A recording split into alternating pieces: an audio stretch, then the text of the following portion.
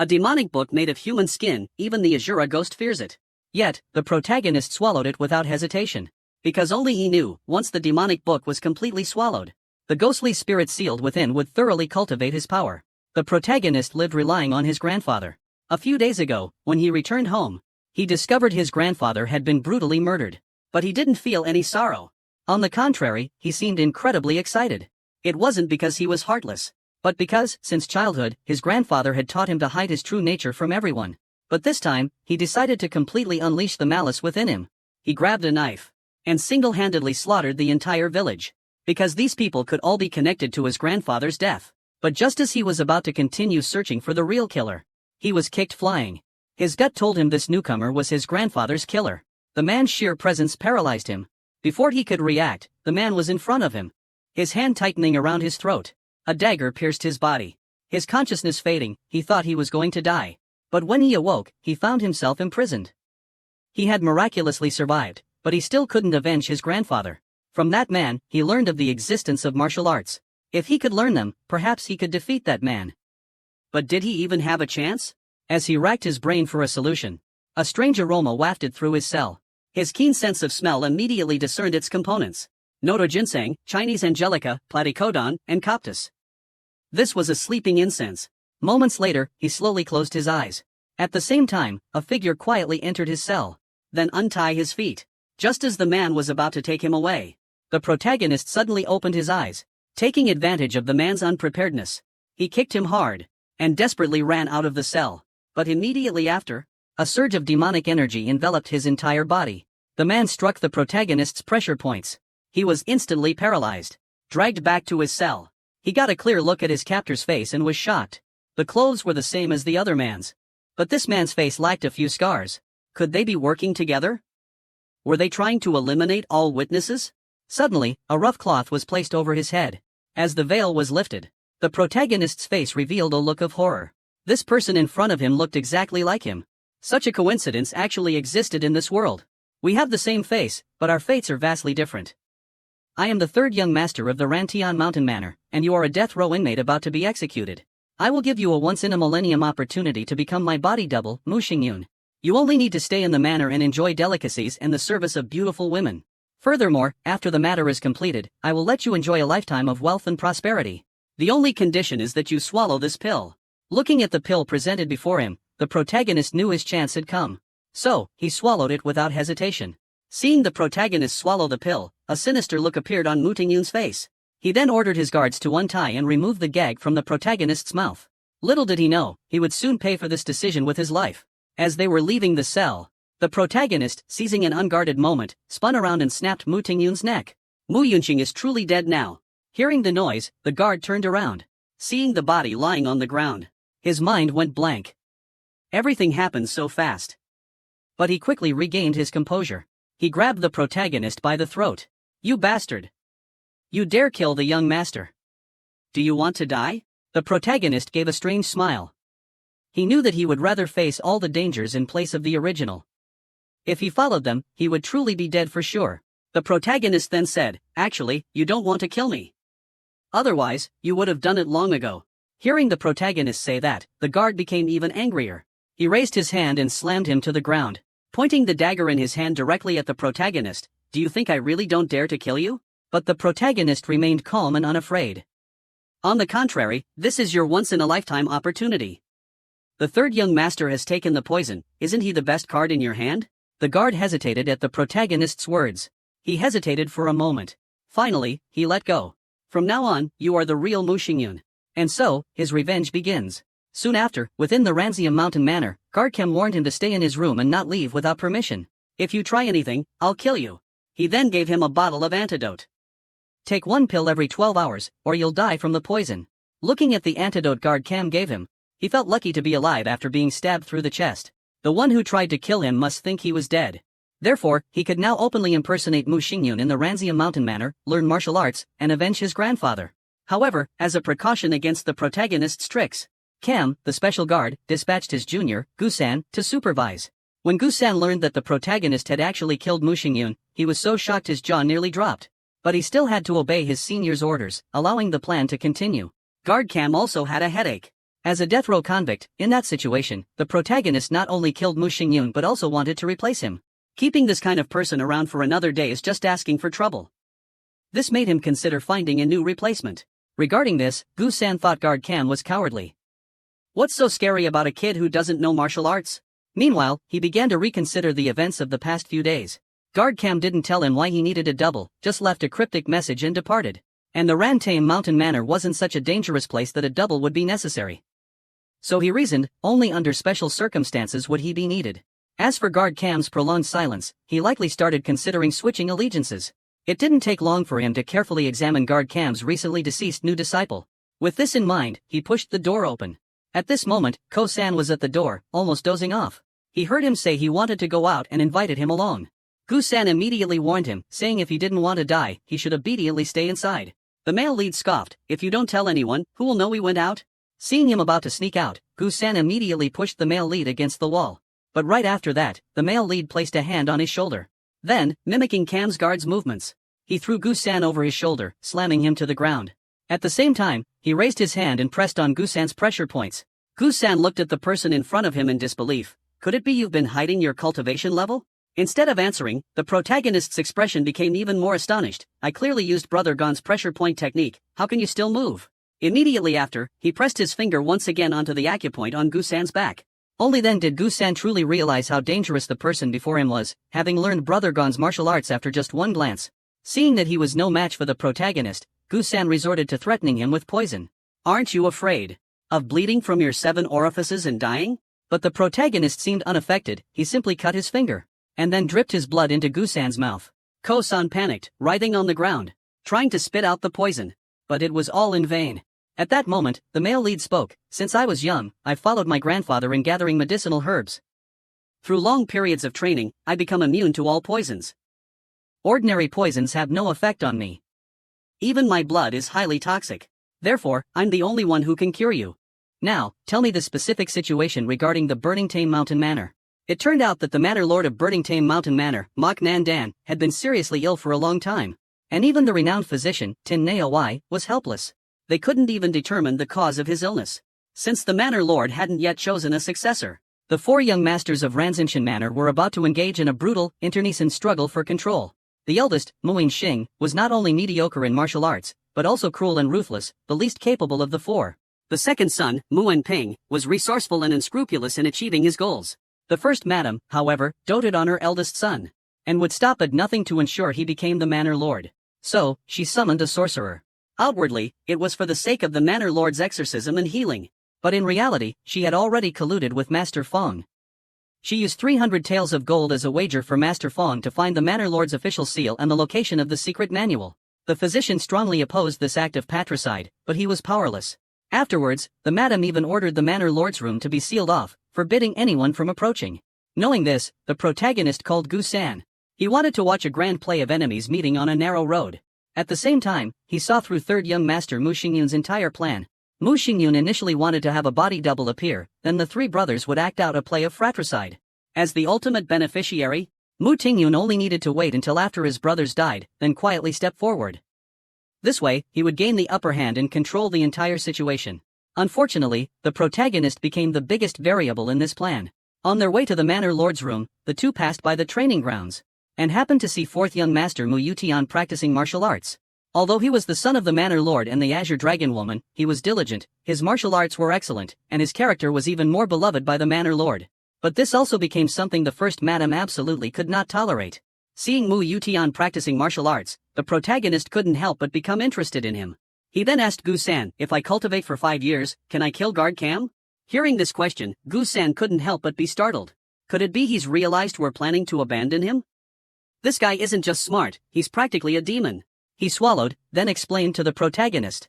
The foundation of martial arts is cultivating internal strength. In other words, it's through breathing exercises that you allow natural energy to circulate within your body, eventually condensing into internal force. The more internal force, the stronger you are. But internal strength isn't something you can cultivate with a single breath. A top-tier expert like Guard Cam has at least 50 years of cultivated internal strength, so it's very difficult to surpass him in a short period. Having said this, Gu-san hadn't actually said everything, because there's also an optimal period for cultivating internal strength. When I turned 9, a baleful aura appeared in my body, preventing me from condensing internal energy, no matter how much I cultivated. In other words, I could never surpass a mere orange guard in my entire life. Seeing Gu Shan's smugness, I had already guessed his thoughts. So I turned my head and touched the corner of his eye. Your shifting eyes are so adorable, they make me want to gouge them out. But I didn't pursue the matter further and continued to inquire. Gu Shan, follow me from now on. Currently, I can neither kill the orange guard nor win him over, so I have no good strategy for now. Thinking of this, I turned my head and asked, is there some grudge between Mu Xingyun and the fourth young master? I heard 2 years ago, because the fourth young master's mother was a concubine, she was beaten severely. The male lead couldn't help but laugh. That fourth young master is so pitiful, beaten beyond recognition. Mu Xingyun is a beast. After speaking, he turned and walked towards the estate master's room. Meanwhile, Feng Shui used red thread and coins to surround the entire room. The estate master lay on the bed, unresponsive. Black veins spread across his chest. Although it looked like poisoning, it was actually the result of evil energy entering his body. Fortunately, he has practiced martial arts all year round, so he has held on until now. It's a pity that the evil energy is too strong. Even the omnipotent Feng Shui only has a 50% chance of success. But his purpose wasn't to save the estate master. As long as he completed the task given to him by the madam, the estate master's life or death had nothing to do with him. So, he formed a single-handed seal. Immediately after, he shouted. A talisman was instantly slapped onto the patriarch's chest. A surge of energy from the talisman frantically poured in. As Master Feng chanted incantations and formed hand seals, the evil energy around the patriarch billowed out. Gradually, his eyes turned bloodshot, as if something was about to possess him. Even Master Feng's body was blasted back. The situation was quickly spiraling out of control. But at this moment, the male lead directly pushed open the door. Father, I've come to see you. Feng Shui's spellcasting was interrupted by this sudden intrusion. Unable to confirm the newcomer's identity, he let out a startled cry, get out quickly, or the Manor Lord's life will be in danger.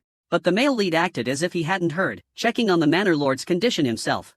And at this moment, the evil energy on the Manor Lord erupted. The possessing vengeful spirit grew stronger and stronger, the situation completely out of control. The Manor Lord's body twisted, levitating in midair. In a moment of crisis, Master Feng quickly had 2 people help restrain him, while he directly placed a talisman on the patriarch's forehead, chanting incessantly. However, the evil energy on the patriarch grew stronger and stronger, and the small talisman couldn't suppress it. The resentment started spreading from the patriarch's arm to Gusan. At this critical moment, the male lead acted decisively, swinging his hand and severing the patriarch's arm. This scene shocked everyone present. Master Feng hastily applied a talisman to the wound on the severed arm, only then barely stabilizing the situation. But at this moment, Feng Si had the idea to run away. Just as he was about to pack up and slip away, a dagger was held to his throat. His little scheme had already been seen through by the male lead. Kosan was about to say something but was stopped by the male lead.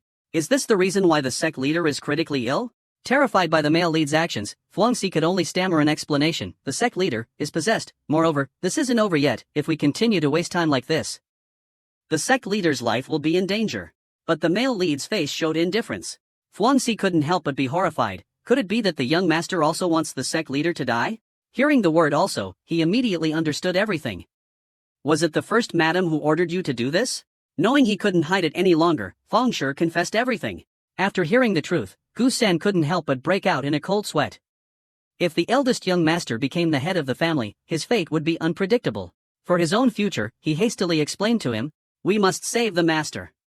If he dies, the first madam will definitely put all the blame on you." Feng Shui also hurriedly said that he had a way to save the master. At this moment, he fell into deep thought. But soon, a sinister smile spread across his face. He didn't let Feng Shui save the sect leader, but told him to keep asking about the whereabouts of the manual and the secret techniques.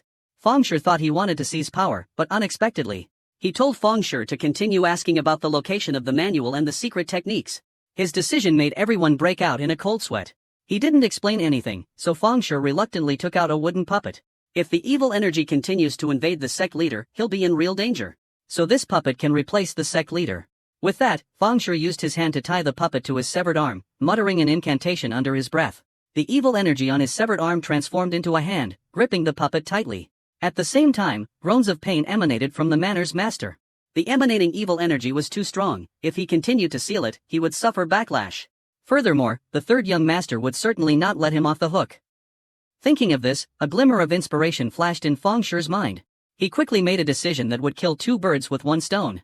Using the excuse that outsiders shouldn't be present, he told Gusan to leave first. Then, he continued chanting the incantation. Under his control, the puppet slowly revealed the location of the manuals and secrets. In the secret chamber, beneath the stone slab. As soon as he finished speaking, evil energy erupted, shattering the hand controlling the puppet. Fang Shi urgently told the protagonist to pull the red string. But the moment the red string snapped, the evil aura on the ground started crawling onto the protagonist. At this moment, Fang Shi revealed a sinister expression. Evil energy enveloped the protagonist's entire body. Master Fuang placed a talisman on the protagonist's forehead. This way, he not only completed his task but also shifted all the responsibility onto the protagonist. Little did he know, this action completely unleashed the purest evil within the protagonist's heart. At this moment, the evil, realizing it had been tricked, unleashed its fury upon the protagonist. It wanted to completely possess his body. Simultaneously, the protagonist fell into an illusion. The scene of his grandfather's murder replayed before his eyes. This time, he cried, his heart breaking with grief. I finally understand how important Grandpa was to me. The evil spirit sensed the protagonist's yearning and created a world without regrets for him. Seeing his deceased grandfather standing before him, the protagonist couldn't contain his emotions and rushed to embrace him. The evil spirit thought he would remain lost in this happiness, but unexpectedly, the protagonist's expression suddenly changed. He spun around, grabbing the illusion's head. You dare mock me with my grandfather's death? The evil spirit wore an expression of disbelief. It didn't understand how he had discovered it. Before it could react, a wave of pure malice engulfed it. This was a malice that even evil spirits wouldn't dare approach. You think my happiness lies in my grandfather's revival? No. I want to kill the one who murdered him. At this moment, sensing his overwhelming killing intent, the evil spirit hastily withdrew its hand and turned to flee. Is this truly the emotion of a living person? At the same time, his grandfather's voice echoed in his mind. Do you know why I named you Tien? It's because I hoped you would live a kind and righteous life, just like your name suggests. By now, the evil thoughts had been running rampant for who knows how long, finally reaching the deepest recesses of his mind. In a vast meadow, there was only a single sealed gate. Although it didn't know what it was, the evil decided to open the gate and devour his entire inner world. But the moment the seal on the gate was broken, darkness gradually enveloped the surroundings. The evil spirit's body was swallowed bit by the darkness. It struggled to break free, but all was in vain. In despair, the evil spirit was completely pulled into the abyss of darkness. At the same time, the protagonist suddenly opened his eyes. A murderous aura instantly filled the room. Fang Shi turned his head and immediately recognized the overwhelming killing intent. The protagonist ripped the talisman off his forehead without hesitation. Black streams of energy poured from his palm. He uttered a single word, congeal. The dark energy gradually solidified, finally transforming into a human figure. Fuang Xi watched the scene before him in terror. This was no ordinary vengeful spirit, but a high-level malicious spirit. Before he could react, the protagonist gave the command. The malicious spirit lunged towards him. Though Fuang Xi barely managed to block the attack, he was petrified by the protagonist's actions. He could actually command the evil spirit like a servant. Evil spirits are a calamity to humankind. Before he could recover, the evil spirit attacked again. In his panic, Fuang Xi hastily grabbed the sword beside him. But facing an evil spirit returned from hell, his sword seemed utterly insignificant. How could a mere talisman possibly withstand it? Countless tentacles seized him. Fuang Xi desperately pleaded for his life. But the male lead was unmoved. You've heard about the official business and the secret manual, so I can't let you live. Fang Shi, in endless terror, was dragged into the depths of hell. Only at the last moment did he understand that, from the very beginning, he was just the male lead's prey. A moment later, Gu San returned to the room. Seeing Fang Shi's horrific state of death, even Gu San couldn't help but shudder. Next, under the male lead's direction, he arranged the room to look as if Fang Shi had cut off the clan leader's arm and then tried to kill the male lead. Gu San worried that this little trick wouldn't be enough to fool the madam. The male lead gave a faint smile, then lifted the needle and stabbed it into his thigh. This sight made Gu San break out in a cold sweat. He never expected him to be so ruthless to himself. The fear in his heart intensified. This kind of person wasn't someone he could afford to provoke. Just then, a figure suddenly rushed in. This person was Zhang Mingren, the inner hall master of Ran Tian Mountain Manor. Originally, he and Manor Lord Mu Rindan were sworn brothers, and 19 years ago, he swore an oath of loyalty to the Manor Lord. But now, for the future of Nien Tame Mountain Manor, he was bewitched and agreed to the first madam's request, leaving temporarily, thinking nothing would happen. Unexpectedly, upon his return, he saw the scene. He angrily questioned the two about what they had done to the Manor Lord. Gu San hastily explained it was a misunderstanding, while the fake protagonist feigned weakness. And just as he was about to say something, he collapsed unconscious. Zhang Mingren, not understanding what was going on, grabbed Gu San and interrogated him. Gu San was about to say something, but seeing the male lead's warning glance, he immediately gave up. He understood the male lead was putting on an act, and in the end, could only follow his lead and offer an explanation. Not long after, the male lead was lying in the medical room of the Ran Tian Mountain Manor. The faint scent of medicine surrounding him made him feel extremely comfortable. Thinking about soon being able to obtain the secret manual and the cultivation technique, he felt much more at ease. Although these items were right below the medical room, with so many people around, he decided to wait until nightfall to search for them. At this moment, Gu-san entered the room, holding bandages in his hand. He had followed the male lead's instructions and retrieved 2 books from Feng Shi's body. One is Chu Ziyui Nya Jie, and the other is Guai Chu Tan. To destroy the evidence, the first madam ordered someone to burn all of Master Feng's belongings. Gu-san secretly took these before the belongings were burned. Gu-san doesn't understand why he wants these 2 books. He didn't answer. Just raised his head and pointed out the window. Do you see anything out there? Gu-san looked out the window for a long time, but didn't notice anything. At that moment, a ghostly figure was hovering outside the window. But only the male lead can see this figure. Just as they thought their plan was going smoothly, the first madam suddenly came to visit. Seeing her appear, Gu-san and the male lead were startled. Gu-san hurriedly bowed. The male lead remained on the bed, claiming his leg was injured and he couldn't stand up. Gu-san broke out in a cold sweat because of his actions. Coming from a prominent martial arts family, the first madam is not only highly skilled in martial arts, but also cunning, a more dangerous character than even the old demon. Even Guard Gon warned them to be careful of her. The first madam surveyed the scene, then suddenly punched the male lead's leg. The sharp pain made him cry out. Gu-san tried to intervene, but a sword was held to his throat. The first madam sneered at the male lead. She recognized at a glance that his injury was self-inflicted. She couldn't believe he would go so far as to injure himself to hide the truth. You may have fooled the inner hall master, but you can't fool me. Someone as formidable as a Fuang Si is never affected by backlash during spellcasting. Are you trying to fool me with this charade? Having said that, the first madam slapped the male lead across the face again. The male lead's frail body was immediately sent flying. The first madam dusted off her hands and continued to press him. What did you hear in the room? Hearing this, the male lead remained silent for a moment, then suddenly burst out laughing. The first madam thought he had gone mad. But in the next moment, the male lead's expression suddenly turned cold. Enunciate each word. Revenge. Retribution. A shadowy figure suddenly appeared behind him and lunged towards the first madam. The first madam only felt something brush past her, while the maidservant beside her was seized by the throat by the demonic ginseng. Her body suspended mid-air, struggling violently. Seeing this, the first madam recalled Master Feng's gruesome death. Before she could think further, the male protagonist's voice came from behind her. If you want the secret manual and the cultivation technique, you'll have to negotiate with me, not threaten me. At this moment, the first madam was clearly panicked. She wanted to say something, but the male lead didn't give her a chance. I don't actually want the position of clan leader, but if you force me like this, I'll just tell the second young master about the secret manual and the cultivation technique. Or maybe I'll tell the third young master. After all, his martial arts are quite good. It wouldn't be a bad meeting gift. The first madam's face turned purple with anger at these words, but she couldn't do anything. In the end, she could only leave in a huff.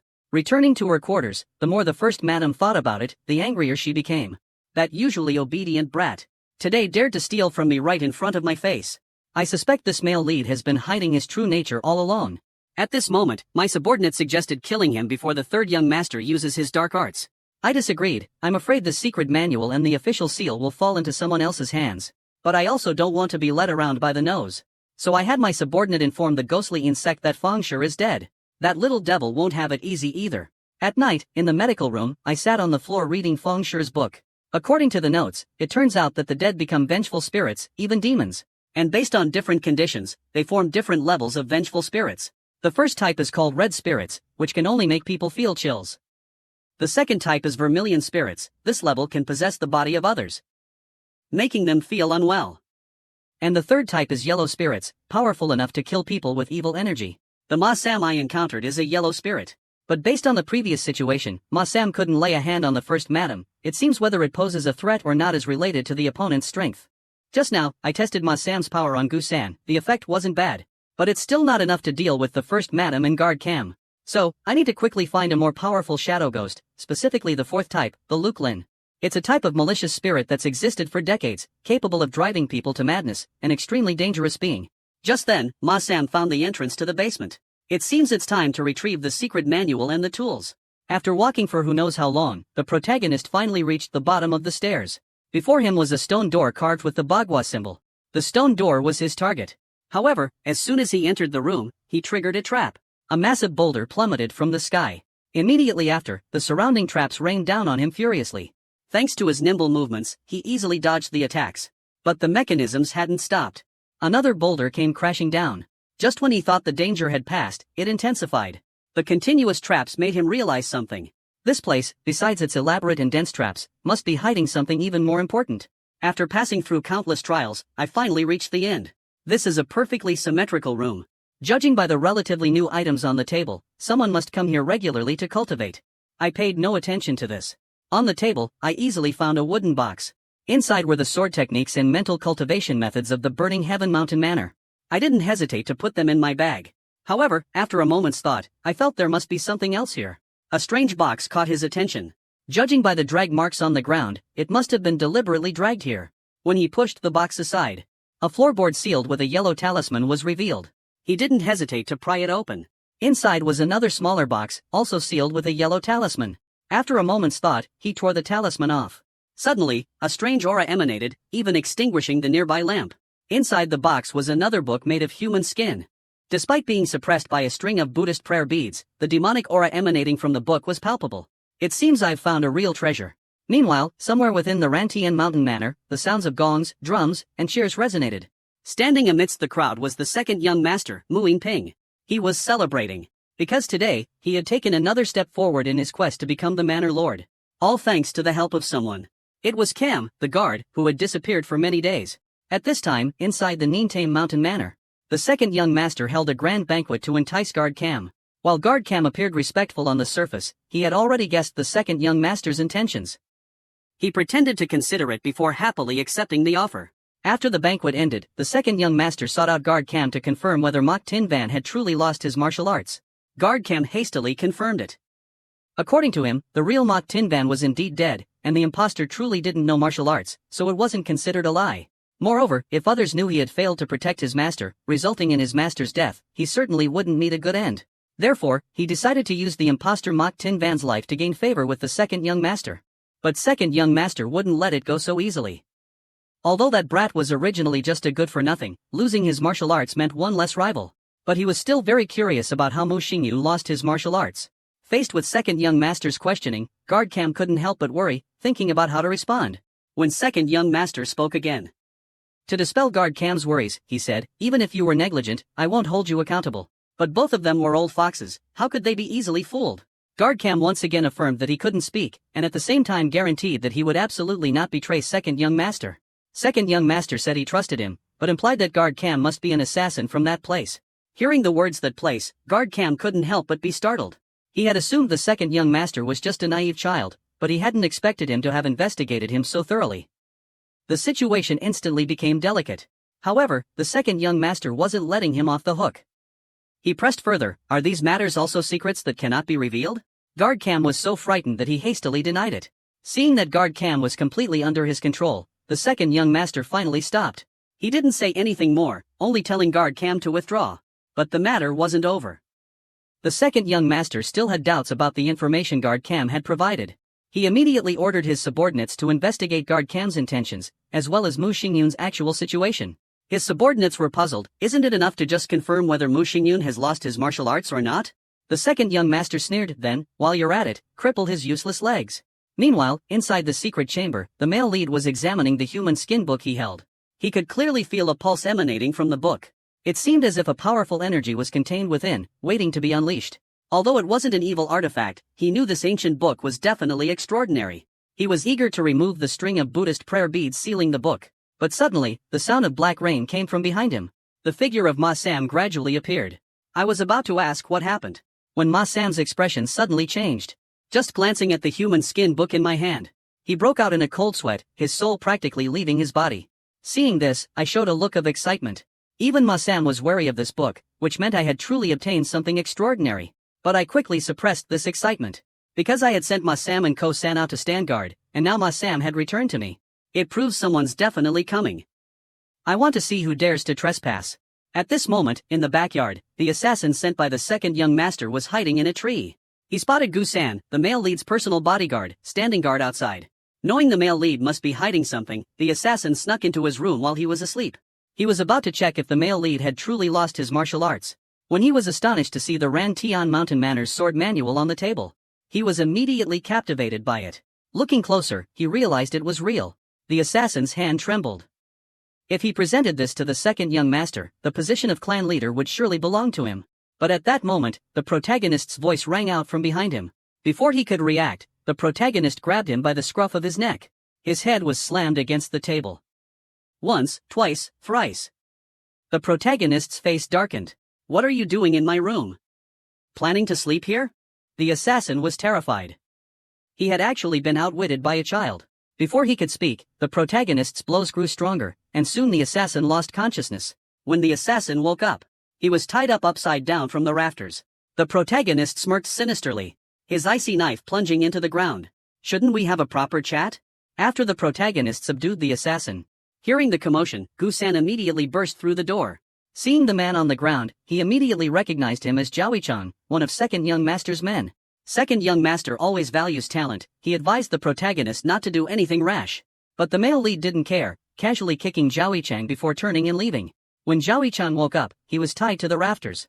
Facing the male lead's icy gaze, he still loudly threatened him, saying he was Second Young Master's man, and if the Second Young Master found out about this, he definitely wouldn't let him off. "Speak up. If you want to live, hand over the secret manual. I'll put in a good word for you with the Second Young Master. Maybe you can still save your life." The male lead only smiled faintly at these words. At the same time, he pulled a small knife from his pocket. "It seems second brother values you highly. Even in this situation, you can still remain so calm. Your loyalty is truly commendable." He then proceeded to untie him. Hearing this, Zhao-chan thought the other party was telling the truth. But in the next second, a severed finger suddenly appeared in the protagonist's hand. A faint smile appeared on his face as he asked Zhao-chan, "Whose finger is this?" Zhao-chan was horrified, waves of doubt rising in his heart. This was clearly his finger, but why didn't he feel any pain? That was because the protagonist had already used a secret technique on him. Anyone struck by this technique wouldn't feel anything for 2 hours. Hearing this, Zhao-chan was utterly terrified. "Alright, from now on, for every question I ask that you don't answer, I'll cut off one of your fingers every second. First, what was your second brother's purpose in sending you here?" By now, Zhao-chan was scared out of his wits and couldn't react. And in this moment of hesitation, his fingers were chopped off like vegetables. In the blink of an eye, Zhao-chan's fingers were no longer intact. Just as the male lead was about to cut off his last finger, Zhao-chan finally snapped out of it. He hastily explained that he came to investigate whether he had truly lost his martial arts. Hearing this, the male lead pondered, seemingly deducing that Guard Cam had surrendered to his second brother. He then asked, "Was it Guard Cam who told you?" Zhao-chan answered affirmatively. Looking at the calm and composed male lead before him, Zhao-chan didn't expect that in the blink of an eye, he had grasped Guard Cam's weakness. He couldn't help but wonder if this had been their plan all along. However, he didn't have time to think about it too much, because he sensed a strong killing intent emanating from the male lead. He desperately begged for his life, swearing unwavering loyalty to the third young master. He even vowed to use his life to do anything for the third young master. Just then, the male lead's cold expression changed, revealing a sinister smile. "As it happens, I do have something I need you to do. Can you help me now?" Zhao-chan, seeing a lifeline, hastily thanked the male lead for sparing him, promising to fulfill any of the third young master's commands. As soon as he finished speaking, a small knife pierced his throat. At the same time, the male lead coldly looked at the man before him, coldly thinking, "Then I hope your blood is useful." The male lead did this to break the Buddhist bead seal on the demonic scripture. Previously, I learned from the Yin-Yang family's ancient texts that righteous qi can seal bloodlust. In other words, the blood of a wrongly accused person might be able to break the seal. So, I poured all of Zhao-chan's blood onto the demonic book. In an instant, the prayer beads on the book began to shatter into small pieces. Just as I was wondering what was sealed inside this book, the blood in the pool began to boil. Then it continuously spread outwards. At the same time, a shadow condensed from countless drops of blood appeared above the demonic book. Just as what was inside was about to break out, the entire space was submerged in a sea of blood. A pair of slender, jade-like legs emerged. A stunning woman in red slowly walked towards the protagonist. The aura emanating from her was clearly beyond the reach of any mortal. According to the ancient records of the Yin-Yang masters, ghost spirits have a 5th level, the ghost spirit. At this moment, the protagonist didn't know whether he was lucky or unlucky. And just then, from the woman's lips came the command, "Kneel." An invisible pressure descended, forcing the protagonist to the ground, immobile. "Foolish human, offer your soul to me." It was a vengeful spirit, dead for over 100 years. Subduing a ghost spirit like this would require at least a dozen people. At this moment, the protagonist struggled to his feet. He finally understood why the books described it as so dangerous. It truly was an extremely dangerous being. Seeing the protagonist actually manage to stand, the woman was slightly surprised, and unconsciously became interested in him.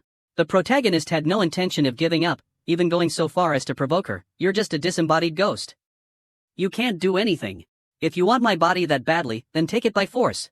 However, as soon as the words left his mouth, the woman in red simply raised her hand, and a sharp spike of blood erupted from the ground, impaling the man through the stomach, leaving a gaping hole. He collapsed to the ground. But the woman in red didn't stop there. A second blood spike burst forth, mercilessly obliterating half of his face. The male lead coughed up fresh blood, intense pain racking his body, but he still refused to yield. Seeing this, the woman felt a surge of surprise. He was clearly such a frail human, wouldn't it be better to just obediently offer his soul? Yet, the male lead before her continued to resist stubbornly. This kid was certainly no ordinary person. So, she waved her hand again, hurling the male lead against the rafters of the roof. "I'll give you one last chance. If you willingly offer your soul, I will grant you one wish." Faced with the woman in red's offer, the male lead wondered, since she clearly had the absolute advantage, why would she make such a request? The woman in red explained that if they continued fighting, it would likely damage his soul, which wouldn't benefit her either.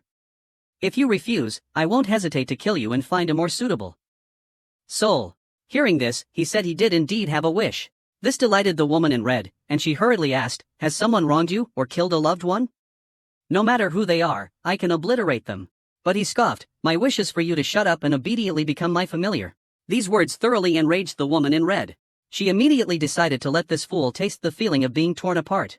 The woman in red swung her arm, and countless sharp, blood-colored thorns shot towards him like rain. In the blink of an eye, his body was torn to shreds. At the same time, the protagonist's soul fell into an endless sea of blood, his body sinking deeper and deeper. But the surrounding sea of blood felt different from the breath of blood he knew before. The fresh blood from before was full of vitality, carrying warmth and heat, the breath of life. But now, he only felt the icy breath of death. At this moment, he suddenly opened his eyes, easily breaking the barrier. Countless cracks appeared, and the barrier instantly shattered. The terrifying shockwave blew away the woman in red. The protagonist emerged from the barrier completely unharmed. The woman in red wore an expression of disbelief, unable to accept that the male lead before her could so easily break her barrier. But she didn't give up. With a wave of her hand, a blood-red longsword materialized, slowly floating towards him. As the blood-red blade neared, it cut a line of blood across his face. Yet, he didn't even blink, remaining perfectly still. The woman in red was shocked. Even top-tier experts couldn't necessarily break her illusions, but he had done so with such ease. Could this be the natural gift of a returnee? Just then, the male lead suddenly burst out laughing. This made the woman in red grit her teeth and say, "Even if you break the illusion, do you think you can change the current situation?" The male lead wasn't laughing because of the illusion, he just remembered something funny. Hearing this, the woman in red clearly panicked. And when she saw the demonic book that sealed her, she knew he had discovered her weakness. Indeed, the more ancient a spirit, the more it needs a medium to inhabit, and this book was that medium. And at that moment, the male lead opened his mouth wide and began frantically tearing at the book's cover. At the same time, tears appeared on the woman's body, leaving her speechless in astonishment. Her power began to dissipate. She hadn't expected this kid to be able to tear the book's cover. This book was overflowing with resentment, even top-tier experts couldn't destroy it, only barely managed to seal it. Yet this brat was tearing it. Like a madwoman, the woman in red lunged at the protagonist, violently grabbing his throat. She had only one thought, to quickly end this kid's life. But the protagonist continued tearing the cover, even asking her why she didn't just snatch the book. In truth, he had long known the reality, the woman in red couldn't touch this demonic book at all. Gnashing her teeth in fury, the woman in red threatened him to release the book immediately. But he swallowed it without hesitation. At the same time, his blood began to boil, his body, like the first time he consumed the poisonous herb, on the verge of exploding. But at this moment, he felt the deep hatred within the ghost before him, a hatred that far surpassed his physical pain, just like him, yearning for revenge, the fire of vengeance. At this moment, the woman in red kept cursing him, calling him a madman. Her hands tightened around his throat, and he spat out fresh blood. The moment their eyes met, the woman in red's memories flooded into his mind. The next second, he found himself in a completely unfamiliar environment, surrounded by corpses, blood flowing like a river. The woman in red, covered in wounds, fought back desperately. She ripped her clothes, using her arms and the torn fabric to shield the man on the throne, trying to protect him. Although the protagonist couldn't hear what they were saying, he could clearly sense the woman's overwhelming rage. The man on the throne looked down at the woman in red with disdain. This further enraged her, and she attacked him with all her might. The moment they clashed, in a single move, the man's hand pierced through the woman in red's chest. He even ripped her heart directly out. The woman in red collapsed powerlessly down the stairs, despair filling her eyes. She could only watch helplessly as countless figures rushed in, stabbing her body repeatedly. The male protagonist witnessed all of this. In the end, the woman in red couldn't even utter a complete sentence, and was refined into this grotesque demonic book. At the same time, the male lead woke up. He was astonished to discover a red string had appeared on his chest, seemingly out of nowhere, firmly connected to the woman in red. With a wail, tears burst from the woman's eyes like a broken dam. She had become the male lead's familiar. Rage instantly consumed her reason. She tightened her grip around his neck, ordering him to break the contract immediately. But just then, a deep wound appeared on her neck. Excruciating pain shot through her body. Furious and frustrated, but unable to do anything, she finally turned away in a huff, fuming to herself. When he saw this, he suddenly understood. His Shikigami shared his pain. This made him think of Ma-Sam. How much pain had Ma-Sam endured because of him? How was he now? Meanwhile, outside, Ma-Sam stood pitifully. Everything that had happened had affected him, but without his master's command, he could only silently endure. At the same time, the woman in red gradually calmed down. A silence fell over them. Seeing she had no intention of speaking, he asked, "Since we'll be together from now on, shouldn't we tell each other our names? I'm Mu Xingyun. What about you?" But the woman in red remained cold and indifferent. He resorted to his last tactic. "Fine, then I'll just call you Red-Robed Demoness." The woman in red became furious. "Are you crazy, you brat? How dare you call me by that name?" He laughed, seeing his teasing had worked. "You don't seem pleased." The woman in red was left speechless by the male lead, but still arrogantly refused to reveal her identity. "With your lowly status, you're not worthy of knowing my name." The male lead sighed in resignation and finally decided to give the woman in red a random name. "Based on your rank as a ghost spirit, you are currently a ghost spirit. So from now on, I'll call you Ling Air." The woman in red snorted coldly and turned her head away. The male lead sighed helplessly. He hadn't expected a woman's pride to be so strong. He couldn't use force against her, which was truly troublesome. It seemed he could only coax her patiently. A moment later, the male lead placed the demonic book in front of Ling Air. "Ling Air, do you know what's inside this?" The woman in red continued to feign indifference, waving him off as if she were too busy to be bothered. Having no other choice, the male lead began to examine the contents himself. He found it filled with blood-written runes. Though jumbled and disordered, they intrigued him. His serious expression caught the attention of the woman in red. She had initially thought he was joking, but in the next moment, he began to flawlessly recite the runes. As he spoke them, a strange power surged into his body. "The hand holding the cursed letter is stuck fast to my skin." The woman in red is startled. She can't believe how he did it. "How did you know?" He doesn't understand. Just as he's wondering, a black smoke suddenly appears, beginning to relentlessly invade his body. The woman in red senses trouble and urgently calls out, "Boy, control your breathing. Clear your mind. Don't think about anything." He obeys, closing his eyes and focusing his mind. Gradually, that bizarre black smoke began to stabilize.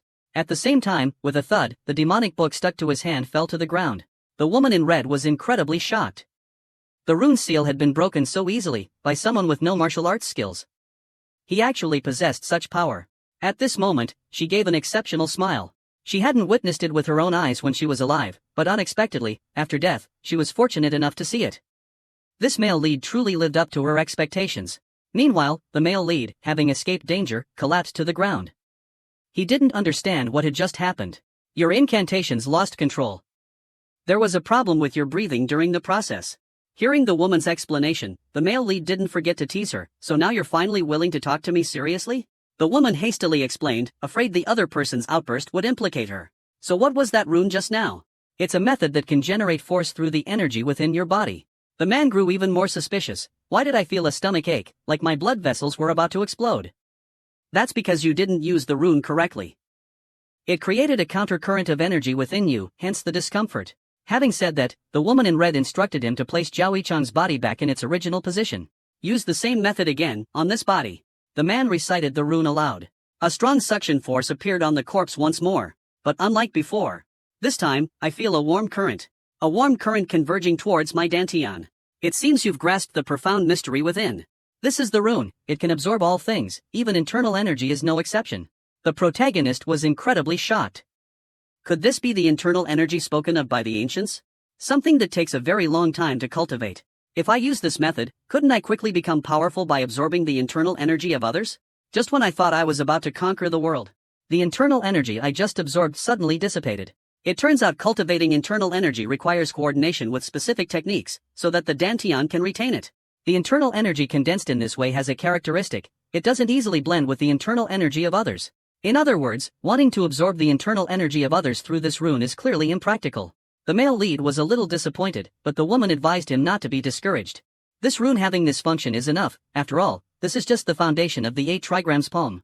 Even learning just one move within it allows one to sense its boundless profoundness.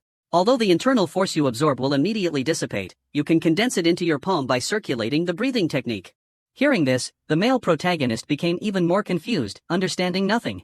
It turns out the breathing technique is just for guiding one's thoughts. As long as one can do this, they can condense internal force into their poem. The woman in red believed the male protagonist couldn't do it at all, because for a novice, without the breathing technique, even exceptional talent is useless. However, face-slapping moments always come unexpectedly. Without any warning, the internal force that had just dissipated slowly converged toward the male protagonist's palm. He threw just one punch, and the enormous pillar was easily cleaved in two. This scene deeply shocked the woman in red. She had met countless talented individuals in her lifetime, but this was the first time she had seen such an exceptional prodigy. Someone who knew absolutely nothing about martial arts was able to execute the 8 trigram poem without any incantations. At this moment, the protagonist was immersed in the power of the strike he had just performed. So this is martial arts. If I learn this, killing people will be even easier. These words astonished the woman even further. This boy wasn't simply remarkable, he had even grasped the true essence of martial arts, which was how to effectively kill an opponent. And at that moment, the protagonist eagerly asked what the second move of the 8 trigram poem was. The woman was about to answer, but suddenly thought of something. Then she turned her head, a look of regret on her face. I almost fell for your trick again. I absolutely will not help you. Having spoken carelessly in a moment of weakness, she finally understood why those old men always warned her to be careful of her disciple. Seeing the woman put on an indifferent expression again, the male lead couldn't help but feel a little disappointed. He had originally intended to ask about the black smoke on his hand, but given the current situation, it seemed asking her would be pointless. It would be better to find out himself. Meanwhile, elsewhere, the first Madam's subordinate went to the Ghost Shadow Pavilion, but upon entering the room, he was met with a pile of corpses. This startled him. Just as he was about to leave, something beside him suddenly burst into flames. An eerie aura emanated from all around. He hastily revealed that the second young master had hired someone to kill Mu Xingyun. He added that if they agreed to take on the task of killing the third young master, there would be an additional silver reward. But after I finished speaking, the room remained deathly silent. Only the chairman suddenly burst into flames. As if he had seen a ghost, he immediately turned and left. Clearly, there was no one else in the room, but he felt a gaze fixed on him. This feeling sent shivers down his spine. After he left, the previously empty room now had several figures appear within it. They held staffs in their hands and wore masks on their faces, all standing beside the burning corpse.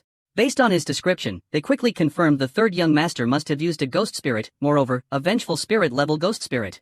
This made them suspicious. Vengeful spirits can't become familiars, in other words, this person is extremely dangerous. Immediately, the sect leader coldly said, "One of you go kill the third young master immediately." At this moment, in the burning Sky Mountain Manor, the male lead had just woken up and saw Gu-san bringing him breakfast. Just as Gu-san was about to ask him what he wanted to do, the male lead took out 2 martial arts manuals from his chest, both peerless secret techniques that everyone dreamed of. Gu-san was immediately astonished. But immediately after, the male lead tore them up without hesitation. Gu-san let out a cry of shock before he could fully recover. Such a waste of heaven's gift, truly the third young master's style. I know you don't know martial arts, but everyone wants this manual. You could clearly take advantage of it. The protagonist, without a word, threw a new manual at his face. That's precisely why I burned it. The true cultivation methods are all memorized here, so now only I can use them. Hearing this, Gu-san was stunned. But the protagonist's next words shocked him even more. Before sunrise, you must deliver this manual to Master and the second young master. Gu-san was even more puzzled. He didn't know what the protagonist was planning. Didn't you say everyone wants it? Well, I'm a peace-loving person, so if I can share it with everyone, isn't that a good thing? At this moment, looking at the male lead's smiling face, Gu-san couldn't fathom the depths of the person before him. Meanwhile, elsewhere, bodyguard Cam had just woken up and begun tidying his room. He then carefully reviewed his tasks for the day. This was a habit he had developed since his days as an assassin. He rigorously adhered to his schedule. But soon he won't have to do this anymore. Because as long as he can help the second young master become the head of the house, he will become the one in control of the Rantien Mountain Manor. Thinking of the good life that awaits, he felt extremely comfortable. But reality is often cruel. At this moment, a servant came to report that the second young master was looking for him. Inside Mu Anping's room, guard Cam, his head covered in blood, knelt on the ground. It turned out that Zhao Yicheng's disappearance had infuriated Mu Anping. He blamed everything on Cam. Cam was momentarily confused, but he calmly assured the second young master that he had absolutely not deceived him. But by this point, Muin Bin had lost all faith in him. He grabbed the inkstone on the table and threw it at Cam's head. With Cam's skills, he could have dodged it, but he didn't. Because if he continued to argue, his plan would fall apart. He had put so much effort and hardship into getting this far, he absolutely wouldn't allow that to happen. So, he gritted his teeth and endured the wound on his head, blocking it with his right arm. Please give me more time. I will definitely investigate the truth and give you an explanation.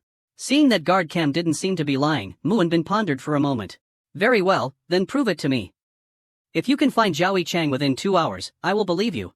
But if you fail, you will lose not only your arm, but your life. A moment later, guard Cam hurriedly left the room. His mind raced. Ever since that imposter appeared, everything had gone wrong.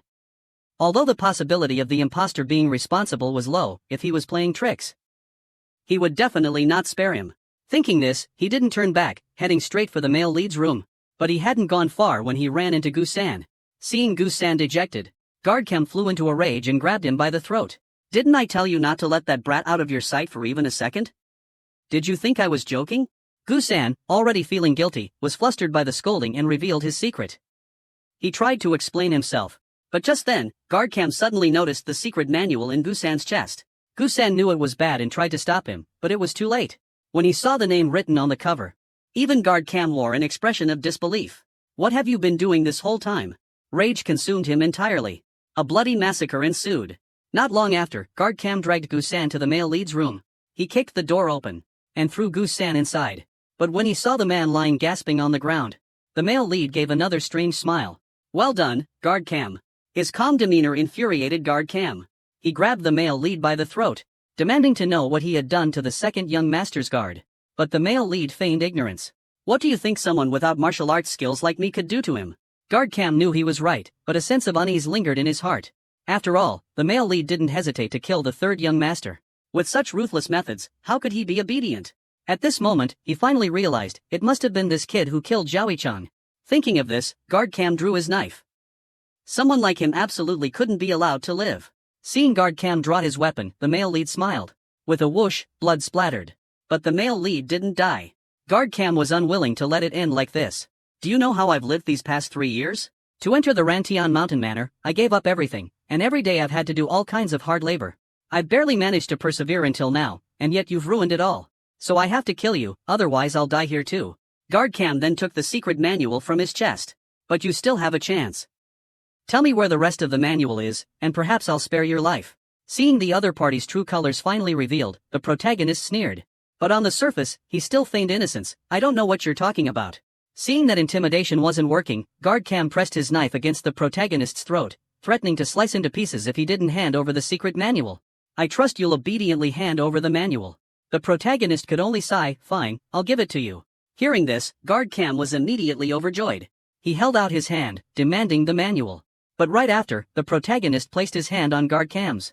I'll give it to you now, it's memorized in my head. Guard Cam immediately flew into a rage.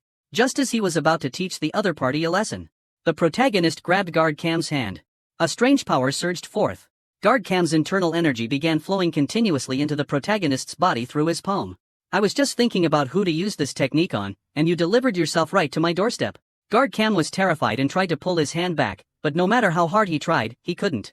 In his panic, he stabbed a knife towards the protagonist. Fortunately, the protagonist dodged in time, narrowly avoiding a fatal blow. But their hands also separated at this moment. Then, Cam the guard kicked the male lead away. But at this moment, his hand had already lost all feeling. Although he didn't know how the other party did it, he knew that if he were a moment slower, his life would be forfeit. Killing intent surging, he didn't hesitate to raise his knife, intending to kill the male lead. Sensing the overwhelming killing intent from his opponent, the male lead knew that his previous tactic wasn't enough to deal with a top-tier expert. So he summoned the demonic forest. At a command, Cam's guard's hand froze midair in a strange position. Just as he was wondering what had happened, the protagonist snatched the falling knife and stabbed Cam's guard. The sharp pain forced Cam's guard to stumble back. Fortunately, the stab wound wasn't fatal. He now regretted bringing this disaster upon himself. But fortunately, he still had a trump card. You haven't forgotten the poison pill, have you? If we continue fighting, we'll only both be injured. How about I give you the antidote, and you let me go? The Cam guard thought that if he just yielded for now, he could find an opportunity to kill him later. But as soon as he finished speaking, the cam guard spat out a mouthful of blood. He was horrified. This wound shouldn't have been able to injure him, so why was it so painful now? Suddenly, it dawned on him, poison. When did you poison me? Your knife was stained with my blood. I've consumed many poisonous herbs since childhood, so my blood is highly toxic. The lone poison you gave me had no effect on me whatsoever. Hearing this, Guard Cam was struck dumb. At this moment, he finally felt the fear of death. The man who had just been so arrogant and complacent immediately began to tremble uncontrollably. I beg you, spare my life. I'm willing to be your dog, forever loyal to you. But the protagonist remained cold. Although I'm pleased with your current attitude, if you had acted this way from the beginning, perhaps we could have become good friends. With that, he used his strength, driving the knife in Cam's chest deeper. Someone like him, who could switch sides at any moment, could never be loyal, so he definitely wouldn't keep him around. Gradually, filled with endless resentment and unwillingness, Cam breathed his last. After finishing everything, he stood up and stretched. Although it took a bit of effort, he felt fortunate to have dealt with this bastard so quickly. Then he looked towards Gu-san. He hadn't yet asked about the secrets. This guy's mouth was quite tight. He was more than satisfied with this name. With that thought, he grabbed Gu-san, who was playing dead, and hauled him up. Get up! I saw you sneaking around during the fight. Gu-san was a little embarrassed. It turned out everything had been under his control. A moment later, he told Gu-san to leave. He stayed behind alone to deal with Cam's body. He placed his hand on Cam's body again. As before, a warm energy flowed continuously into him, but this time he wasn't trying to absorb Cam's inner strength. He wanted to confirm something else. As I absorbed the Cam guard's inner strength, a dense black aura suddenly erupted. It was the deathly aura emitted after someone dies. Unlike inner strength, this chilling aura didn't dissipate after entering my dantian. This feeling reminded me of the time I encountered the hookblade demon. Linger saw all of this. She finally understood why that little devil obeyed me so readily. I was even more terrifying than the Azura demon. Meanwhile, in the second young master's room, as Muonping's chief guard, Tran Duong believed Cam, the guard, wouldn't dare to lie. But the second young master didn't think so. He believed that even if Cam lied, it wouldn't be a lie that could be easily exposed. Because he knew someone like Cam not only had ambitions, but if treated well from the start, he would surely become overbearing later. Therefore, with this kind of person, he needed to be shown who the real master was. So, before the truth was revealed, the second young master needed to appear magnanimous. Only then would Kim completely submit to him. Hearing this, Tran Duong greatly admired the second young master's methods of managing people. Someone with low loyalty like Cam indeed needed a bit of a deterrent. But just then, Guard Hansen suddenly arrived to report that Cam had attempted to assassinate the third young master. Furthermore, during interrogation in the outer hall, the third young master confessed that the person who ordered him was second young Master Mok and Bin. Hearing this, everyone in the room was stunned. Never mind why Guard Cam suddenly did that, just the third young master falsely accusing him. Muon Bin was so angry his face turned purple. He loudly demanded to know where Guard Cam was, but no one knew his whereabouts. Guard Cam seemed to have vanished into thin air. Muon Bin felt uneasy. He immediately decided to go find the third young master to confront him. Everyone hurriedly stopped him. If he attacked the third young master now, it would be the same as proving his words true. Muon Bin angrily said, "Are we just supposed to sit still and let that bastard mock us?" Suddenly, Tran Duong thought of a solution. Perhaps we can contact the people from that place. If the third young master has already hired assassins, it will be much easier for them to take action than for us to do it ourselves. After all, the organization that Cam's bodyguard used to belong to is rumored to be very skilled in assassinations. According to their rules, they absolutely do not tolerate failed assassination missions. Even assassins who have left the organization are no exception, so they will definitely stop at nothing to complete the mission. I will contact them. After hearing Chen Yang's suggestion, Muon Bin finally calmed down. Scene change. At this moment, the male lead is cultivating his inner strength according to the method in the secret manual. But no matter how hard he tries, when my vital energy approaches my dantian, it mysteriously dissipates. So I called Gu-san here, wanting to ask if he knows the reason. After hearing my description, Gu-san was stunned. Yesterday, I didn't even know what martial arts were, and now, overnight, I want to sense vital energy? This guy must be crazy. He really wanted to scold me. But then he thought, I'm just a kid after all, not understanding things and wanting to show off as normal. Besides, if he did that, he would definitely get revenge later. Reluctantly, he said, let me try. I'll transmit my vital energy into your body and see what the problem is. Afterwards, the two sat facing each other. Following the circulation of the cultivation technique, a stream of true chi condensed around the protagonist. This shocked Gu-san greatly. He didn't expect that he could actually circulate true chi. Moreover, judging from the flow of true chi, his meridians were unexpectedly unobstructed. This kind of situation was difficult to achieve even for internal energy experts who practiced daily. Could this guy actually be a martial arts prodigy? As Gu San's true chi entered the protagonist's dantian, a bone-chillingly cold energy suddenly appeared. In the next second, Gu San flung his hands away. And as expected, the protagonist's true chi completely dissipated. Seeing Gu San's horrified expression, the protagonist told him to just tell the truth. Actually, Gu San didn't know what the strange energy in the protagonist's dantian was, but based on the current situation, he really couldn't condense internal energy there. The protagonist felt a little discouraged. Could it be that he truly had no affinity for martial arts? At this moment, Gu San said, on second thought, that energy in your dantian doesn't seem to be produced by normal cultivation. It feels completely opposite. As soon as he said this, Gu San regretted it. He hurriedly explained that it was just his speculation and told the protagonist not to take it seriously. But after hearing this, the protagonist pondered, perhaps you're right. I should try cultivating in reverse. Hearing this, Gu San was terrified. He knew that reverse cultivation could easily lead to chi deviation. I was about to shout and stop him, but a streak of blood-red light bound me. Lin Ni appeared like a ghost, her voice cold, silence. If a Shikigami attacks their contractor, they suffer backlash, but if the contractor commits suicide, the Shikigami is freed. She had been waiting for this moment for a long time. After your soul is scattered, I will personally grind you to dust. Meanwhile, elsewhere in the mountain manor, the first madam was meeting with the assassin sent by the Ghost Shadow Guild. But she was very uneasy about this person. Such a formidable expert was killed, and yet the Ghost Shadow sect only sent one person. Moreover, judging by the voice, it seems to be a young woman. Also, why was Master Fawn's body returned? The newcomer paid no mind to this and stated their purpose. I retrieved the body to find his killer. The assassin slowly said, before I find my junior brother's killer, I need to confirm something. Do you need me to eliminate the third young master? Hearing this, the first madam was initially stunned, then smiled. I like your style. After receiving confirmation from the first madam, the assassin placed a hand on Ma Sam's corpse. In the next second, Fong Xi's corpse grotesquely opened its mouth. At the same time, the assassin cast several talismans, then raised the peachwood stake and frantically stabbed Fong Xi's corpse. With each stab, the pain was transmitted, unmitigated, to the controller through the talismans. This scene greatly excited the first madam. Yes, just like that. Make that little devil taste the flavor of suffering. But this wish ultimately couldn't be fulfilled. At this moment, the male lead in the room was still unaware of the approaching danger. But Lin Ni noticed it first. Just as she reacted, countless tentacles reached out, grabbing the male lead's head. Fortunately, Ma Sam reacted quickly, flashing and guarding against the tentacles. But a small ghost spirit couldn't resist at all. Even though he was knocked away, Lin Ni was furious when she saw this. Meanwhile, the assassin's spell continued. The peachwood stake in his hand frantically stabbed into the Ma Sam's body. Each thrust sent waves of unfiltered pain back to the controller through the talisman.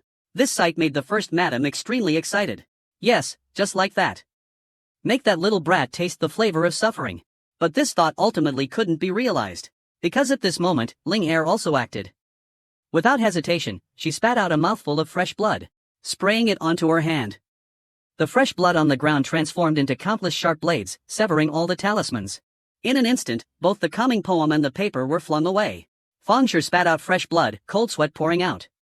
He hadn't expected that guy to be able to use Ghost Hand to reverse his minor spell. He feared that the man's level far surpassed Huang Lin's. He turned to the first madam. It seems our agreement needs some adjustments. Hearing the exorcist wanted to change the terms, everyone present was stunned. As you all just saw, if you want me to risk my life stopping that demon, the reward needs to be increased. The first madam frowned. Has it become that dangerous? Typically, a demon spirit that reaches the yellow spirit level can already endanger human lives. But the demon you're talking about, its level isn't just that. Furthermore, there's something unusual about it, something that makes me uneasy. But rest assured, although most exorcists can't handle a demon spirit of this rank, I'm different. Just like demons have ranks, so do we exorcists.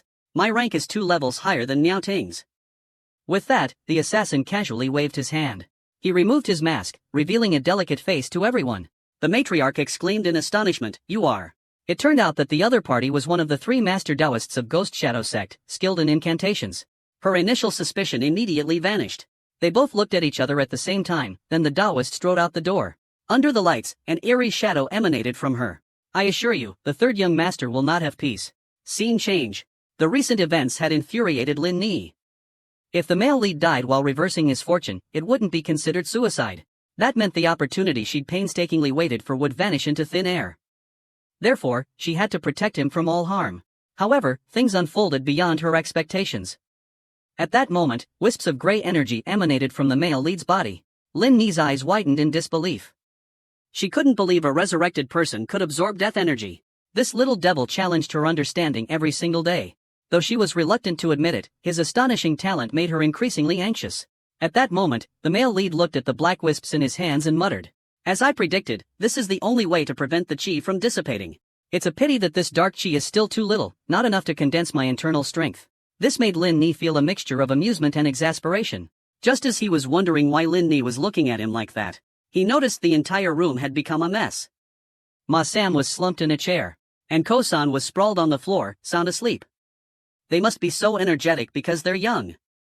Lin Ni felt a little embarrassed and was about to make an excuse to leave when Ma Sam suddenly turned serious. In the blink of an eye, it rushed in front of him and tattled. "You traitor! You clearly had your share just now." Lin Ni quickly waved her hand. "This little brat, I saved you, and you're not even grateful." The male lead was about to speak, when he suddenly remembered everything that had happened. Wisps of black air seeped in through the doorway. This guy sure has attracted a lot of trouble. I wonder who would choose to use such an annoying pawn. Hearing Lin Ni's words, the male lead bent down, intending to examine the situation. But the scene before him made him freeze in place. As black wisps of air flooded the room, the protagonist froze. The black air was an army of soul insects formed from countless venomous bugs.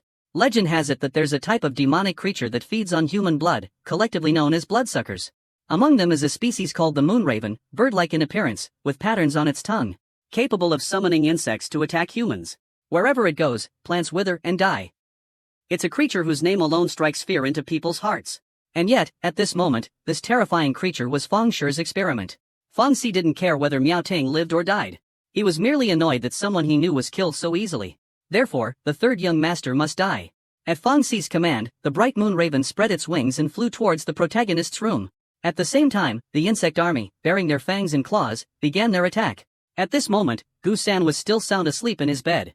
It wasn't until a cockroach crawled onto his face that he jolted awake. But as soon as he sat up, he felt a sharp pain in his hand.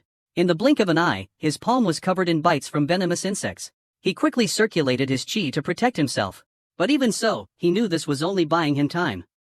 With so many venomous insects, if he didn't find a solution, he would eventually be devoured. At this moment, Lin Ni beside him began to gloat. Her indifferent demeanor angered him.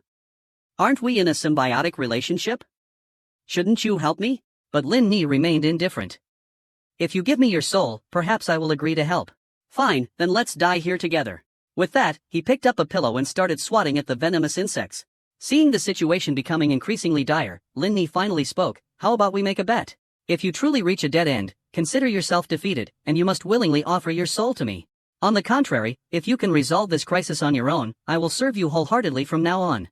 As soon as she finished speaking, the male lead revealed a cunning expression. "Deal. I hope you'll keep your word." His expression turning serious, he said, "Gu-san, quickly find something flammable. I want to start a fire here." Gu-san was surprised. Starting a fire now was no different from self-immolation. What was the male lead planning?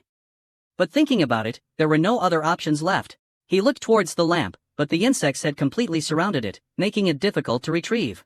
But at that moment, the male lead slightly raised his hand. A swirling vortex of air gathered in his palm. With a whoosh, the lamp flew into his hand. This sight astonished Gu-san. There was no time for explanations. He quickly lit the lamp. He wanted to use this method to find the mastermind. In fact, from the very beginning, he had suspected everyone. So many venomous insects, there must be someone behind it all. Normally, ordinary people rarely have contact with Taoist priests, but the first madam was an exception. In other words, there must be a Taoist priest by the first madam's side. And his purpose in causing this incident was to lure the mastermind out. But just as the flame was lit, a wave of black energy suddenly appeared, extinguishing the flames in an instant. At the same time, a voice echoed from outside. "You fool, you think such petty tricks can deceive me?" The Taoist calmly walked through the swarm of insects. Her right eye flashed with a white light. It was her innate ability, allowing her to see another world, a world made of energy. At this moment, in her eyes, the protagonist was enveloped by a stream of red energy. At the same time, two red threads were connected to his body. "I've finally found you." With those words, a loud whoosh echoed, and the Taoist punched a large hole through the wall in front of him. Seeing the mastermind finally revealed, the protagonist sneered. In the next instant, a demonic spear materialized above the Taoist's head. But the Taoist remained calm, simply shouting, "Freeze!"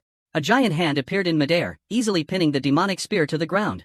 "Whatever you do is futile." Seeing the situation becoming increasingly unfavorable, Gu San drew a dart, intending to take the opportunity to launch a sneak attack. But Feng Shi was already prepared. A talisman flashed, and the dart in Gu San's hand was knocked away before he could throw it. He quickly caught the falling dart and was about to counterattack, when the wings of the Mingyue Kuyu beside the Taoist flapped powerfully, and a swarm of venomous insects launched a frenzied attack toward him. Having never studied martial arts, he was immediately sent flying. The Taoist had no intention of stopping, controlling the venomous insects to form a whirlwind, trapping the protagonist. But at this moment, a strange black aura suddenly appeared. The evil ginseng was pinned to the ground by tentacles, completely unable to move. The entire situation was easily controlled by the Taoist. This made her think that she had misjudged. Could it be that the opponent's ghost wasn't 6th level? She gently stroked Jiu Yu's fur. But just as she thought victory was within her grasp, a strange, dark aura emanated from the male lead. Sensing this unusual energy, the Taoist froze. At the same time, the male lead, like a revived demon, stood up again. Without hesitation, he slashed his sword across his own body. Fresh blood spurted out. The poisonous insects surrounding him, upon contact with the blood, immediately fell to the ground as if encountering their nemesis. Even so, the male lead had no intention of stopping. He raised his sword and stabbed it into his palm, then smeared the fresh blood all over his body. Seeing this strange black energy, even the seasoned Taoist priestess revealed a look of terror. She couldn't believe her eyes. While she was still in shock, the male lead frantically charged towards her. "My blood is highly toxic, so it's also a very effective disinfectant," he said, thrusting a mace towards the Taoist priestess. Fortunately, the Taoist reacted in time, narrowly escaping death. At this moment, she knew that the poisonous insects couldn't harm the male lead, so she could only rely on Jiu Yu to buy her some time. The Taoist immediately began chanting, "Heaven and earth, boundless and infinite, quickly reveal yourself." A massive energy gathered in her palm, but the male lead wasn't about to let her finish casting her spell. He roared, and a terrifying suction force emanated from his palm. Unable to resist, Q-Du was pulled into the man's hand.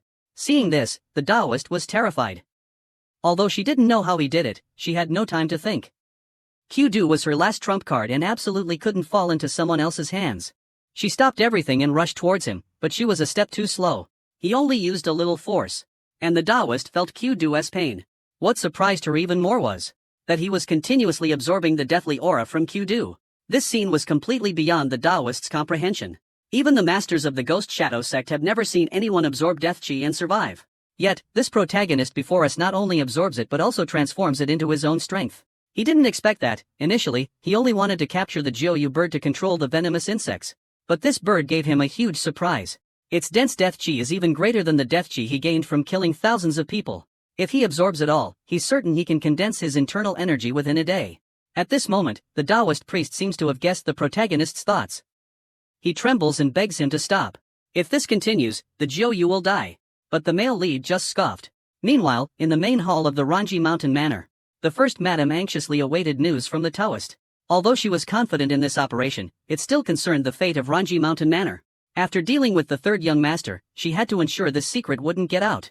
Just then, the Taoist's voice rang out. The first madam almost laughed out loud. It seemed she had succeeded. Thinking that her son would soon become the manor lord, the first madam was overjoyed. "I even imagined myself standing above everyone else." But at this moment, the Taoist suddenly stopped.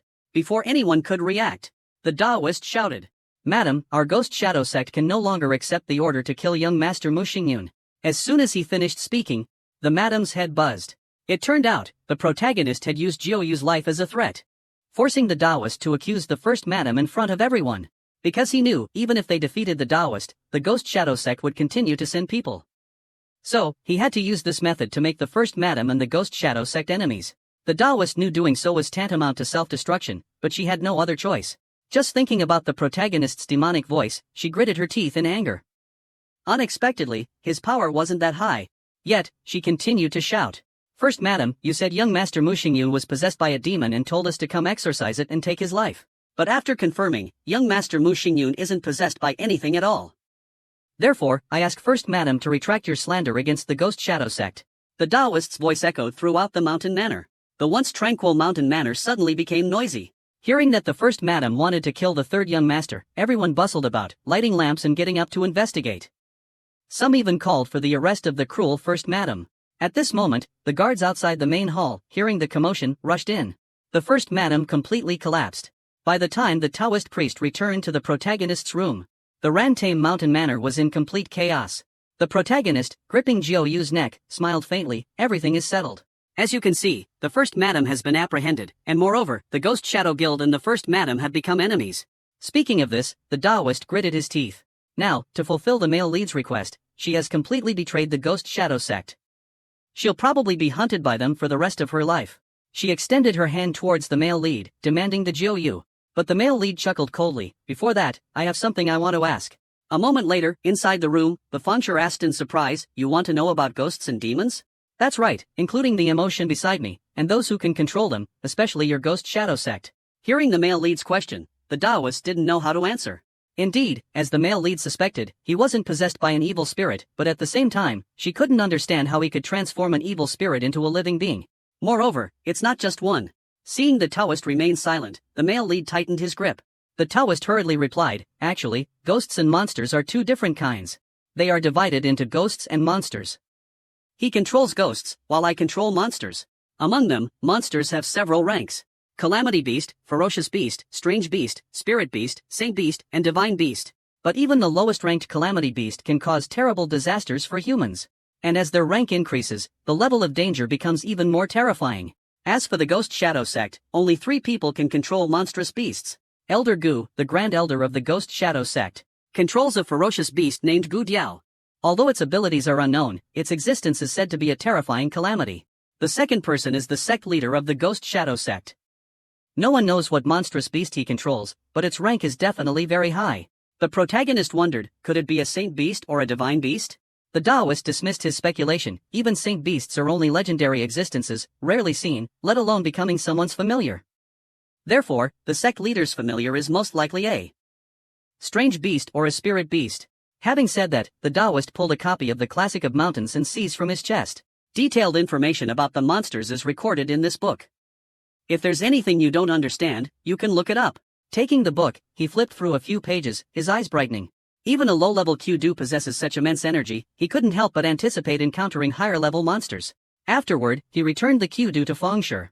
Looking at his beloved bird, severely injured in his arms, Fengsher trembled with rage, yet his mouth continued to utter words of gratitude. This scene made even Gu-san think he was going too far. A moment later, watching Fengsher's retreating figure, he thought to himself, the first madam is no longer a threat to me. Moreover, I've absorbed a large amount of energy from Chiuyu, enough to condense my internal strength for a day. This means from now on, no one can stop me from learning martial arts. But Gu-san was worried. Are you really going to let her go just like that? With her personality, she definitely won't let this go. He didn't seem concerned. I promised to let her go, and I must keep my word. Besides, she won't be able to pose a threat to me anymore. Not long after, outside the burning Tame Mountain Manor, looking at the gravely injured Chiuyu in her arms, the Taoist swore she would return for revenge. But immediately after, a bone-chilling coldness made her tremble uncontrollably. Instinctively, she looked up, for she felt a terrifying, evil, deathly fear. At the same time, blood continuously flowed from the corner of her right eye. 2 hands, placed behind her neck, suddenly appeared. The next second, her right eye exploded. The bright moonlight illuminated everything around. Lin Ni, like a demon, appeared behind the Taoist. Even without an eye, you were still so lovely. By this time, the Taoist was completely paralyzed by the strange, demonic aura. A strange scene unfolded.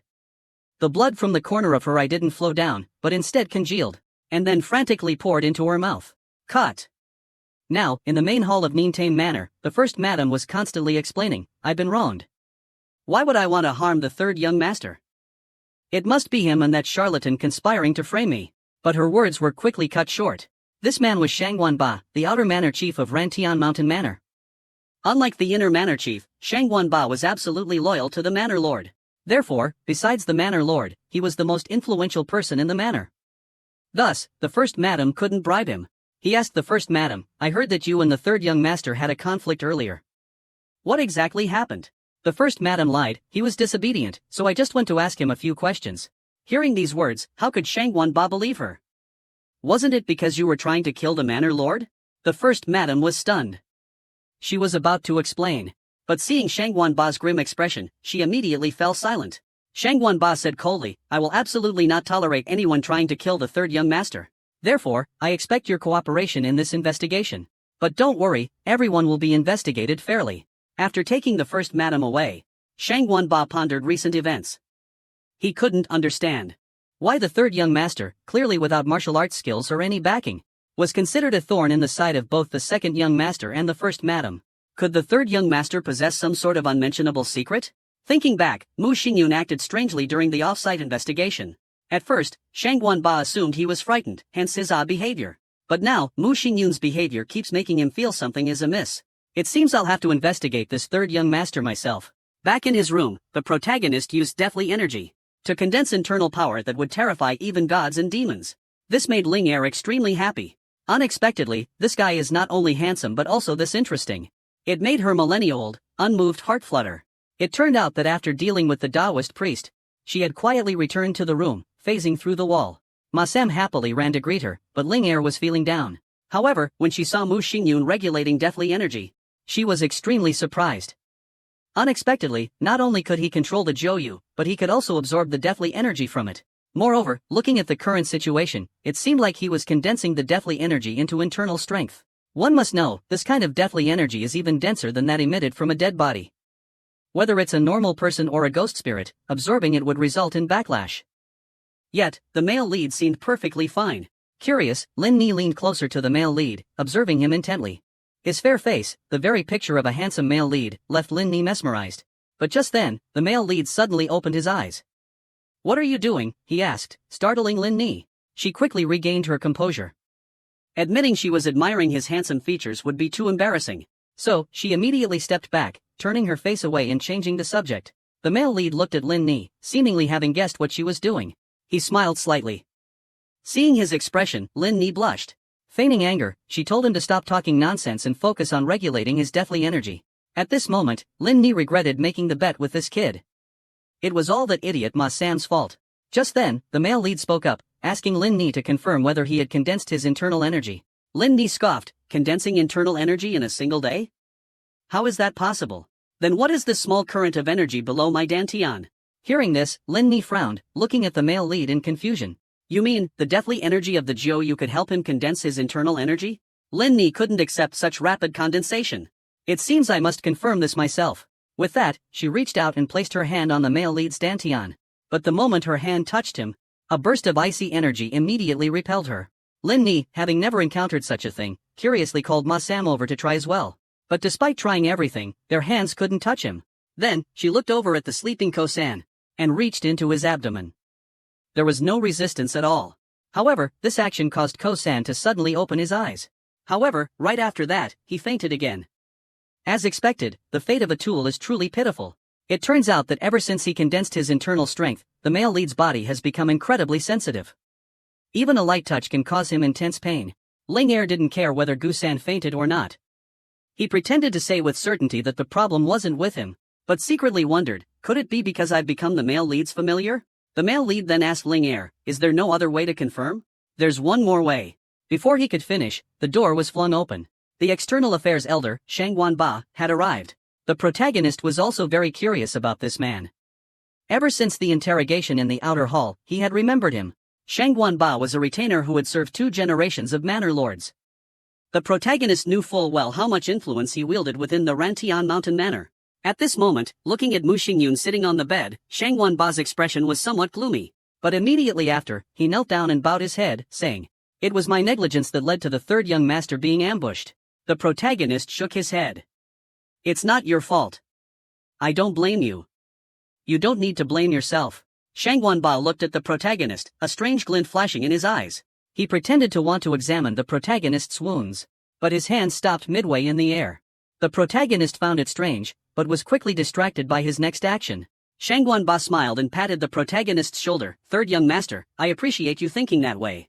Then, Shang Wanba casually asked, "Where is the sword I gave you last time? Why don't I see it? After the clan leader fell ill, I gave each young master a weapon for self-defense. Could it be that you lost it?" Hearing this question, the protagonist immediately realized his mistake. But he still made an excuse, saying he had left it in his drawer. Hearing this, Shang Wanba laughed heartily. But the protagonist's expression changed, and he asked Shang Wanba, "But I remember I never received a sword." As soon as he finished speaking, Shang Wanba's face darkened. "That's because I never gave you that." With that, he swung his hand towards the protagonist. Fortunately, the protagonist reacted in time and dodged the blow. Oomph! Shang Wanba, without any hesitation, struck the protagonist's pressure point. At the same time, he asked loudly, "Who are you? Where is the real third young master?" The protagonist was curious how he had been discovered as an imposter. Firstly, the third young master would be terrified if someone attacked him. Secondly, because he's often bullied by the fourth young master, he would immediately dodge if someone made a move against him. But just now, you weren't just unafraid, you didn't even try to dodge. Now that I've struck your pressure points, your whole body is paralyzed, so confess. But after hearing Shang Wanba finish, the protagonist sneered. The next second, his supposedly paralyzed body moved. Shang Wanba was shocked. He didn't know how the protagonist did it, but there was no time to worry about that now. He only heard the protagonist utter "Ma Sam," and a grotesque hand pierced through Shang Wanba's body. Shang Wanba only felt something strange clenching his heart. He was instantly so terrified that he didn't dare move a muscle. At the same time, his internal energy continuously dissipated under the pressure of that hand. Seeing this, the protagonist became certain that the internal energy he had condensed was indeed different from ordinary people's. Thinking of this, a new idea popped into his head. He called out to Ma Sam again. At this moment, Shang Wanba could no longer remain calm. Although he didn't know who the protagonist was talking to, he felt a fear that seemed to come from hell. Because at this moment, his body was tightly bound by countless tentacles. The confrontation between the protagonist and Shang Wanba, the outer branch hall master, ended with the appearance of Ma Sam. With that, the Nintame Mountain Manor lost another potential threat to the protagonist. This pleased him. He could finally focus on his cultivation. But cultivating techniques is never easy. The next morning, Gu-san had just woken up from his coma when the protagonist summoned him. On his way, Gu-san saw the outer sect guards standing solemnly in front of the protagonist's door. This struck him as odd. Could it be that after yesterday's incident, they were still being monitored? Before he could ponder it further, he pushed open the door and was stunned by the sight before him. Shang Wanba, the outer sect leader, was standing respectfully before the protagonist. As he left, he even nodded to Gu-san. Gu-san looked at everything in bewilderment. He couldn't understand what had happened to the world overnight. At this moment, the protagonist finally spoke. Calmly called him back to eat. This frightened Gu-san. He didn't expect the male lead to be so calm. Just as he was about to ask what had happened, the male lead spoke first. "Can you teach me the basic cultivation techniques of the Rantian Mountain Manor?"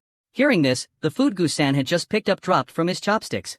It turned out that the male lead had started cultivating martial arts according to the records in the Rantian Mountain Manor's secret manual.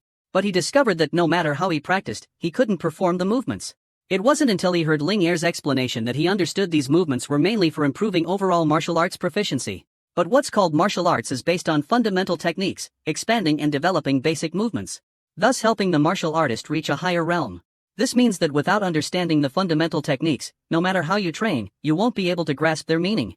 Therefore, for someone like the protagonist, who knows nothing about martial arts, to achieve mastery in the Ranmo sword technique, he must first train in the fundamental techniques of the Ranthian Mountain Manor. But hearing the protagonist say that, Gu-san trembled with excitement. "Do you mean you want to become the Manor Lord of Ranthian Mountain Manor?" He had clearly misunderstood the protagonist's intention. "I just want to learn a complete martial art, like the Ranmo sword technique." Hearing this, Gu-san was stunned, but he ultimately refused the protagonist's request. He had only glimpsed the Rantame Mountain Manor's fundamental cultivation technique from afar a few times. So he didn't really know the specifics. For large mountain manors like Rantame, even the fundamental cultivation technique was only allowed to be practiced by inner disciples. Hearing this, the protagonist fell silent. He rubbed his chin, frowning in thought. He had originally assumed that all Rantame Mountain Manor martial artists knew the fundamental cultivation technique, but unexpectedly, it wasn't so. Given the current situation, besides the Manor Lord who was bedridden, only the 3 young masters remained. But how could the other young masters teach him the fundamental cultivation technique? Moreover, if any mistakes were made, even his identity could be exposed. If that's the case, then there's no other way. With that, the protagonist resolutely stood up and told Gu-san to follow him. It turned out he planned to find someone who could teach him basic cultivation techniques. Gu-san hurriedly tried to stop him. But no matter what he said, the protagonist continued heading out. Upon arrival, Gu-san was stunned by the protagonist's audacious decision. Because the person the protagonist wanted to find was none other than 4th young master Mu Yutian, the man who had beaten him half to death 2 years prior. Looking at the 4th young master's powerful physique, Gu-san was so frightened he couldn't speak. The image of Mu Tin Van being beaten that day flashed vividly in his mind. "Have you forgotten what I said that day? The 4th young master hates the 3rd young master to the bone. Moreover, the 4th young master is only 16 years old, but his martial arts have already reached their peak." Lin Ni, who was beside him, also spoke up, reminding him. She, too, sensed the extraordinary power within the fourth young master. To be able to condense such pure true chi at the age of 16, he is truly a peerless genius. If I were still alive, I would definitely take him as my disciple. Having said that, Lin Ni warned the protagonist to be careful, as he couldn't use his full strength during the day. The protagonist paid no mind. He scoffed, casually walking towards the fourth young master. Seeing Mu Xingyun suddenly appear before him, Mu Yutian froze. But immediately after, his expression changed. If you don't want another beating, get lost. But before he could finish speaking, a look of astonishment appeared on Mu Yotian's face. The protagonist took out the supreme manual of the Rantian Mountain Manor from his chest, and asked, "Do you want this?" He then handed it to Mu Yutian without hesitation. Seeing this, Mu Yotian's eyes widened. At first, he doubted the authenticity of the secret manual, but after receiving it and examining it carefully, he was astonished to discover the contents truly held many profound mysteries. It was indeed the Rantian Mountain Manor's cultivation manual. But very quickly, Mu Yutian discovered several pages were missing. He asked the protagonist, "What is this?" The protagonist slowly nodded, "I've memorized everything." At this moment, Mu Yutian didn't know what the protagonist was planning. He knew the Manor Lord would never pass the manual to Mu Xingyun, so he asked again, "How did you obtain it?" The protagonist didn't answer, maintaining his expression. This expression thoroughly enraged Mu Yutian. He roared, "If you're here to brag, to tell me the sect leader position will be yours, then get out before I beat you to a pulp." Having said that, he angrily threw the manual at him. He calmly picked up the manual. "You seem to have misunderstood. I'm only here to make a deal with you. I have no interest in the sect leader position." Hearing this, Mu Yutian sneered, and punched him in the face without hesitation. How could he believe him? This kid was clearly up to something. If you've forgotten what happened 2 years ago, I wouldn't mind reminding you. The two brothers, once like fire and water within the Raging Flame Villa, are now about to face off directly. It turns out, to obtain the fundamental cultivation technique of the Raging Flame Villa, the protagonist willingly offered the supreme manual to his sworn enemy. Facing the brat who always looked down on him, Mu Yutian threw a punch. A loud smack echoed as the powerful force sent the protagonist's body flying. Fresh blood flowed from his nose. But at this moment, the protagonist laughed, truly different. Besides the time he was beaten by the man in black, this was the first time he clearly felt the disparity between experts. He finally understood why Gusan called Mu Yutian a monster. Facing such an opponent, the protagonist knew that relying on luck alone wouldn't be enough to defeat him.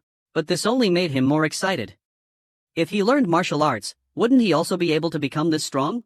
He wiped the blood from the corner of his mouth and sneered, "Your punch is indeed very powerful." Seeing Mu Xingyun stand up, not forgetting to mock him, Mu Yotian's face was filled with astonishment. He warned the protagonist again, "If you want to taste my fist again, I won't hesitate to oblige." The protagonist chuckled, "I know you still suspect me." "No, it's not suspicion, it's certainty. Because I won't believe a single word you say." Having said that, Mu Yutian tightened his fist. In that case, he would teach this brat an unforgettable lesson, just like 2 years ago. But as he was about to strike, the protagonist said with a smile, "Then I have no other choice. I'll just have to give the secret manual to the first madam or second brother." Hearing this, Mu Yotian's expression changed. He roared, "You dare." But the protagonist remained unfazed. "Believe it or not, it's up to you. But if you choose this path, after I give the manual to them, I'll still get what I want, but you might not." Hearing this, Mu Yutian froze, because he understood the implication. At Rantian Mountain Manor, if the Manor Lord dies, the retainers will surely nominate the person with the secret manual as the new Manor Lord. Therefore, neither the first madam nor the second young master would let him off easily. At this moment, Mu Yutian looked at the protagonist's fearless eyes. His body unconsciously trembled. Are you really Mu Xingyun?" Hearing Mu Yutian say this, Gushan secretly worried, could the protagonist's identity have been discovered? But at this moment, the protagonist maintained his expression, smiling at Mu Yutian.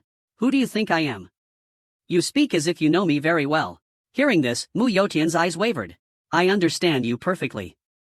You're just the brat I beat half to death 2 years ago, a coward who ran away at the mere sight of me."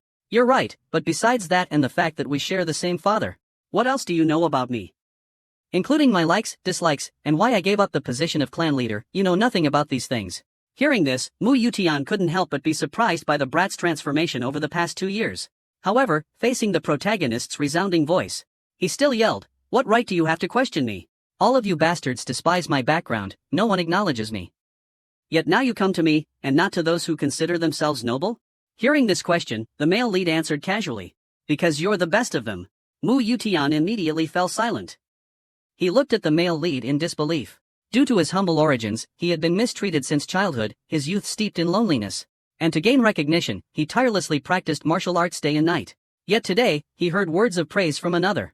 Moreover, from someone he thought would never do so. At this moment, Mu Yutian was completely stunned. He thought Mu Xingyan would hate him for what happened 2 years ago, but unexpectedly, he acknowledged him in front of everyone. Does this mean he also needs to change? Mu Yutian said hoarsely, very well, tell me, what do you want? A moment later, on the way back to their room, Gu-san looked at the male lead with admiration. I have to say, when it comes to deceiving people, the male lead is truly outstanding. Before, he was worried that Mu Yutian would be suspicious when the male lead asked to learn basic cultivation techniques, but unexpectedly, the male lead persuaded him so easily. It turns out, the male lead made 3 requests of Mu Yutian. First, and most importantly, if you become the sect leader in the future, you absolutely must not lay a hand on me. First, you must provide me with enough silver. Mu Yotian's expression turned serious. He promised the protagonist that as long as the protagonist didn't attack him, he absolutely wouldn't lay a hand on him. After receiving a definite answer, the protagonist calmly made his final request, for Mu Yutian to teach him the basic cultivation technique of the Rantian mountain villa. As expected, upon hearing this request, Mu Yutian agreed without hesitation, even ridiculing the protagonist for forgetting about it. That was the protagonist's plan all along. From the moment they met, the protagonist had constantly steered Mu Yotian's attention toward the first 2 requests. And after gaining Mu Yotian's trust, his request to learn the basic cultivation technique became insignificant. Just like that, Mu Yutian told the protagonist the oral instructions for the basic cultivation technique, while the protagonist read out the missing pages of the secret manual to Mu Yutian. Thinking about what had just transpired, Gu-san looked at the protagonist with respect. It's a pity that Mu Yutian obtained the secret manual so easily. The male lead didn't care. Because he had altered the contents of the manual. He changed a character every 3 or 4 words. Initially, he was worried about being discovered, but unexpectedly, everything went smoothly. Hearing this, Gu-san broke out in a cold sweat. I can't believe you told Mu Yutian the contents of the secret manual. Aren't you afraid he'll practice the cultivation technique incorrectly and suffer from chi deviation? The male lead simply said coldly, so what? At this moment, Gu-san felt a chill down his spine. This kid didn't care at all about what happened to Mu Yutian. He's a real demon. After a moment of calm, the storm brewed again. Due to the Taoist's death, the relationship between the Ghost Shadow Pavilion and the Shikigami completely broke down. To investigate the truth, the pavilion master ordered them to find the Taoist.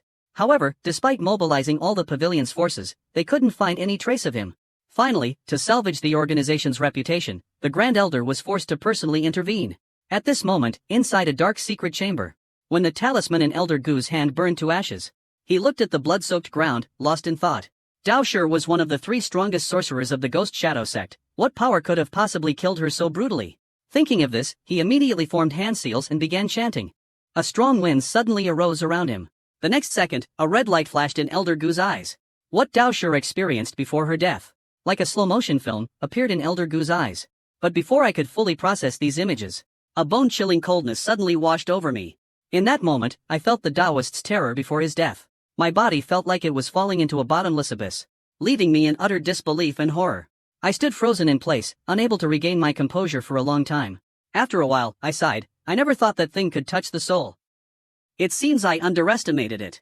Then, I looked up at the sky and muttered, it seems we have to start our preparations all over again.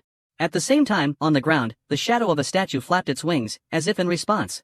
But strangely, the statue's shadow had a bizarre pair of legs. Scene change.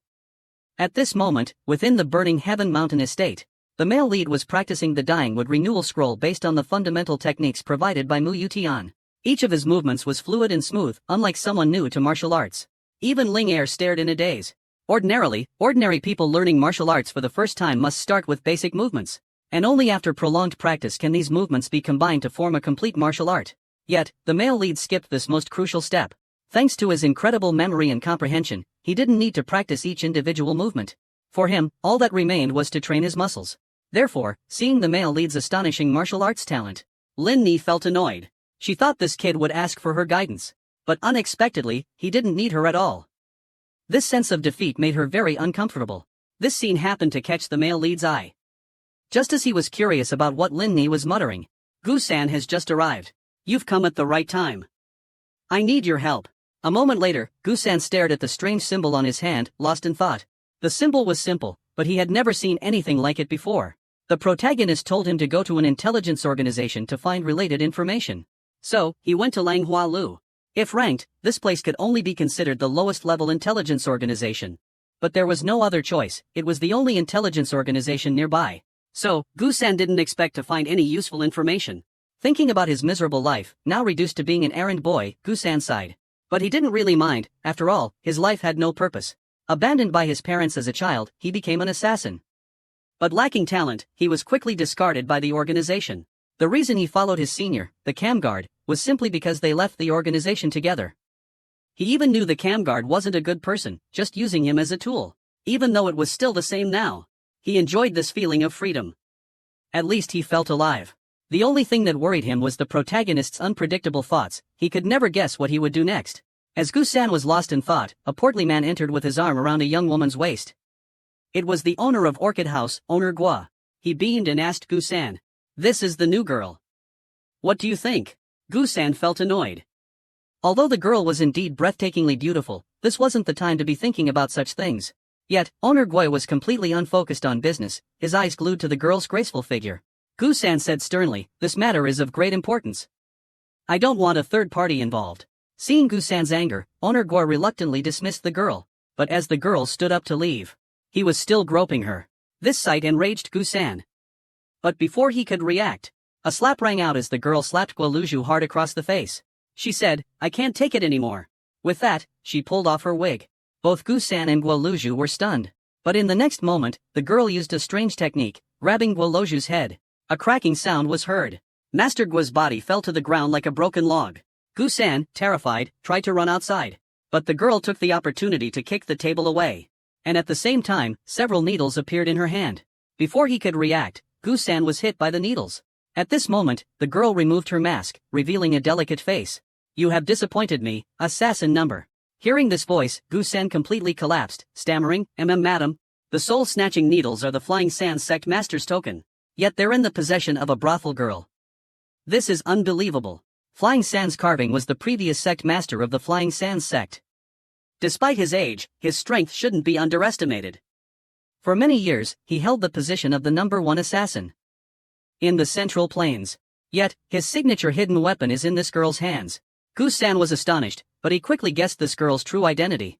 Flying Sands Carving has a granddaughter named Xia Tai-ling. As his only relative, he poured all his heart and soul into her. This is understandable, but the problem is that Xia Tai-ling's personality has serious flaws. All the assassins of the Flying Sands sect believe that the sect master wouldn't pass his position to his granddaughter because Xia Tai-ling isn't suited to be an assassin. The most fundamental quality of an assassin is a cool head, but Xia Tai-ling completely lacks this trait. She has a hot temper, and although beautiful, she speaks carelessly. Besides her gambling addiction, she has absolutely no control over her emotions. The last time Gu-san saw her was 4 years ago, before he left the assassin organization. All the assassins objected to Xia Tai-ling becoming the next sect leader. Only Fei Shako wanted to support her, so he locked her in the Fei Sha cave. Everyone thought Xia Tai-ling wouldn't survive, so they gradually forgot about her. Now Xia Tai-ling is 19 years old, and with just a glance at her voluptuous figure, Gu-san could tell she had developed well. Coupled with that charming face, many would surely be deceived by her appearance. At this moment, Xia Tai-ling reached out, pulled the needle from Gu-san's body, and massaged his wrist. "Have you completed the 100-man slaughter?" So, within the Flying Sands sect, to become the sect leader, one must undergo a trial, which is to kill 100 people within 3 days. Seeing Gu-san doubting her strength, Xia Tai-ling wasn't angry, but simply asked, "Why don't you believe me?" Seeing her current demeanor, Gu-san also began to doubt, could she have truly changed? If so, perhaps she really could become the sect leader. Seeing that Gu-san still didn't believe her, Xia Tai-ling immediately said coldly, "Don't think that just because you've left the organization, you can be disrespectful to the sect leader." Realizing his inner thoughts, Gu-san suddenly felt uneasy.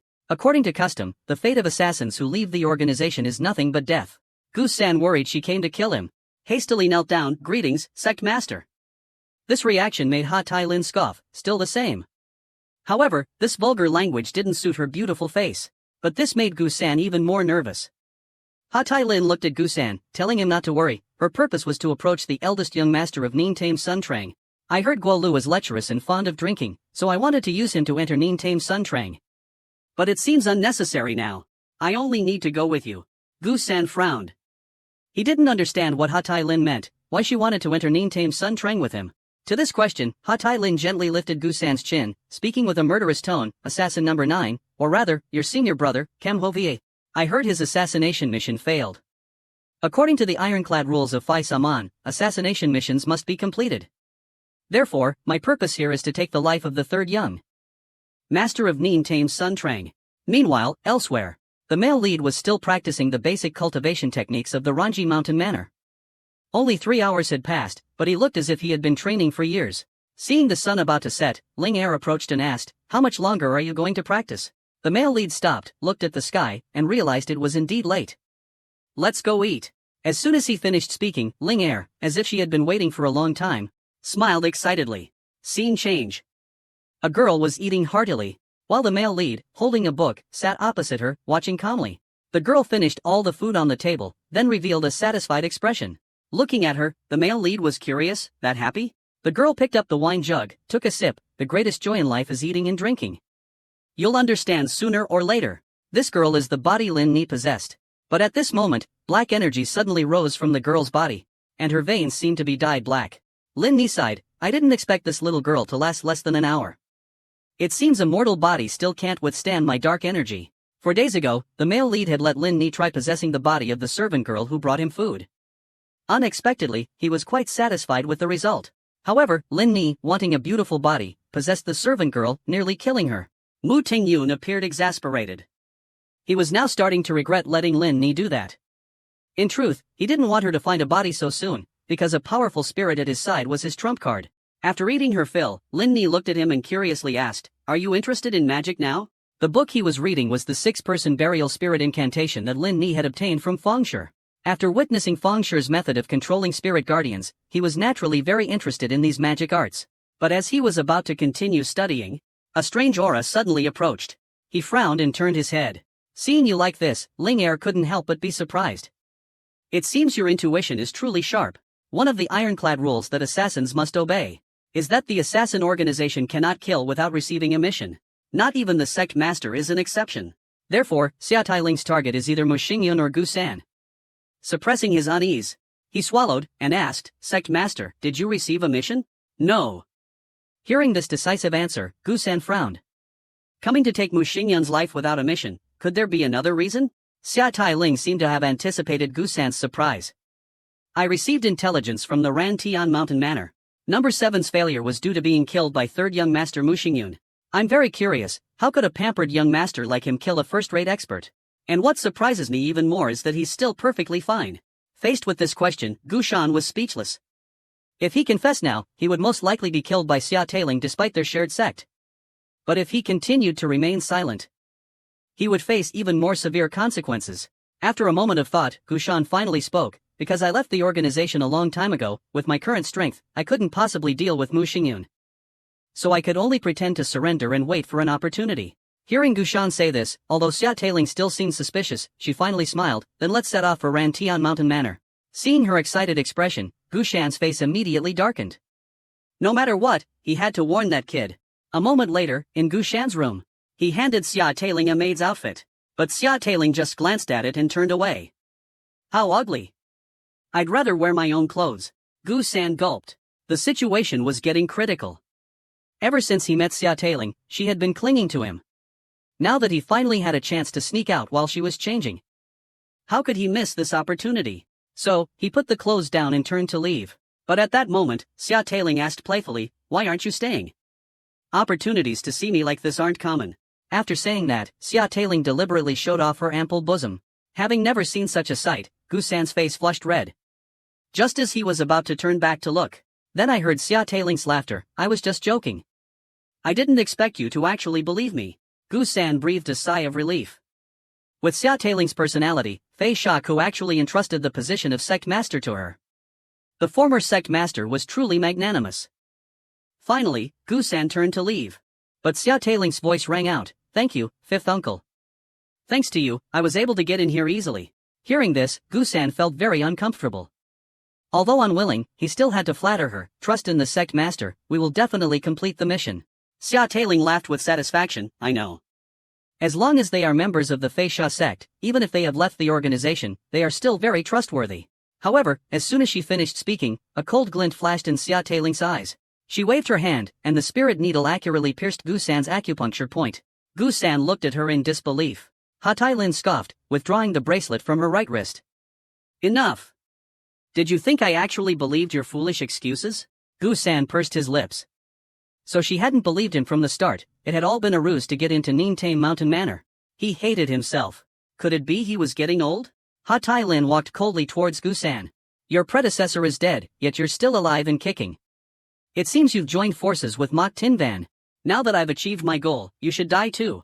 With that, Ha Tai Lin drew the dagger from Gu-san's hip. To avenge my predecessor, for killing the third young master and betraying the organization, you chose death in the end. This is your fate.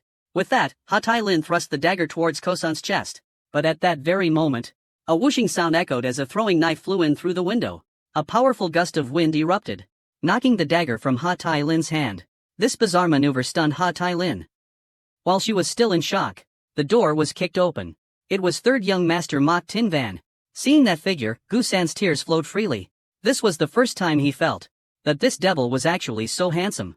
However, Xia Tailing was utterly astonished. Despite her fiery temper, Xia Tailing was rigorously trained by the #1 assassin of Zhongyuan. Therefore, from the very beginning, she had thoroughly investigated her target. But she discovered that Mu Xingyun was no different from other spoiled young masters. Due to his poor aptitude for martial arts, Mu Xingyun's skills were only third-rate. Within the Burning Tame Mountain Manor, he wasn't recognized by his brothers or the other retainers. But this guy killed a top-tier 9th-rank expert. Regarding this, Xia Tailing has two theories. First, someone might have leaked information to him, meaning one of the other young masters of Burning Tame Mountain Manor. Second, Mu Xingyun has been hiding his true strength, but compared to the first possibility, this one is less likely. Mu Xingyun is still young. If he wanted to compete for the position of heir to Burning Tame Mountain Manor, he would have no reason to hide his strength. However, the scene just now was completely beyond Xia Tailing's expectations. As the sect leader of the Flying Sand sect, even with her peak strength, she couldn't manipulate objects from a distance. And yet, this third young master, called Trash, actually did it. Xia Tailing's gaze toward Mu Xingyun immediately sharpened. Sensing the unfavorable situation, she grabbed Gu Shan, pulling him toward her. Gu Shan wanted to break free, but due to the vast difference in strength, his struggles were futile. Xia Tailing held a dagger to Gu Shan's throat. Threatening Mu Xingyun, if you don't want your guard to die, you'd better not move. Hearing Xia Tailing's words, Gu Shan broke out in a cold sweat. Although he knew Xia Tailing must have investigated Mu Xingyun, the current Mu Xingyun was no longer the same third young master as before. So, she definitely doesn't know that this male lead has never valued another person's life. He's a demon. On this side, the male lead raised his hand as expected. Gu-san thought he was going to attack Xia Tailing, but the knife plunged straight into the ground. Alright, release Gu-san. Hearing this, Gu-san was completely stunned. He couldn't believe his ears. He never thought the male lead would drop his weapon for him. He thought he was just a pawn that the other party could discard at will, but the outcome moved him deeply. Just then, the male lead's voice rang out, if you release Gu-san, I'll spare you. Hearing Mu Xingyun's words, Xia Tailing scoffed. His indifferent attitude angered her. But this also proves that you care about your guard quite a bit. It seems you value him highly. I'm just a little sorry to lose him, so before I change my mind, you'd better leave immediately. Xia Tailing sneered, if you kneel and beg me, maybe I'll agree. As soon as she finished speaking, the atmosphere immediately became tense. The male lead sighed helplessly. Then, he slowly lowered his body. Seeing this, not only Gu-san but even Xia Tailing was utterly astonished. For a lowly guard, was he really going to kneel and beg? However, things didn't unfold as they imagined. In the next second, a cold glint flashed in the protagonist's eyes. He quickly turned around, picked up the knife from the ground, and charged straight towards Xia Tailing. This action made Xia Tailing laugh loudly. I knew you couldn't kneel and beg me for him. But as soon as she finished speaking, Xia Tailing was shocked to discover the protagonist wasn't attacking her. She turned her head to look. At the same time, a cold gust of air swept over Xia Tailing, causing her to shiver. As if her whole body had fallen into a pool of blood, countless tentacles, like demons from hell, reached out and grabbed her. And behind her, something seemed to be approaching. Sensing this aura, Xia Tailing instinctively retreated, dodging Ling Er's attack. At that moment, she pulled Gu-san behind her, simultaneously raising her dagger in front of them. Seeing Xia Tailing dodge Ling Er's attack, a glimmer of admiration flashed in the male lead's eyes. As expected of an expert, her reaction speed is even faster than Mu Yotian's. Actually, Lin Ni had anticipated this outcome. Experts can sense her aura, so as long as she gets close, Ha Tai Lin will instinctively avoid her. But the male lead is no slouch either. The moment Ha Tai Lin's guard was down, he swiftly struck, accurately knocking the dagger from Ha Tai Lin's hand. Taking advantage of Ha Tai Lin releasing Ko-san, the male lead moved quickly, and smoothly pulled the Lin Nan Fai Cham from Ko-san's body. His speed was so fast that it caught Ha Tai Lin off guard. Although she didn't know what kind of magic he had just used, she could sense the strange energy within it. Therefore, facing the male lead's next attack, she remained calm. Anyway, in her eyes, this kid's strength was too weak. She only needed to interrupt his spellcasting to easily defeat him. Moreover, she still had her trump card. Xia Tailing shouted, reaching for the weapon at her waist. Seeing this, Gusan's face paled. That was the Fascia sect's most potent hidden weapon, the Shadow Sting Needle. Although it could only be used once each time, it had a special function. It could attack the target's internal organs. At this moment, the male lead seemed completely unaware. He intended to use suction to pull the weapon into his hand, but discovered his internal energy was unusable. Lin Ni beside him also noticed this, but she couldn't stop him in time, and could only watch as the Kichon Cham flew towards his heart. Just as Lin Ni cried out inwardly, a figure suddenly appeared in front of the male lead. Ko-san shielded the male lead with his own body, taking the full brunt of the Kichon Cham. Everyone was stunned. Seeing this, the male lead was completely dumbfounded. A cold glint flashed in his eyes, and he roared, Lin Ni. A sinister dark shadow rapidly approached Ha Tai Lin. Sensing danger, Ha Tai Lin quickly shot 3 needles towards the male lead's head. He didn't dodge. A swirling vortex reappeared, the needles flying straight into his hand. Seeing the spirit-infused needles change direction, Xia Tailing's eyes widened. But just as she was astonished, a strange voice rang out. When I told you to leave, you should have left. Why do you never listen? Xia Tailing panicked. She clearly heard the voice beside her ear, but when she looked around, she saw no one. At the same time, a strong smell of blood filled the air, and the surroundings transformed into a sea of blood. And from that sea of blood, countless demonic tentacles reached out, binding Xia Tailing tightly. Witnessing this for the first time, Ha Tai Lin was utterly despairing. She wanted to escape, but no matter how much she struggled, it was futile. Watching Ha Tai Lin's agony, the male lead shook his head. I gave you a chance, but you chose to give it up. As soon as he finished speaking, Ha Tai Lin's consciousness was completely swallowed by darkness and endless fear. Seeing this, the male lead's face remained impassive. He walked over to Ko-san, about to say something, but he didn't know what to say. At this moment, Gusan slowly said, It's a pity, I won't be able to serve you anymore. The male lead asked in surprise, Why are you doing this? Protecting you is my responsibility. I'm only doing what I should. Moreover, you sacrificed so much to save me, I can't just stand by and watch you in danger. Hearing this, the male lead fell silent. Gusan spoke again, her voice weak, You are the only person who has cared about me in this life. So I have no regrets. After saying this, Gusan closed her eyes. But just then, a girl's voice rang out, Is she really dead? The speaker was the deceased Xia Tailing. But the male lead knew that this Xia Tailing wasn't Xia Tailing. It seems you've completely swallowed her. Hearing this, the girl smiled. Indeed. A young body is a rare find. I had to put in quite a bit of effort. However, as soon as she finished speaking, Xia Tailing's body began to tremble. Ling Er's face paled. Damn it, this body can't hold on any longer. But quickly, Ling Er changed her tone. She looked at Gusan on the ground. I didn't expect him to die like this, but it seems he has no regrets. It looks like he won't turn into an evil spirit. Hearing this, the male lead stared at Gusan without blinking, his lips twitching. According to the 6 people burial charm, vengeful spirits are born from immense resentment. If someone dies in a place filled with resentment and death energy, they too will be affected and turn into an evil spirit. Hearing this, Ling Er's eyes widened, as if she had guessed something. Meanwhile, the male lead continuously changed hand seals, and the death energy around him began to spread. Then, through his palm, entered Gusan's body. Gradually, Gusan's soul transformed into a stream of light, escaping his body, finally condensing into a faint ball of light. At this moment, a red string quickly connected to the ball of light. This sight made Lin Ni's eyes widen. She didn't expect the male lead to use death energy to extract Gusan's soul and even establish a link with it. But Gusan's soul is too weak. If he doesn't quickly find a vessel, it will quickly dissipate. In such a short time, where can we find a body? Hearing this, the male lead didn't answer, only coldly looked at Lin Ni. Seeing this expression on the male lead's face, Lin Ni knew for sure something bad was about to happen. Scene change. At this moment, Gusan's soul felt like it was falling into a vast ocean. He felt his consciousness fading, but he held no resentment. He had no regrets in this life, it was time for it to end. But just then, a familiar voice rang out beside his ear. When he opened his eyes, he saw that familiar protagonist again. He didn't understand what was happening. Why was he still alive? The protagonist's expression remained unchanged. He told Gusan to calm down, then slowly explained. To protect your soul, I transferred death chi into you. Therefore, you have now become my Shikigami. But your soul's energy is too weak, it could dissipate at any moment. I had no other choice. Hearing this, Gusan was confused. But as he was about to ask, he was startled by his own voice. There was only one body available, so I put you in the body of that female assassin. Hearing this, Gu-san was completely stunned. He looked down at his heaving chest. What's going on? Gu-san had turned into a woman.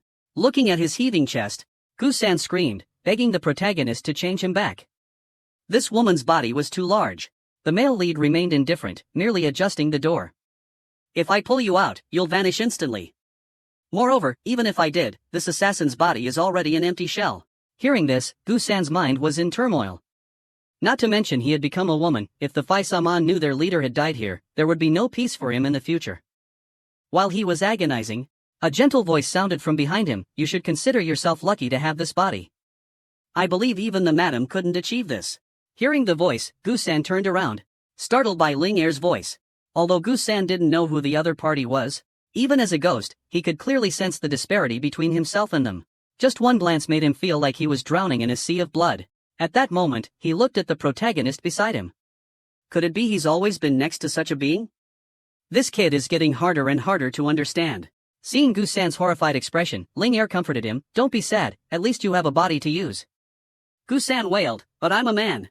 At this, Ling Er got angry, don't be so ungrateful. Are you still thinking like a mortal? Shouldn't you be happy that you've advanced from second rate to master level? Just then, the protagonist's voice rang out beside them, why not first rate? After saying that, he kicked Gu-san hard in the head. Without thinking, instinctively, Gu-san ducked. Sensing the profound inner strength in his body, Gu-san realizes this is the feeling of a grandmaster-level cultivator. Are you satisfied now? Gu-san remains dejected. But I'm still a man. Ling Ni, hearing this, smiles meaningfully. Isn't that great? When no one's around, you can touch yourself freely. Gu-san blushes. He's a gentleman, how could he do such a thing? Seeing Gu-san's serious expression, the male lead promises him that if there's an opportunity, he will definitely find him another body. Just then, a rapid knocking sounds from outside. The inner guards rush to report. The estate. The estate master has returned. Scene change. Outside Ningtame Mountain Villa, a man in green robes stands in the distance, hands in a spellcasting gesture, muttering an incantation. A giant shadow appeared, centered around where he stood. The hazy shadow began to descend, gradually shrinking. Have you found him? Hearing this, Pu Diao shook his head. Elder Gu also didn't understand why even Pu Diao couldn't find him. He pointed a finger somewhere in the air, then closed his eyes and began to sense. Suddenly, he frowned and opened his eyes. Just now, through a secret technique, he had probed the entire estate, which seemed to be enveloped in a layer of blood-red mist. This was a type of barrier. Once an outsider approached, they would be immediately detected. And to be able to do this, it would have to be at least a 6th-level ghost spirit or higher. This is going to be difficult. Thinking this, Elder Gu turned his head and looked towards the estate gates. At this moment, a young man was being helped back to the estate by 2 courtesans. It was the eldest young master of the Ran Tian estate, Muin Hao. Seeing him, a guard hurriedly stepped forward and reported, eldest young master, the estate lord has awakened. The other young masters have been notified and are in his room. Hearing this news, Elder Gu's expression remained unchanged. This was his perfect opportunity. Scene change. Upon hearing the news of the patriarch's awakening, the male lead was also taken aback. But he feigned joy, that's wonderful. My father has finally awakened. However, he was worried. He had always found the struggle for inheritance troublesome and planned to leave after mastering the basic cultivation techniques. He hadn't expected the patriarch to awaken at this time. Whether he could leave or not had now become a problem. The guard told him, the patriarch requests everyone's presence in his chambers. He has an announcement to make. The male lead knew he couldn't delay seeing the patriarch any longer. So, he followed the guard to the patriarch's chambers. Gu-san started to follow, but the male lead turned and said, Gu Tai Ling, I have something to attend to. Hearing this name, Gu-san couldn't help but shudder. He suddenly remembered that his body hadn't been dealt with yet, and in the end, he could only nod. Ling Er naturally followed Mu Xingyun. After they left, Gu-san had another headache. He didn't expect that he would have to deal with his own matters in the end. But very quickly, his face flushed. He touched his ample chest. When he was a man, he had never experienced this heavy feeling, and his mood suddenly became strange. Thinking of Xia Tailing's hot figure, it was truly beautiful. His mood suddenly became heavy. He started to look around, confirmed that there was no one there, and then began to take off his clothes. This young man died, then came back to life, and moreover, turned into a woman. He quietly closed the door to his room, wanting to examine his body while no one was around. But as he was about to undress, Lin Ni's figure silently passed by the window. Ko-san froze on the spot. Lin Ni glanced at him and disappeared. Seeing this, Gusan just wanted to dig a hole and bury himself. I just wanted to change into something more comfortable. However, Ling Er had returned to the male lead's side. At this time, on the way to the main hall, the male lead happened to run into Mu Yutian. Compared to 4 days ago, Mu Yutian's complexion seemed gloomy, as if he hadn't suffered any internal energy backlash. This made Ling Er a little surprised, but looking at his weak aura, it seemed that this period of time hadn't been easy for him. Seeing the male lead, Mu Yutian angrily walked over and reproached him in a low voice. The male lead pretended to be ignorant. What secret manual are you talking about? He deliberately spoke loudly. Mu Yutian's momentum immediately dissipated by half. He glanced at the person leading the way ahead and, seeing that they didn't react at all, interrupted the male lead. You don't need to say so much, just answer my question. Mu Jingyun replied nonchalantly, if it were you, would you say nothing happened? Hearing this, Mu Yutian stared intently at the protagonist, thinking, impossible. You can't have not practiced it beforehand. Even if it's not for competing for the position. Just as an ordinary person, with such supreme martial arts, you'd definitely cultivate it out of curiosity. So why are you unaffected? For the past 4 days, I've been diligently cultivating the burning wood flower essence technique with all my might, but the deeper I cultivate, the more chaotic my internal energy becomes. At first, I thought this was the inherent effect of the technique, but it wasn't until 4 days later, when my skin turned black, that I felt something was strange and couldn't help but suspect that the person gave me a fake technique. But at that time, the other party clearly followed my request and recited the same mantra repeatedly in an extremely serious manner. This makes it difficult for me to suspect the mantra is fake. If what you're saying is true, then the problem must lie with me. At this moment, Mu Yutian couldn't help but admit that he might not have grasped the true meaning of the mantra. Thinking of this, Mu Yutian gritted his teeth. Looking at this hypocritical third brother in front of me, he can master the technique proficiently without any side effects, so I, the one who's called a genius, should definitely be able to do it too. Although I don't know where the problem lies yet, I believe I can definitely overcome it. At this moment, the male lead didn't say anything more. Although I don't know what your problem is, father is awake now, why don't you ask him yourself? Hearing this, the corners of Mu Yotian's mouth curled up slightly. His father waking up was a godsend for him. Although he was only an adopted son, his father had always valued him. So the entire situation was even more advantageous for him.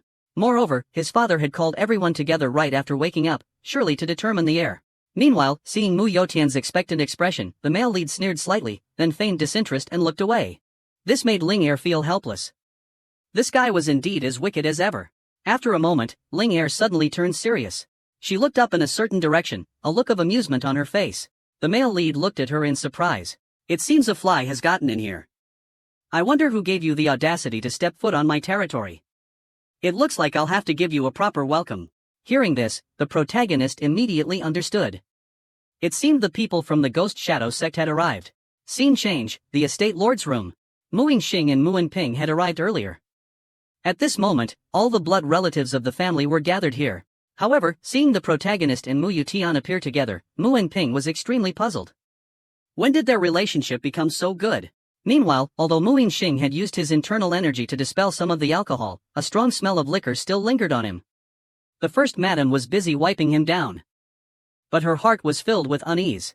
The estate lord had just woken up and summoned his sons to his side. He must be about to announce the heir. This is bad. In this situation, everyone knows the estate lord favors the fourth young master, Mu Yutian, the most. As for her own son, who only knows how to indulge in pleasure and debauchery, his chances of becoming the heir are the slimmest. Therefore, no matter who is chosen as the estate lord's heir, she must ruin it. Moments later, the four of them stood side by side in front of the patriarch's bed. Although everyone appeared tense, each harbored their own schemes. At this moment, even the protagonist felt a bit astonished. Mu Randan, one of the top 10 experts in Anhui province. While he lay in his sickbed, the protagonist hadn't sensed how terrifying he truly was. Only now, standing here, did he truly feel the immense power of a top-tier expert. And at this very moment, the four of them bowed to their father. Immediately, a vast surge of internal energy erupted from Mu Randan. Mu Randan, one of the top 10 experts in Anhui province. I had previously heard about it from Guard Kwon, that his martial arts had reached the peak. But at that time, I didn't feel much. Not until this moment, standing before Mok Nan Dan, did I truly understand how powerful that realm of mastery was. But at the same time, a question arose in my mind: how could such a powerful expert like Mok Nan Dan be seriously injured? Just as I was lost in thought, my gaze was fixed on Mok Nan Dan. Compared to the others, I appeared particularly calm, without a trace of tension. Seeing this scene, a flicker of surprise flashed across Mu Randan's eyes. Since Lu Shi's, the protagonist's mother, death, he hadn't paid him any attention. Mu Rendan slowly opened his mouth. Do you know why I've called you all here? Faced with this question, although everyone knew the answer in their hearts, they remained silent, not daring to reply. Only the protagonist casually said, isn't it about deciding on the heir? As soon as he finished speaking, everyone revealed surprised expressions. They hadn't expected this timid, weak boy to dare speak the reason aloud. Everyone glanced at Mu Jingyun, then carefully observed the patriarch's expression. But contrary to their expectations, Mu Rendan wasn't angry. Instead, he readily admitted it. Indeed, I truly do intend to determine my heir. Upon hearing this, everyone's nerves were stretched taut, their thoughts growing complex.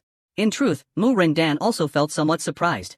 When he had just awakened, he heard from the inner hall master about the events that had transpired during this period. He learned that his third son had saved him from the hands of a master. Initially, he thought it was a coincidence, or that his third son had deliberately arranged it. But seeing his third son's recent behavior, he began to believe that he had truly changed. Of course, the protagonist didn't overthink it. He had no interest in the position of estate lord. His calmness was simply to match the atmosphere. At this moment, Mu Rendan put on a profound and unfathomable air, declaring that he would hold a trial to determine who was qualified to inherit the position of clan leader. As soon as he finished speaking, the atmosphere in the room became even more tense. The corners of Mu Yutian's mouth couldn't help but curl up. If a trial was used to select the heir, he had a better chance of winning the clan leader position than anyone else. Upon hearing this, Mu and Ping disagreed. Father's announcement is clearly meant to highlight fourth brother's talent. After all, in terms of martial arts, who can defeat that monster who has already reached the peak of his cultivation? Although he felt it was unfair, he didn't have the courage to speak up. Just as the atmosphere fell silent again, a voice suddenly rang out, I don't intend to participate in the trial. The protagonist once again surprised everyone. In the blink of an eye, everyone's expressions became quite interesting. Mu Anping and Mu Yutian looked at him with puzzled expressions. Even the clan leader asked in astonishment, why don't you intend to participate in the trial? Because, compared to my brothers, I still have many shortcomings. Therefore, I believe I'm not qualified to be the heir. Hearing this, Mu Anping sneered. Although he didn't know what the third son was planning, if he was willing to withdraw, there wouldn't be any harm to him. Mu Yutian, on the other hand, felt a little surprised. When the clan leader was in a coma, the third son had clearly stated he didn't want the position of clan leader. Although he didn't believe him, now he said it in front of everyone. He really didn't know what this guy was thinking. At this moment, Mu Rendan asked, why do you think you're not qualified? Facing the clan leader's question, the protagonist also felt very surprised. As far as he knew, the clan leader had always been very lenient towards the eldest and third sons, so even if they failed the trial, it shouldn't be taken so seriously. And yet today you're so concerned about my withdrawal, it seems there can only be one reason. Thinking of this, the protagonist replied, as the future head of the Burning Heaven Mountain Manor, one must possess a certain bearing, both in martial arts and intellect. And I lack both, so I relinquish my claim to the position. Hearing this, Mu Rendan laughed heartily, well said. As he laughed, he looked at Mu Yutian meaningfully, it seems he has truly changed. He really isn't after the position of manor head. Seeing his third son, who originally lacked talent, begin to self-reflect, and furthermore, give up the position of manor head for the prosperity of Burning Heaven Mountain Manor. Mu Rendan felt very satisfied, believing he was fully qualified to be the heir. With that, the manor head took off his shirt. When everyone saw the manor head's severed right arm, they all revealed looks of shock. The male lead's expression changed slightly. Scene change, outside the Nintame Mountain Manor. This is the outer disciples' residence. But at this moment, the inside of the house has completely changed. In the darkness, two figures slowly observed their surroundings. One of them, the tall man, took a small, finger-sized object from his chest. Mu Rendan was written on it. How did that old man survive the explosion in the ancestral hall? Hearing this question, the mysterious person beside him slowly spoke. Earlier, we heard the bone flute. That's the handiwork of a bone-refining mountain expert. Hearing this, the burly man laughed heartily. I told you, if a bone-refining mountain expert was involved, they must have revived Mu Rendan. After speaking, he turned to look at the deep crater left in the ground. Kaila, I must go meet the Burning Tame Mountain Manor master myself. With a flash of cold light, the figure vanished, paying no attention to the others behind him. At the same time, figures appeared outside. In the next moment, they rushed straight towards Burning Tame Mountain Manor. Meanwhile, inside Burning Tame Mountain Manor, Mu Rendan was recounting Mu Jingyun's rescue to his children. Everyone was restless, having heard about the great battle a few days prior. But they didn't know the estate master had been ambushed, a fact that sent chills down their spines. Unlike them, at this moment, the protagonist was lost in deep contemplation. Scenes from before his grandfather, Lin, died flashed through his mind. He saw a burn mark on his grandfather's body. After he was captured, he was branded with the same mark. It was the very mark he had spared no expense to find. Now, it appeared on Mok Nan Dan. I've finally found you. He widened his eyes and laughed. Searching for his grandfather's killer. The protagonist transforms into the bloodthirsty DM Sat. After being captured, he is branded with a burn mark.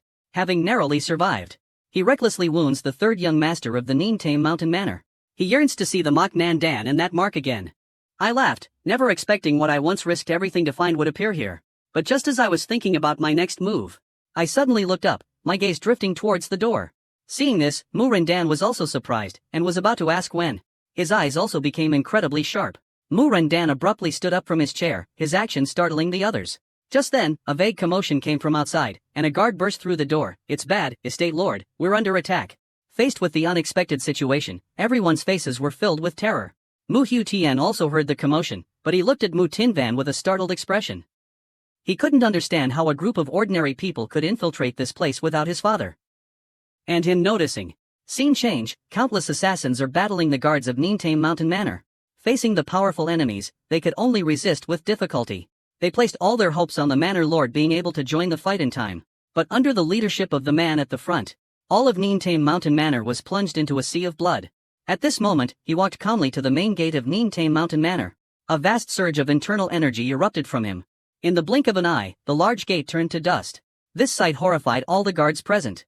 But they had no time to be astonished. Because at that moment, the assassins began their attack.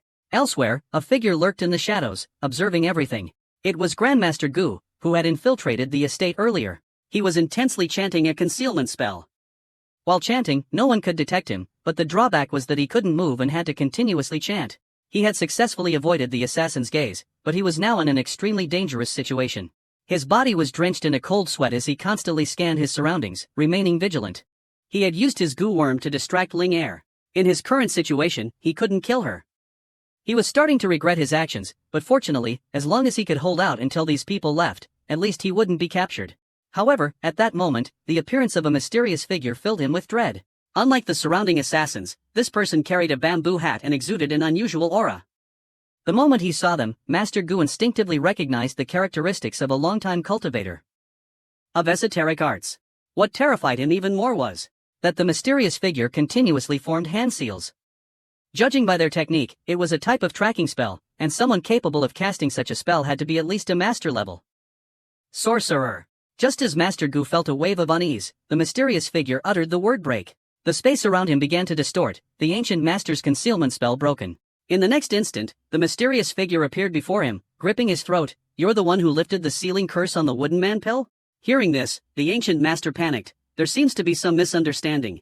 However, the mysterious figure didn't want to hear his explanation. Daring to obstruct the Ghost Shadow Sect's operations, you should prepare to die.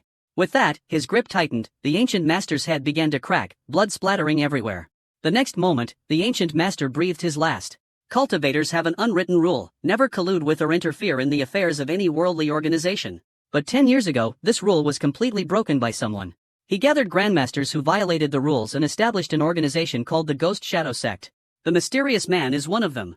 Seeing the situation on the mysterious man's side, the leader quickly guessed what he was doing. You've killed the Goo Master.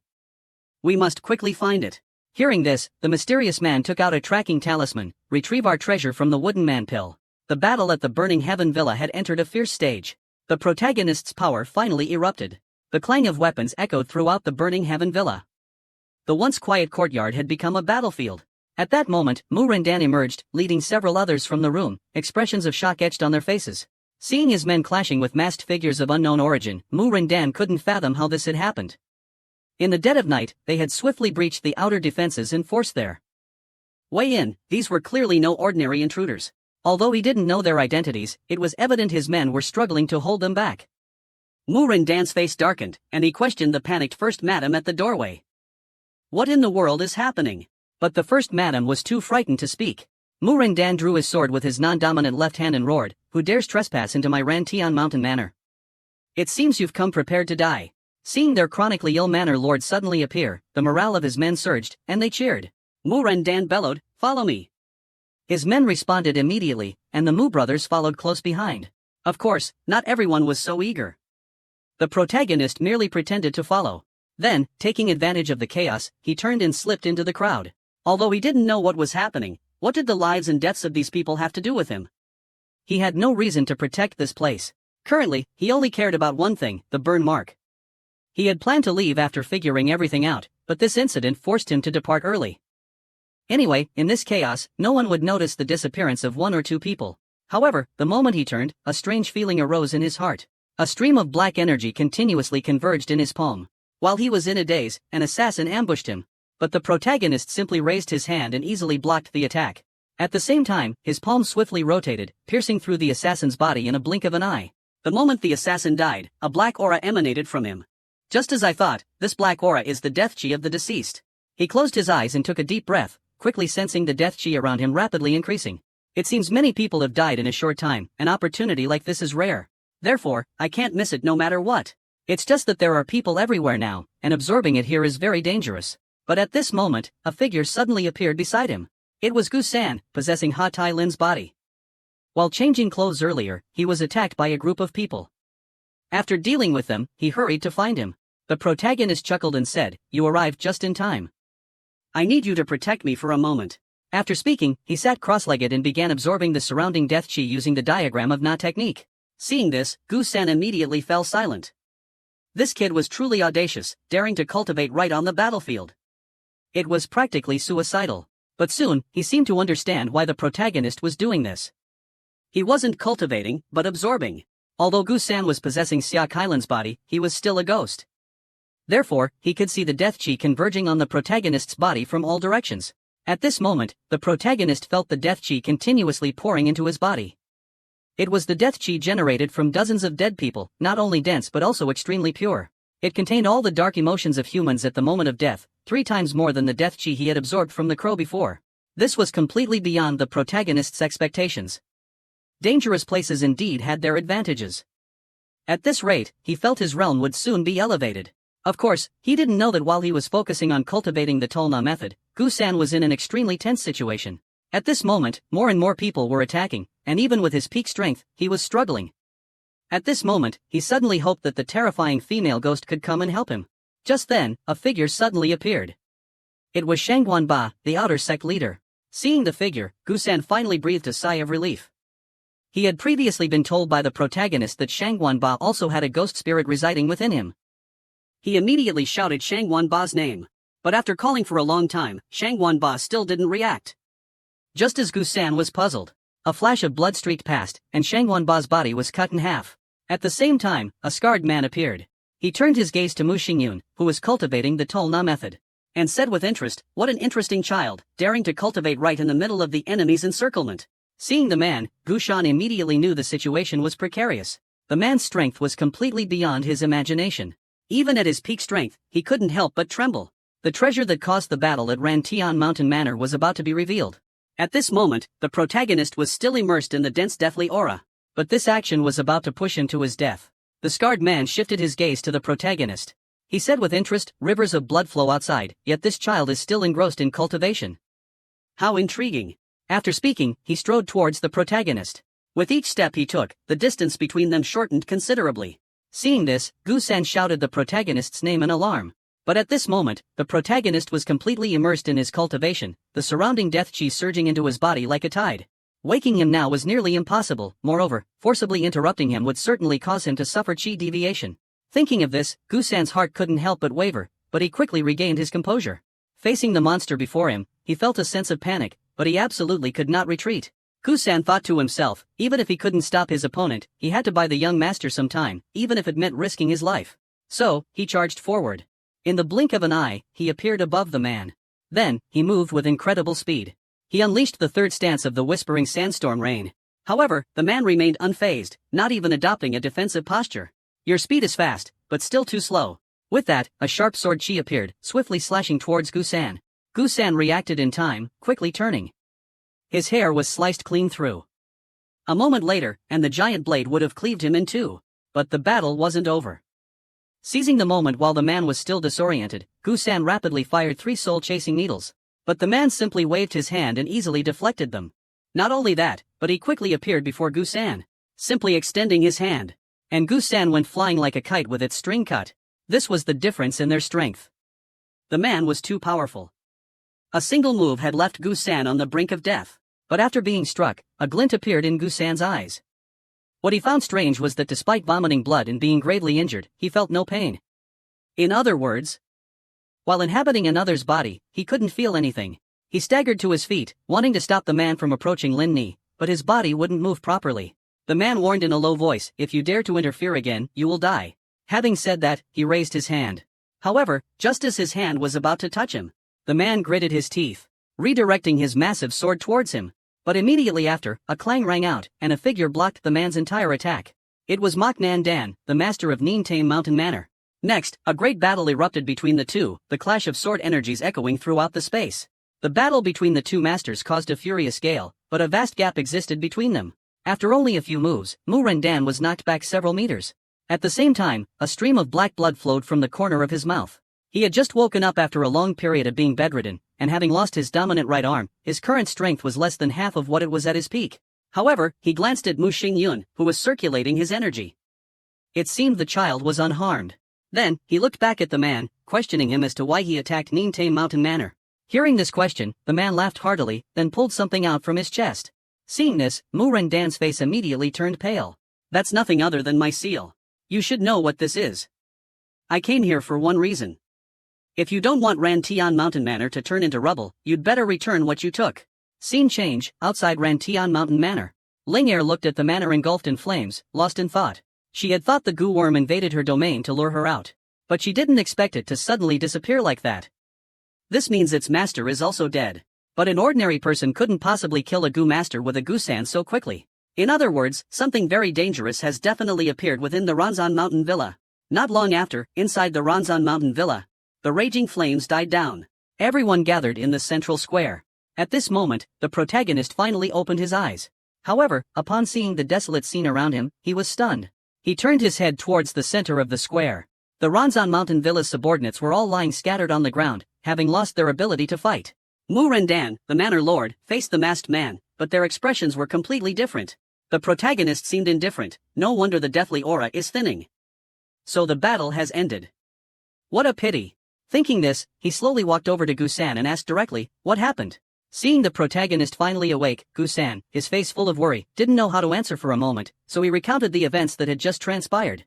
It turned out that as soon as he clashed with the masked man, Mu Rendan had guessed his opponent's identity. "So, you're from the Heaven and Earth Society?"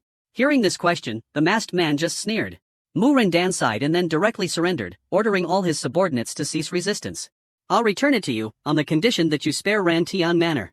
Hearing this, the man felt a bit of regret. "Did I make it too easy? It would have been nice to see you struggle a bit." After saying that, the man laughed heartily. Then, the man continued, "All right, I am one of the 8 heavenly kings of the Heaven and Earth Society. I, Sun Yun, agree to your request." Gusan's eyes widened when he heard the names Heaven and Earth Society and Sun Yun. The Heaven and Earth Society is one of the 3 great martial arts forces currently dominating the Central Plains. Their goal is to unify the martial arts world, with force as their guiding principle. They've caused rivers of blood to flow in the Central Plains. Therefore, in the Central Plains, just hearing the name Heaven and Earth Society is enough to make people tremble with fear. That man is one of the 8 heavenly kings of the Heaven and Earth Society. His strength and methods have terrified countless people. As for the Burningtame Mountain Manor, although a major power in Anhui, compared to the Heaven and Earth Society, they're like a grasshopper kicking a cart. If they truly fought, annihilation would be their only fate. Therefore, in the end, Mu Rendan had to hand over the treasure. The treasure is kept in the Ding character's secret chamber beneath the medicine hall. Sure enough, what they're looking for is that demonic scripture. The secret of the demonic scripture is finally about to be revealed. When he heard that the Heaven and Earth Society was searching for something in the Ding family's secret chamber beneath the pharmacy, the protagonist quickly guessed that what they were looking for was the demonic scripture. At this time, although Gusan didn't know what they were looking for, he guessed it was most likely on the protagonist. Therefore, as soon as the protagonist woke up, he repeatedly reminded him to be careful of the Heaven and Earth Society and not to cause any more trouble. However, right after that, he saw the protagonist head straight towards Mu Rendan, and Gusan nearly wet himself. Meanwhile, Mu Rendan saw that the protagonist had woken up and asked him if he was injured, advising him not to do such risky things again, and told him to rest. However, the protagonist directly asked about the scar on Mu Rendan's body. Mu Rendan thought Mu Xingyun was concerned about him, but then realized he hadn't been injured, and felt a little confused. Until the male lead continued to press, "Who gave you that scar?" Hearing Mu Xingyun's question, Mu Rendan was suddenly stunned. In this situation, why would this child suddenly ask about this? At this moment, the masked man returned from the secret chamber beneath the pharmacy after retrieving the treasure. He handed Sun Yun the box that originally contained the demonic scripture. Although the seal on the box had disappeared, the exterior remained perfect. Seeing this, Sun Yun rejoiced inwardly. Mu Rendan also seemed to breathe a sigh of relief, but the male lead thought to himself, I didn't expect him to return so quickly. It seems I must act faster. At this time, Mu Rendan sighed, now is not the time to discuss this. I will tell you later. But the male lead still insisted on knowing immediately. Mu Rendan didn't answer, only silently watched as Sun Yun slowly opened the box.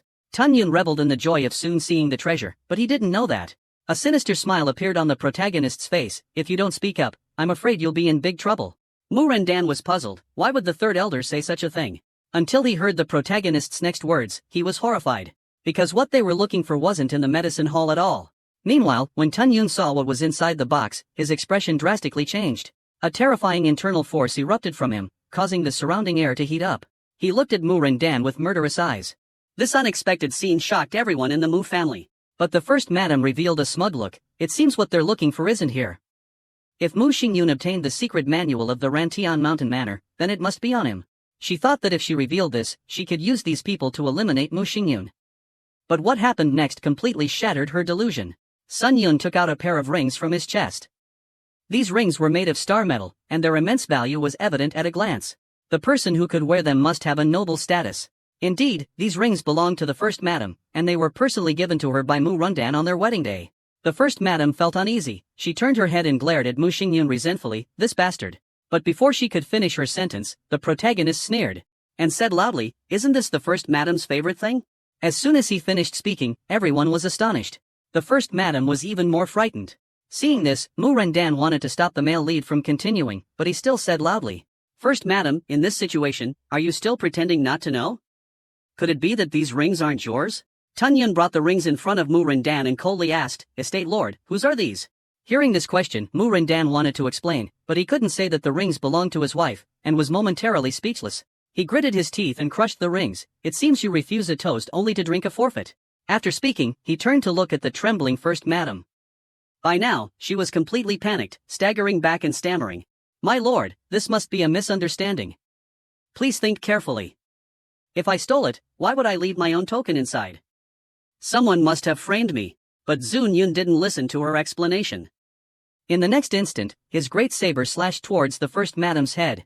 Fortunately, at this moment, Mu Rendan used all his strength, quickly raising his sword to block the saber. A clang rang out, and the sword in his hand was instantly bent. He himself was also sent flying by the tremendous force. Zun Yun looked coldly at Mu Rendan lying on the ground. If none of you know where it is, then there's no need for you to live. With that, Sun Yun strode towards the Mu family members sprawled on the ground. You not only dared to steal the Heaven and Earth Society's treasure, but you also dared to provoke us. This is absolutely unforgivable. After speaking, he slashed his saber, killing the guard lying in front of him. Seeing this, the protagonist whispered to Mu Rendan, Can you tell me now? Didn't I say I'd tell you later?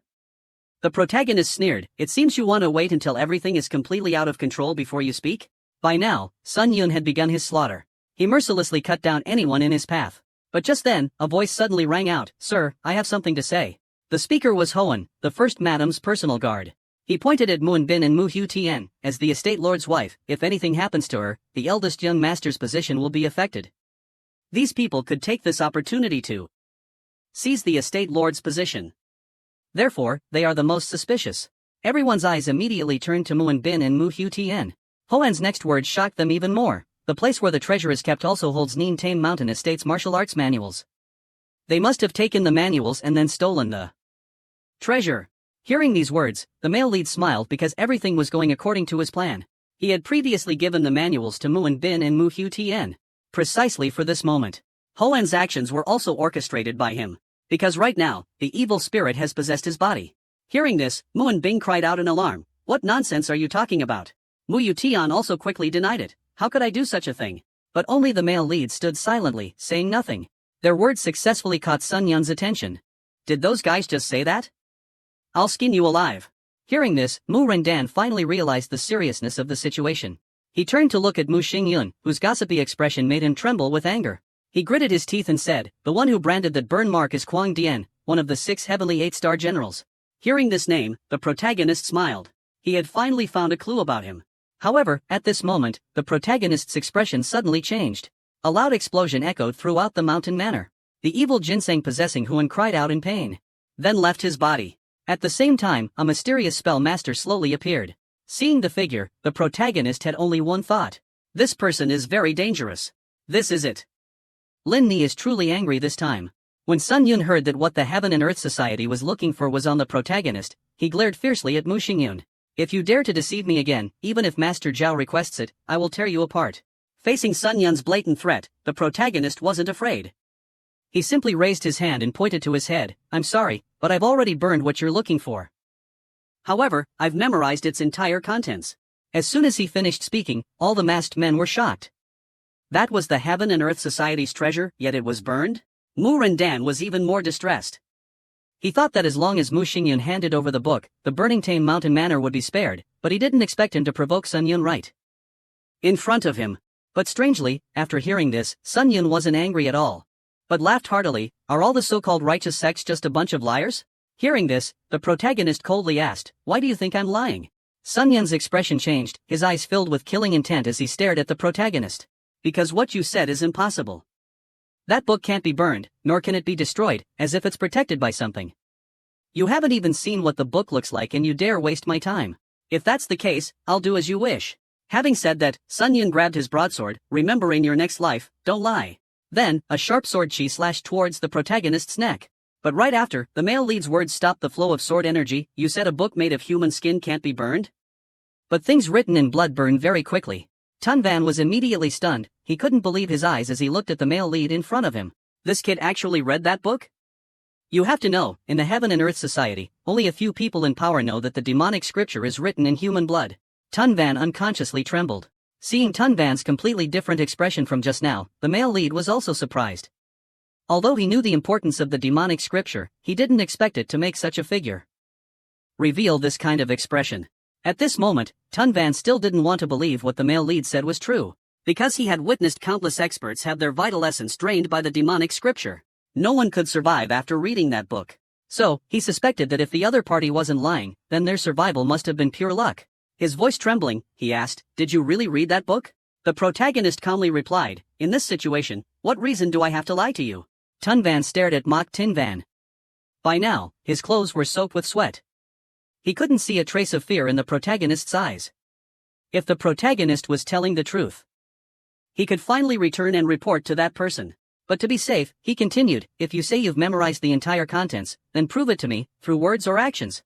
Hearing Tun Van's words, including Mok Nan Dan, everyone at Nin Tame Sun Trang looked at Mok Tin Van with tense eyes. Initially, when they learned Mok Tin Van had burned the treasure, they only felt anger, but in the current situation, the only person who could save them was Mok Tin Van. At this moment, they could only hope that what the protagonist said was true. The protagonist couldn't help but feel tense. While he could alter some of the content when deceiving Mok Hu Tien, the other party was the original owner of the book. If they knew the contents, he could very well lose his life. In that case, I'll choose 2 sentences to test it out. Thinking this, the protagonist prepared to speak. But immediately after, a gush of warm, fresh blood surged forward. At the same time, the blood spread across the square like a tide. Simultaneously, a familiar voice echoed in his head. If you dare reveal even a single word of this, you will die. As soon as the voice faded, a figure appeared on the rooftop. It was Lin Ni, who had long since disappeared. But upon seeing Lin Ni, the protagonist felt something was wrong. She was completely different now than usual. He sensed an earth-shattering rage emanating from Lin Ni. That rage gave him a hallucination. A hallucination like a bottomless abyss. Enough to swallow everything whole. The secret of the demonic scripture was about to be revealed. But just as he was about to speak, he felt Lin Ni's terrifying rage. That rage transformed into a sea of blood, engulfing the entire Nin Tame Mountain Manor. The whole world seemed to be drowning in a sea of blood. Lin Ni stood beneath the moonlight, glaring at the members of the Heaven and Earth Society with hatred. This was the first time he had sensed such pure rage from Lin Ni. He didn't know why she hated them so much, but she had stopped him, clearly not wanting them to know what was inside. But if he didn't speak now, he might very well be killed by Tun Van. He frowned. Before avenging his grandfather, he didn't want to die so easily. But what was he supposed to do now? Just then, Lin Ni's voice rang out. Sensing the protagonist's predicament, Lin Ni told him to follow her instructions. This made the protagonist even more confused. Do you want me to tell them the wrong content? Although they might know the contents of the demonic scripture, if I lie, I will surely die. After listening, Lin Ni calmly replied, you just need to trust me. If you die, the secret technique will be useless. Hearing this, the protagonist could only sigh. Meanwhile, seeing the protagonist's continued silence, Tunvan had lost all patience. But at this moment, the male lead quietly approached the masked man and unexpectedly snatched the box from his hands. The masked man was surprised, thinking he was about to fight back. But unexpectedly, he just stood there silently, flipping through the box. At the same time, Lin Ni removed her veil and began to perform her sword techniques. Her red robes billowed with each movement of her swordplay. Under the moonlight, falling petals resembled snow. He mimicked her movements, also beginning to wield the sword, perfectly replicating each move. With each incantation, a sharp sword aura emanated from the blade. His movements were precise, clearly demonstrating a peerless martial art. Not only everyone at the Burning Heaven Mountain Manor, but even Sun Yun was stunned. They couldn't imagine someone with his seemingly ordinary strength could execute such perfect techniques. This not only proved his profound swordsmanship, but also revealed his unparalleled martial arts talent. Sun Yun was overjoyed.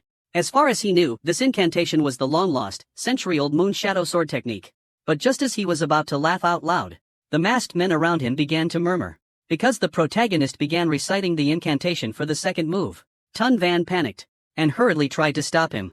If the moon shadow sword technique were revealed like this, it would be very troublesome. Seeing Tunvan's expression, the protagonist stopped. He breathed a sigh of relief. Only now was he certain he'd made the right gamble, because he'd never seen these two incantations in the demonic scripture. But seeing the tension on Sun Yun's face, it seemed they were indeed part of the scripture. Now unsure, he asked Sun Yun for confirmation. Sun Yun finally regained his composure. Overcome with excitement, he'd inadvertently revealed his tension. This complicated things. This sword technique absolutely couldn't be revealed to others, unless authorized. Therefore, logically, he should obtain the entire manual and then kill him. But at this moment, sensing Sun Yun's killing intent, Grandmaster Zhao intervened. He knew Grandmaster Zhao was very interested in the boy, but he was as well. This kid has done what no one in the Heaven and Earth Society could. Moreover, with his unparalleled martial arts talent, he is destined to become a top martial arts master. But unfortunately, anyone who knows the contents of the demonic scripture must die. While he was pondering what to do, the protagonist smirked, and without hesitation, stabbed a sword into his own wrist. Are you crazy? This action shocked everyone present. He knocked the sword from the protagonist's hand with astonishing speed. Only he knew that if he hadn't intervened in time, the protagonist would have certainly slit his own throat. The protagonist, looking at his ceaselessly bleeding wound, sneered, "It seems the secret manual is quite valuable. But I don't plan on revealing it so easily, so you can just take me." As soon as he finished speaking, everyone at the Burning Incense Villa widened their eyes. They didn't expect Ling Er to voluntarily offer to go with the enemy, which was no different from seeking death. But it seemed this was also the best solution. Hearing the protagonist offer to go with him back to the Heaven and Earth Society, Tunvan was initially surprised, but then thought again, and realized this was indeed the best option. Torture or threats alone wouldn't make this kid talk. So, they could only bring him back to the Heaven and Earth Society. But they didn't know that the reason the protagonist made this decision was to use them to leave the Burning Tame estate. Soon after, the Heaven and Earth Society members swaggered out of the Burning Tame estate. By this time, dawn had broken. The protagonist, bound tightly, was escorted to the Heaven and Earth Society headquarters. Beside him, Mu Huyotian was also bound and escorted to the Burning Tame Mountain Manor. The story at the Burning Tame Mountain Manor finally came to an end. The male lead had also left. However, at this moment, he was tied up alongside Mu Huyotian inside a carriage. Mu Huyotian sighed. He didn't understand why he was being taken away too. It all started 2 hours ago. Right after Mu Xingyun offered to go willingly with the Heaven and Earth Society, Sun Yun and Master Zhao immediately took action, knocked him unconscious. But then, Sun Yun didn't kill the rest of them. Instead, he made 2 demands of Mu Rindan. After all, the matter of him stealing from the Heaven and Earth Society couldn't be ignored just like that. Sun Yun said coldly, "If you don't agree to my demands, I will flatten the Burning Heaven Manor right now." Mu Rindan frowned and could only lower his head. First, Burning Heaven Manor must close its doors for 10 years and not step outside. Second, your heir will be taken hostage. As soon as he finished speaking, the entire Burning Heaven Manor fell silent. Regarding the first point, they had no objections. After all, it was better than losing their lives. But the second point made the Mu brothers worried. Especially Mu Yutian, when he saw everyone pointing at him. He became even more frightened. Just like that, Mu Yutian became a hostage. At this moment, although he wasn't knocked unconscious, he was tightly bound. Furthermore, his pressure points were sealed, preventing him from using his internal energy.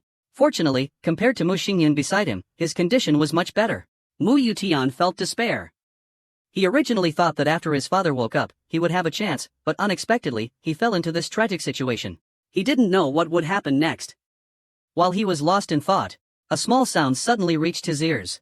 Only he and Mu Xingyun were in the carriage, and Mu Xingyun's pressure points were sealed, making it impossible for him to wake up. So who made that sound? Just as he was confused, the cloth covering his eyes was suddenly ripped away. Mu Yotian's eyes widened. Mu Xingyun? Why are you? Before he could finish speaking, the male lead made a silencing gesture. He calmly looked outside the carriage. If you answer one question, I'll untie you. Mu Yutian was curious. What do you want to ask? The male lead looked at Mu Yutian with a serious expression, who was Kuang Dian of the 6 heavens and 8 stars. Hearing the male lead's question, Mu Yutian frowned. It was well known that Kuang Dian's notoriety spread far and wide throughout the martial world. But looking at the male lead's calm expression, it seemed he genuinely didn't know who Kuang Dian was. So, Mu Yutian recounted everything he knew. After hearing Mu Yotian's answer, the male lead's expression turned serious. In other words, Kuang Dian could be there? Although it's just a rumor, it's probably not wrong. The male lead fell silent. From Mu Yotian's words, he had learned of Kuang Dian's whereabouts. But now, because of that place, the situation had become complicated. While he was pondering how to respond, Ling Er's voice rang out. It's been taken care of outside. Hearing this, the male lead immediately bent down to untie Mu Yutian. But this only frightened Mu Yutian. Are you trying to escape? If you do, the Ran Tian Mountain Manor will be targeted for revenge. The male lead scoffed. What does that have to do with me? If you don't want to come with me, stay here. Having said that, the male lead knocked Mu Yutian unconscious. Under normal circumstances, he would have been impossible to subdue so easily. It was only possible because Mu Yotian's pressure points had been sealed. Thinking this, the male lead didn't turn back, stepping out of the carriage. Outside, chaos reigned. Ling Er anxiously urged him to leave quickly. But the moment he stepped down, a strange feeling arose within him. Though fleeting, it gave him pause. Just then, Ling Er's urging voice rang out again. He didn't hesitate any longer, and propelled himself forward. He began circulating the natural wood life Genesis scripture. Deathly energy flowed through his meridians throughout his body. In the next instant, his body shot forward like an arrow. In the blink of an eye, he had traveled hundreds of yards. His speed was beyond the reach of ordinary men. Under the moonlight, a figure swiftly moved through the shadows. As he ran, the protagonist suddenly noticed something. Within just half an hour, he had seen the same scene repeatedly. He stopped, starting to observe carefully. This also made Lin Ni curious. The male lead pointed to the base of a nearby tree. I've seen this tree 4 times now. I think we're walking in circles. Hearing him say that, Lin Ni frowned. Are you mistaken? If we were trapped in some kind of formation, I would have sensed it. Lin Ni waved her hand. Perhaps you're just stressed. We should continue on our way.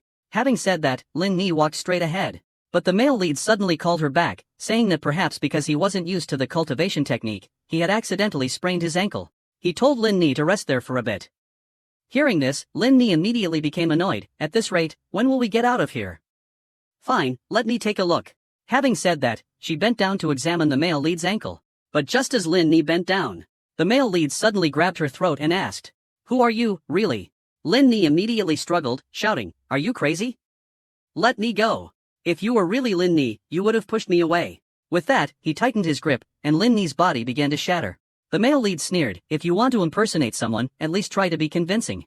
As soon as he finished speaking, a poof sound was heard, and Lin Ni's entire body turned into mist. Seeing this, the male lead immediately clasped his hands together, closed his eyes, and began to chant. An invisible wave of deathly energy spread out around him. Immediately afterward, the entire space began to collapse. With a loud bang, Grandmaster Zhao's voice rang out before the protagonist. What just happened also surprised Grandmaster Zhao.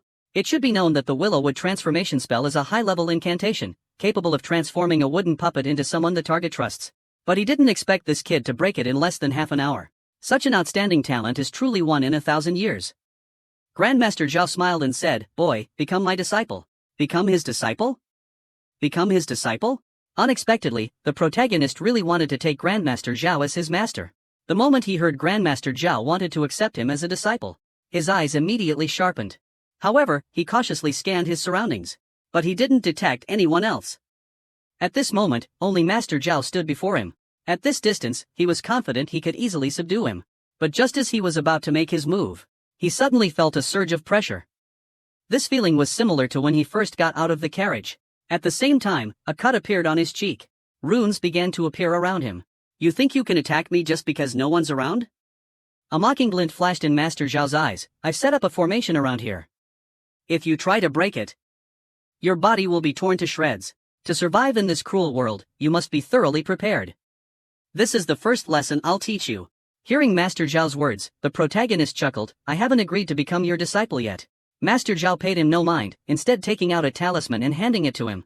On the talisman was a seal, a red string connecting it to the protagonist. This is a talisman that seals the demonic ginseng. He couldn't sense any energy from the demonic ginseng emanating from the talisman, and he couldn't help but be curious how the other man had done. Master Zhao continued, I'll give you 1 hour. You now know the secrets of the Heaven and Earth Society. Your life is entirely in the hands of their higher-ups. But if you become my disciple, you can at least survive. Master Zhao knew the protagonist before him was someone who would haggle even with a knife to his throat, so he hoped to persuade him this way. But the male lead's expression remained unchanged. He stared intently at the talisman in his hand, pondered for a moment, then resolutely agreed. However, I have one condition. You must tell me how you sealed the demonic ginseng. Hearing this, Master Zhao laughed heartily. If I knew that, I wouldn't have needed to threaten you. He then pulled out another item from his side. Alright, this isn't difficult for me. I was planning to teach you anyway. But before that, you must do something. The male lead accepted the item Master Zhao offered, his expression doubtful. This is a string of jet black beads? You just need to wear it on your wrist, and say, I, Mu Xingyun, vow to become the disciple of Zhao Yigong. The male lead asked, what will happen after I say that? Once you've made the oath, I won't be able to harm you. After all, I can't trust someone who wanted to kill me and tried to escape. Hearing this, the male lead didn't hesitate to put the string of beads on his wrist and began the oath. As the oath ended, the prayer beads emitted a brilliant light, followed by the appearance of 2 words, curse words. These prayer beads are the legendary ancestral curse beads. Anyone who wears them and swears an oath cannot remove them and can never defy the person to whom they swore the oath. This was Zhao Yigong's plan all along. He gets whatever he wants. Zhao Yigong revealed a satisfied expression. He then tossed the protagonist a book made of cowhide. This is a secret manual I wrote myself, containing the things you want to learn. Memorize it all and return it to me. Having said that, Zhao Yigong turned to leave. But before he could take a few steps, the protagonist called out to him, aren't you going to lift the curse on me? Zhao Yigong scoffed, this book also contains a method to break the curse. I'll give you 1 hour. If you still can't solve it, I'm afraid you'll be in big trouble. After speaking, he vanished into the forest. The male lead chuckled softly, interesting. It seems he intended to give these things to me all along. Just then, a figure fell from the sky. It was Ling Er, who had disappeared earlier. She waited for Zhao Yigong to leave before daring to appear, but the male lead looked at her with suspicion, and suddenly reached out to grab her. However, Ling Er easily dodged. Ling Er angrily asked, what are you doing? The male lead put on an innocent expression, I was just testing something. But right after, Ling Er burst into laughter, because she remembered the scene of him dancing in front of the mirror just now. It was really funny, but immediately, she became serious, curiously asking him why he did that, since the prayer beads held such great power. Only this way could I obtain this. He looked at the manual in his hand. Ling Er said helplessly, you really did all that just for this? It's not like you. But right after that, he easily took off the prayer beads. This surprised Ling Er. She frowned and asked him how he did it. Oaths must be sworn using one's real name, but my real name isn't Mu Xingyun, so the oath could never be established. Hearing this, Ling Er finally understood. So, are you planning to run away now? No, I've changed my mind. I want to become your disciple. After more than 100 years of waiting, Lin Ni is finally about to begin her revenge. Upon hearing the male lead say he wants to become Zhao Yigong's disciple, Lin Ni completely lost her composure. She didn't understand why he would make such a decision. Do you really want to become a disciple of the Heaven and Earth Society? The male lead didn't answer, but recounted what he had overheard on the carriage. Mu Yutian told him that Kuang Dian is one of the 6 heavenly 8 stars, representing the pinnacle of current martial arts prowess. It's said that the power of 6 of them has surpassed human limits. The remaining 8 possess the strongest fighting power of humankind. Mad Saber has been gone for 17 years. But rumor has it, his targets were all famous martial arts masters. Therefore, people speculate he's either from the royal family or a Heaven and Earth Society master. So, it's very likely he's in the Heaven and Earth Society. In other words, if you go to the Heaven and Earth Society, you might find Mad Saber. So, when Zhao Yigong offered to take you as his disciple, you started plotting how to infiltrate the Heaven and Earth Society. After all, becoming his disciple would be very convenient for your search. After hearing the protagonist's explanation, Ling Er remained silent for a long time. She sighed, what a coincidence. It seems our fates have been intertwined since I met you. Hearing this, he couldn't help but wonder why Lin Ni suddenly said such a thing. But before he could ask, Lin Ni looked at him with a determined gaze. Become my disciple. Join me in shouldering the karma of the Nakchi not mock and put an end to all grievances. At this moment, Lin Ni's tone was completely different from usual. Every word she spoke was filled with a murderous aura. He thought carefully, it seemed her resentment was directed towards the Heaven and Earth Society. Indeed, she wanted revenge against the Heaven and Earth Society. But he couldn't understand. Considering Lin Ni's age, the person she wanted revenge on should have been dead for a long time. After all this time, can't you let go of this grudge? Lin Ni chuckled coldly, if it were you, could you let time wash away your hatred? The male lead remained silent, because he shared Lin Ni's sentiments. Therefore, I can never forgive that bastard and those who shielded him. I will never forget the humiliation I endured after the truth was buried. Even if 1,000 years pass, even if my targets for revenge are reincarnated, the rage in my heart will never fade. Therefore, I must destroy them, even if I have to stain my hands with blood. At this moment, the male lead felt the purest form of Lin Ni's rage. That rage transformed into a sea of blood, gradually engulfing him. He sank deeper and deeper. Though he knew this was an illusion created by Lin Ni's rage, he still saw the deepest pain within her heart. Even after more than 100 years, the memory remains cold and dark. Just like him, clinging to life to avenge his grandfather. The protagonist firmly thought to himself, I understand. I agree to become your disciple. Hearing this, Lin Ni was stunned. She didn't expect him to agree so quickly, and for a moment, she was speechless. She looked at him for a long time, then lowered her head and muttered, you should have done this sooner. But before she could finish, he asked, on one condition. You must tell me the reason for this revenge. I don't want to be dragged into something I don't understand. Lin Ni frowned. Then sighed, her expression gloomy, in that case, I'll tell you part of it. So, when the Heaven and Earth Society was first founded, it was divided into 3 branches, one of which was the music branch. After hearing Ling Er's explanation, the protagonist seemed to have guessed something, so you're from the music branch? Ling Er didn't deny it, that's all I can tell you right now. What you need to do now is inherit the mantle of the music branch. Hearing this, the protagonist silently looked at Ling Er, trying to see through her thoughts. But after looking at her for a long time, he still couldn't understand what was going on that was troubling her so much. Finally, the protagonist cupped his hands and sincerely revealed his true name, my name is Tien. Moonlight shone on Ling Er's face, as if time had stopped.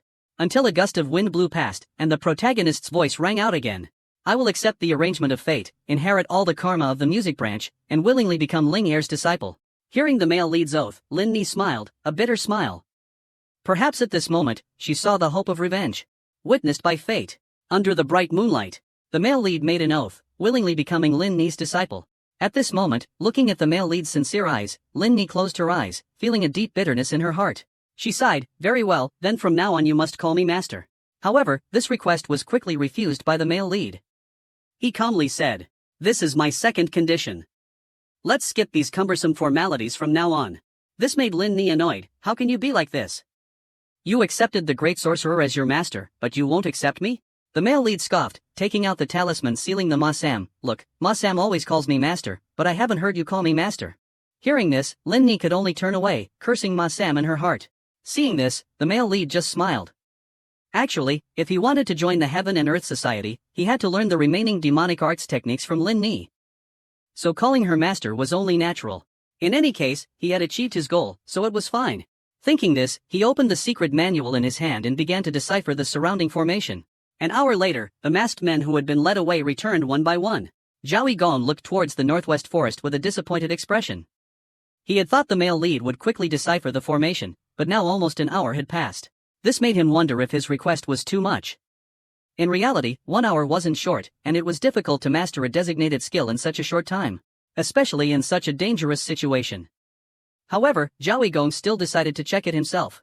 But at this moment, the protagonist's voice rang out from the forest. The masked men were startled and were about to rush forward to subdue him, but Zhao Gong stopped them. Then, they saw the protagonist call Zhao Gong master. Although the masked men were confused, they didn't dare to say anything. Zhao Gong looked at the protagonist before him with eyes full of joy, but his mouth still scolded him for being slow.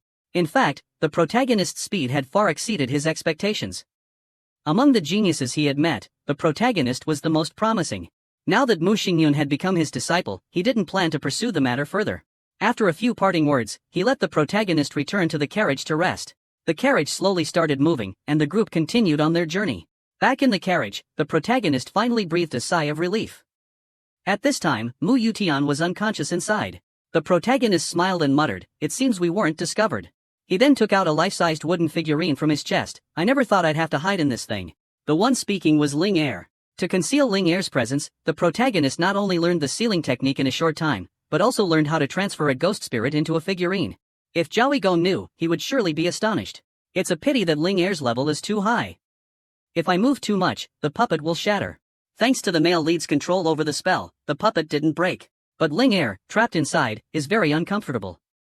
I can only comfort her, promising to find her a suitable body when the opportunity arises. And so, I began my long journey to the Heaven and Earth Society. Half a month later, teams from all over gathered. At this moment, at the edge of the forest, a figure was watching the moving caravan. That person was Xia Tai Ling, possessed by Gu San. He was incredibly conflicted, resenting being a substitute while regretting his decision. Ever since Ming Wanzhu and Yun captured Mu Xingyun, I've been following the carriage. After becoming the male lead's stand-in, I developed a connection with him, so I instinctively know where Mu Xingyun is. Actually, if I hadn't become the stand-in, this would be the perfect opportunity to escape from Mu Xingyun. But the further I go, the more conflicted I feel. Perhaps it's because I know that if Mu Xingyun dies, I'll disappear too. So, no matter what, if I want to continue living in this world, I have to help Mu Xingyun survive. But the thought of snatching him from the Heaven and Earth Society makes me hesitate. No, I can't continue like this. I have to think of a way. Xia Tai Ling is the top assassin of the Flying Sand sect, he must have experience. If I study his skills carefully, I might discover some abilities he hasn't used yet. At this moment, Gu San came up with an idea. To save the male lead from the Heaven and Earth Society, Gu San wanted to use the honey trap again. But fortunately, as soon as this thought appeared, her ancestral pearl glowed, bringing her back to her senses and allowing her to retain her last shred of dignity.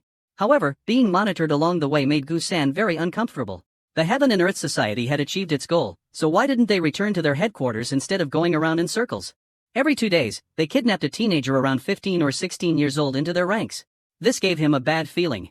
Actually, the protagonist had already realized this. He had asked Zhao Gong a few times, but only received the reply, "Mind your own business." So, he could only stay in the carriage, concentrating on studying the secret manual. Until one day, the team of more than 300 people led by Prince Ming, Sun Yun, suddenly stopped. Sun Yun looked ahead with an excited expression. This place is still as magnificent as ever. Hearing a noise, the protagonist lifted the carriage curtain. Before him lay a colossal city nestled among countless towering mountains, surrounded by high walls. He only needed to pass through the large gate ahead to enter the city. Seeing this, the figurine in his hand suddenly spoke, "Are you worried?" He didn't answer. Ling Er reminded him that it was best to be careful, because with his current strength, if he encountered a true expert, he wouldn't last half a round. But in reality, his development speed had been unbelievably fast. In just 1 month, he had gone from an ordinary person to a top expert. It was all thanks to the deathly energy he absorbed at the Burning Sky Villa, giving him inner strength equivalent to 50 years' worth. This was enough to make anyone envious. However, although Ling Er appeared calm on the surface, she was still worried inside. Anyway, the scene at Nintame Mountain Manor isn't something you see every day. Moreover, once the male lead enters the Bureau of Dimensional Scenery, he won't be able to continue absorbing death energy to cultivate. He'll need to gain enlightenment on his own to break through. Otherwise, his realm might stagnate. So, if he wants to shoulder the responsibility of the Nak Chi Not Mach, he needs not only to quickly become stronger but also a bit of luck. While Lin Ni was analyzing the situation, the male lead suddenly felt something was strange. Because at this moment, the convoy wasn't going through the main gate into the city, but was traveling along the city wall in a different direction. Just as the protagonist was confused, Zhao Gong suddenly threw open the car door, his face panicked. Before the protagonist could ask, Zhao Gong fumbled inside his coat, pulled something out, and without hesitation shoved it into the protagonist's hand. "There's no time to explain, take this. This is an ancient ring, covered in runes. Just wear it, and even without cultivating, you can use spells." The protagonist was curious why Zhao Gong had given him this. Zhao Gong didn't explain, but muttered to himself, "I didn't expect this to happen. I thought they wouldn't do anything to you because you're a hostage, but I didn't expect they'd send you there too." It turned out that the president of the Heaven and Earth Society had personally ordered the two Mu brothers to be taken to Death Valley. Death Valley is the forbidden ground of the Heaven and Earth Society, where countless youths are sent every year, but few ever return alive. There is no righteousness or evil there, only endless slaughter and scheming conspiracies. Although he hasn't been there yet, through Zhao Gong's words, he could sense the cruelty of Death Valley. Zhao Gong sighed. He wasn't resigned to letting the talented disciple he'd worked so hard to find be thrown in there to die. "I'll immediately report to the sect leader and get you out." He said this, looking at the protagonist with an agitated expression. "You must survive during this time." Just as he finished speaking, a voice rang out from outside the carriage. "Stop. From now on, no one is allowed to move without permission." A group of people in red cloaks and masks stopped the carriage. They looked at the protagonist with gloomy eyes. "Welcome to Death Valley. It's begun, it's begun." The Heavenly Earth Society's massacre has officially started. However, before he could join the Heaven and Earth Society, he was taken to the Forbidden Zone. Death Valley, the Forbidden Zone of the Heaven and Earth Society. Anyone who enters must pass through 9 gates of death. Fewer than 1 in 10 actually survive. Mu Yutian followed the crowd into the Forbidden Zone. For the past month, aside from eating and drinking, he had been in a coma, so he had no idea where he was going. But at this moment, he spotted Mu Tin Van in the crowd and shouted, pushing his way forward, determined to get some answers. But just then, the warrior behind him struck him with a staff. Although his acupoints had been opened, his internal energy was sealed, so he could only obediently comply, silently moving forward like a puppet. Meanwhile, unlike Mu Hu Tien, the protagonist remained calm. He had realized the problem from True Not Kung's warning. The only thing he couldn't understand was why everyone here had their internal energy sealed, including himself and Mu Hu Tien. Thinking so, he asked Lin Ni. Lin Ni wasn't sure either, but she was certain the Heaven and Earth Society had never done this before. She warned him to be careful, as this place was very dangerous. Just like that, after about 3 hours of travel, the group finally arrived at a large open area. Many youths were already waiting there. Including Mok Tin Van's group, there were at least 800 people. As soon as they arrived, a cold voice rang out. Welcome to Death Trial Valley. Everyone looked towards the source of the voice. On the platform ahead, a person wearing a demon mask stood with their arms crossed, looking arrogant. From now on, you will begin your first task, he said, taking out a small sphere the size of a fingertip. While everyone was still confused, the masked figure continued, within this Death Valley, there are many iron spheres like this. You must find them within the allotted time. If you fail to complete the task, you will be executed. As soon as he finished speaking, the crowd erupted in commotion. It was already late at night, and although there were torch-bearing warriors around, searching for these small iron spheres in the darkness was like searching for a needle in a haystack. At this moment, a youth of about 16 or 17 spoke up. We are all elites chosen from various sections. Isn't it too much to lose our lives over a small iron sphere? But before he could finish, a thud echoed, and the iron ball in the masked figure's hand pierced his head. Horror filled the faces of everyone around. As they cowered in fear, the masked figure spoke. Here, strength, status, everything is meaningless. Only unconditional obedience matters. So, anyone who dares to question or resist will forfeit their life. The once boisterous crowd fell silent. Faced with the threat of death, they trembled. At this moment, the masked figure lit a long torch. Let me remind you, the number of iron balls in Death Valley is less than the number of people here, so you'd better hurry. The scene changes. Inside a room, Zhao Yigong paces anxiously. Beside him, Sun Yun is also worried. Zhao Yigong asks with a frustrated expression, why didn't you tell the guild leader that I'd taken him as my disciple? Sun Yun scoffs, it's useless. Have you ever seen the guild leader retract an order? Zhao Yigong falls silent. Just as Sun Yun said, once the guild leader gives an order, he never retracts it, and even punishes those who disobey. Thinking about this, persuading the guild leader is impossible. But he'd worked so hard to find someone like this, how could he give him up? Actually, Sun Yun shared the same thought. That man was the first person who could recite the contents of the demonic scripture. Countless people have lost their lives because of it. Not to mention, he also mastered the moon shadow swordsmanship, which has been lost for over 100 years. Now, he's been sent to the Forbidden Zone without even meeting the guild leader. This approach puzzled him. Zhao Yigong then said, no, I must plead with the guild leader. We can't let such a valuable kid die like that. Hearing this, Sun Yun gave him a strange look. But suddenly, Sun Yun's eyes sharpened. Could it be that the guild leader sent that kid to Death Valley as a test? The massacre at Death Valley has finally begun. At the command of the masked figure, the hesitant youths immediately rushed out. Over 800 people ran together, shaking the very ground. Seeing this, Mu Yutian cursed his bad luck. He never thought being a clan hostage would involve such absurdity. He glared at Mu Xingyun, then ran after the other youths. He had no choice. Even though they were half-brothers, he had to find an iron ball or he would die. But as everyone frantically searched the water, Mu Yutian noticed Mu Xingyun standing still at the edge, as if unconcerned. What was that brat doing? Did he want to die? But I didn't have time to think. Finding a small iron ball in this darkness was really difficult. The screams of the other teenagers echoed everywhere. Groping around underwater with bare hands, it was hard to avoid getting hurt. Time passed quickly. Just then, a voice suddenly rang out, I found it. A young man held up the iron ball he had just found and shouted. Although his hands were covered in blood, he was still smiling brightly. Partly from the joy of survival, and partly from the pride of being the first to find it. But this scene made the others anxious. As the young man walked towards the stands with the iron ball, a tall young man rushed towards him. Clutching the sphere, the young man, though exhausted, still struggled to run forward. But the man behind him seemed unwilling to give up. He chased after him, yelling, "If I catch you, I'll beat you to a pulp." Fortunately, the difference in their speeds was quite significant. Before long, a large gap opened between them. The young man with the sphere showed a smug look, but before he could celebrate, a figure suddenly appeared in front of him. Mu Xingyun stood there with his arms crossed and an indifferent expression. The young man with the sphere was stunned. When had this kid run in front of him? But he quickly realized something was wrong. Mu Xingyun had been standing there the whole time, he hadn't even entered the water. Meanwhile, the masked figure saw everything that had just transpired. He watched the teenagers with amusement. Facing this dilemma, the teenager holding the sphere suddenly made a shocking move. "If you all want to steal my sphere, then none of you will have it." After saying that, he swallowed the iron sphere. Seeing this, the tall teenager stomped his foot in anger. "I can't believe it was all for nothing." Before he could finish his sentence, Mu Xingyun moved swiftly, instantly grabbing the sphere-swallowing teenager by the throat. Mu Xingyun sneered, "You're such a nuisance." With that said, he tightened his grip. Before the young man could react, Mu Xingyun thrust his hand into the other's throat. Watching the fresh blood spurt out, the entire scene fell silent. At this moment, not only the youths participating in the trial, but even the surrounding warriors were terrified. The tall young man who had just been aggressive was now so scared that he collapsed to the ground. Especially after looking into Mu Xingyun's eerie eyes, he felt his heart about to explode. There's a saying that once your spirit is crushed, no matter how strong you are, you'll lose the courage to face your opponent. Therefore, facing such a ruthless Mu Xingyun, no one dared to step forward to stop him.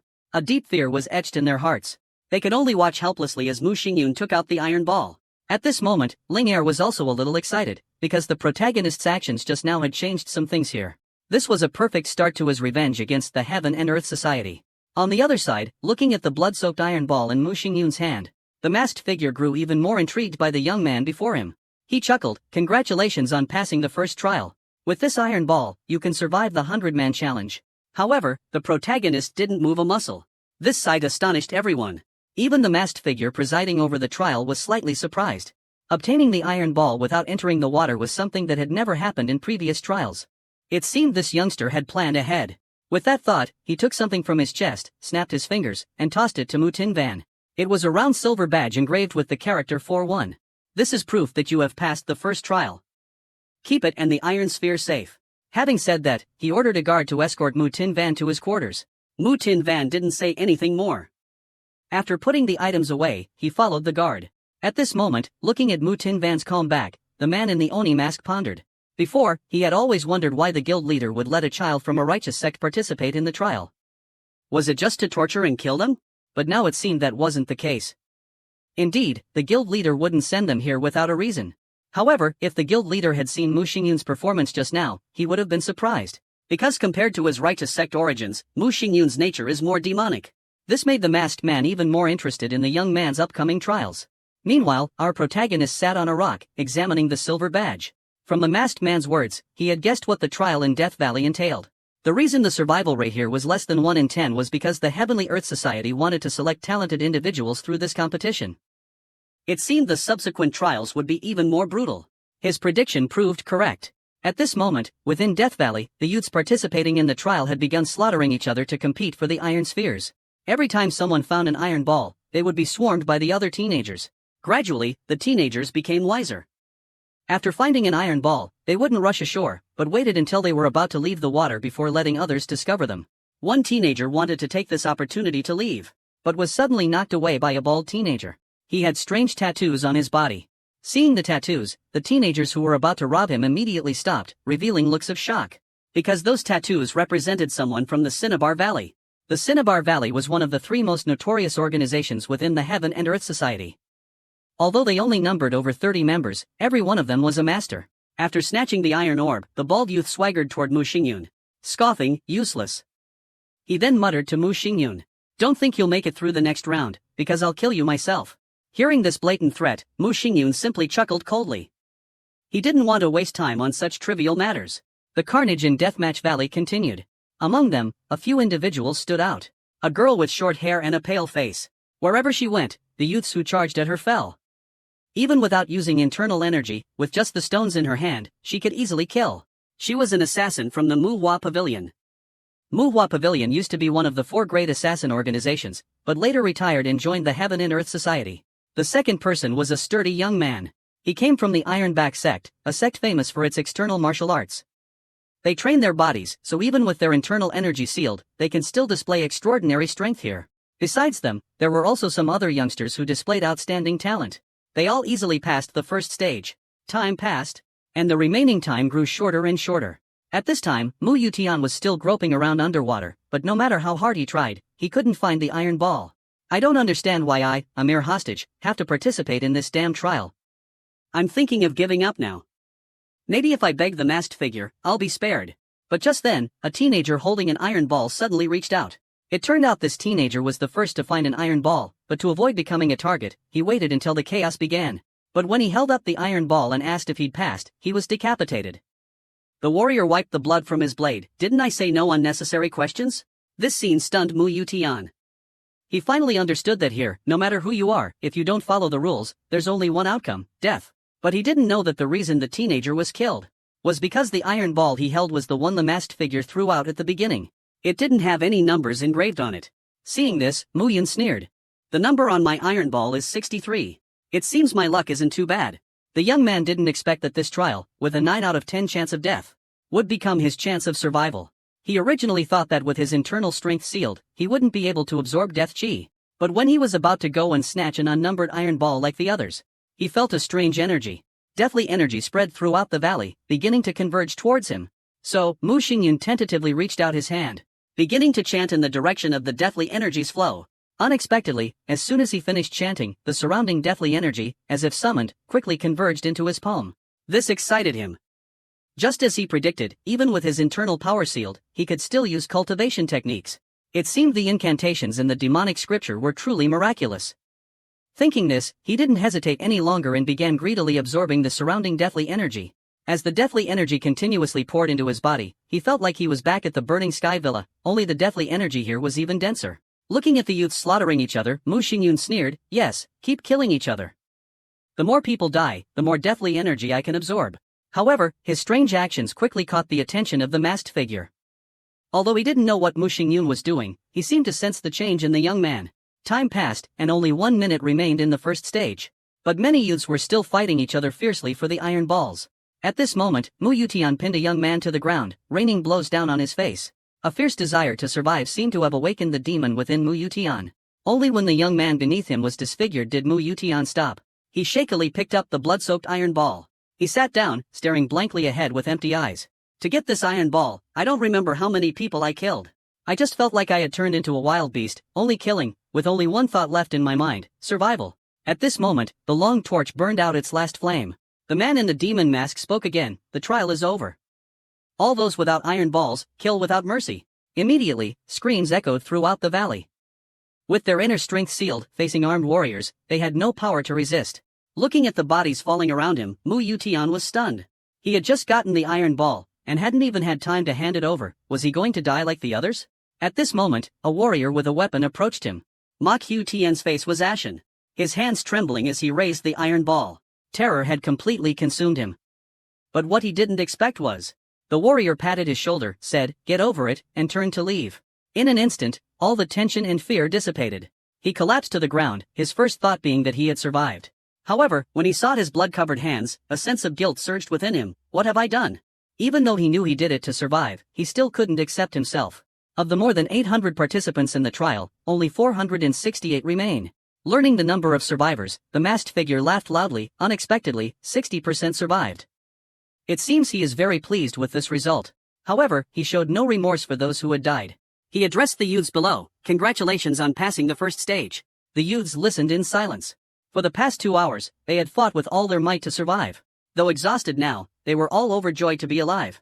Looking at them, the masked figure continued, "You must know. Each iron sphere is engraved with a different number. Memorize it, because next, it will be your only token here." Having said that, the masked figure clapped their hands. "Now, we will begin the second stage. It's starting. The second trial in Death Valley has officially begun." Hearing the masked figure's words, the youths, who hadn't even had a moment to catch their breath, began to murmur. Especially those who passed the first stage at the last minute, their faces were filled with anguish. "I thought we'd get a break after passing the first stage. But unexpectedly, we have to continue on to the second stage." Nuok Hu Thien was the same. His strength hadn't recovered yet, and he didn't know how much longer he could hold on. However, the masked figure didn't care about their reactions. He clapped his hands, then pointed towards the opposite mountain. From now until daybreak, you only need to survive on that mountain. Hearing this, the youths breathed a sigh of relief. Although it was already midnight, there were still about 3 hours until dawn. If that was all, they just needed to find a suitable place to hide, where they could rest and easily pass this trial. However, things weren't that simple. The masked figure coldly stated, naturally, the second trial also has its restrictions. There are 40 flags planted on the mountain opposite you. At daybreak, you must stand near a flag. Only 8 people are allowed per flag. If there are more than 8 people, or fewer than 8, you will be deemed failures, and those who fail will be eliminated. His words caused another uproar. Mu Yutian also revealed a look of surprise. At least 500 people had survived the first trial, but there were only 40 flags on the opposite mountain. Meaning only 320 people could survive. This also meant a bloody massacre was about to begin. Silence fell over the scene as everyone seemed to be pondering the implications of this trial. But they quickly realized the key point, teamwork. Because once someone finds the flag, to keep it, all 8 of them will have to cooperate for the remaining time. Of course, there will be variables. For example, how they cooperate will determine whether the group can hold out. At this point, everyone looked at each other. They didn't blindly search for the flag, but started communicating, organizing into groups. The shaved-head teenager and the Manhwa pavilion girl, the first 2 to pass the first stage, attracted everyone's attention. Joining their group, or recruiting them, would undoubtedly give an advantage in this stage. However, faced with their requests, the shaved-head teenager refused. Currently, he has the advantage in both physical strength and ability, so he wants to leverage this advantage, cooperating with someone of comparable strength. That way, he can conserve his energy for the third stage. So he approached the muscular youth and directly invited him. Our strengths are equal. Let's cooperate. That way, we'll have a better chance of passing the second round. Hearing the shaved-head youth's words, the muscular youth thought for a moment. It was indeed a good strategy, but he still refused. Let's cooperate after I find a flag. After saying that, he turned and left. His reason for doing so was to conceal his true strength. Sooner or later, they would have to compete against each other. So he didn't want to be seen through too early. Hearing this, the shaved-head youth angrily said, "You'll regret this." Then he turned to invite the young woman from the Manhwa pavilion, but before he could speak, he was flatly rejected. The bald teenager could only fume in silence. It seemed cooperating with these people from the start was impossible. However, just as he was getting angry, Mu Xingyun took the initiative to approach him. "Do you want to cooperate with me?" The bald teenager was surprised. He hadn't expected this person to approach him. Could it be that they shared the same thoughts? If so, cooperating with him wouldn't be bad. But seeing Mu Xingyun's seemingly amused smile, he had a bad feeling. Instinctively, he refused. Watching the bald teenager's retreating figure, Ling Er couldn't help but laugh. Rejected. Seems the sight of you ripping out that guy's throat shocked them. Mu Xingyun sighed. Then, he chuckled. I originally planned to kill him. But as Linger said, it's true, finding teammates now is difficult. Perhaps I should listen to Linger and try a different approach to clear this stage. Lost in thought, a short-haired youth tiptoed up beside him and asked, "Do you need a teammate?" He made his move. The youth finally made his move on his teammate. Hearing the invitation, Mu Xingyun was a little surprised. But before he could ask, the short-haired young man continued, "Our group has 7 people already. Do you want to join?" Mu Xingyun turned his head and looked in the direction the young man indicated. There were 6 teenagers, a very beautiful girl sitting in the middle, and the 5 other young men surrounding her like bodyguards. At a glance, it was clear that this group revolved around the girl. At this moment, the girl waved to Mu Xingyun. Mu Xingyun smiled and immediately agreed. Seeing that Mu Xingyun had found a team, Mu Yutian breathed a sigh of relief. Although they were brothers, he had considered teaming up with Mu Xingyun, but in the end, he didn't. What did Mu Xingyun's life or death have to do with him? He had already found his own team. The most important thing now was to ensure his own survival. Mu Yutian convinced himself. At this time, the second stage. The carnage officially begins. The teenagers rushed towards the opposite mountain.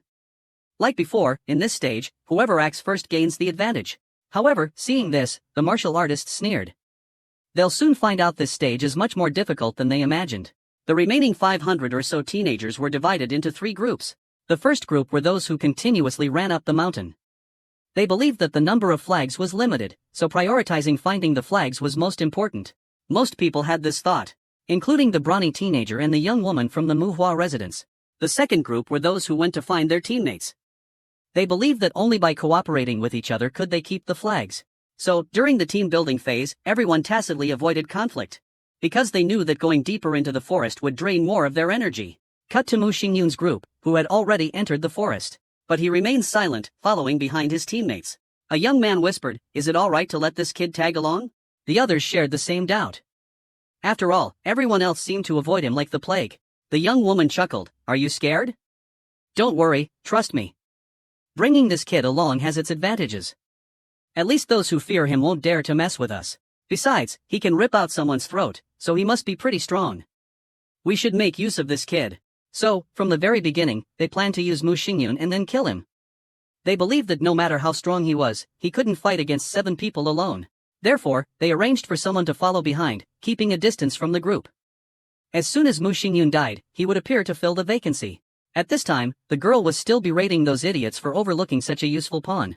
As they went deeper into the forest, the girl was surprised to discover that Mu Xingyun was actually quite handsome. Not wanting to waste such a handsome face, the girl stealthily approached Mu Xingyun, started a conversation, and asked for his name and hometown. She believed that men are easily charmed by women, and as long as she showed a little interest, he would take the bait, especially teenagers of this age who are easily tempted. However, faced with the girl's seduction, Mu Xingyun remained indifferent. Seeing his lack of reaction, the girl leaned close to his ear and whispered, "You know, you've successfully caught my attention."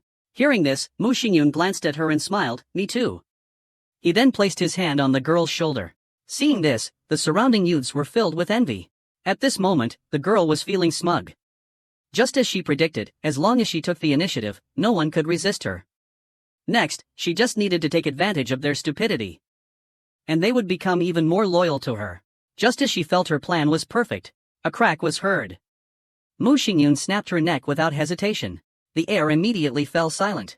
The girl died on the spot before she could even scream. When everyone came to their senses, expressions of horror filled their faces.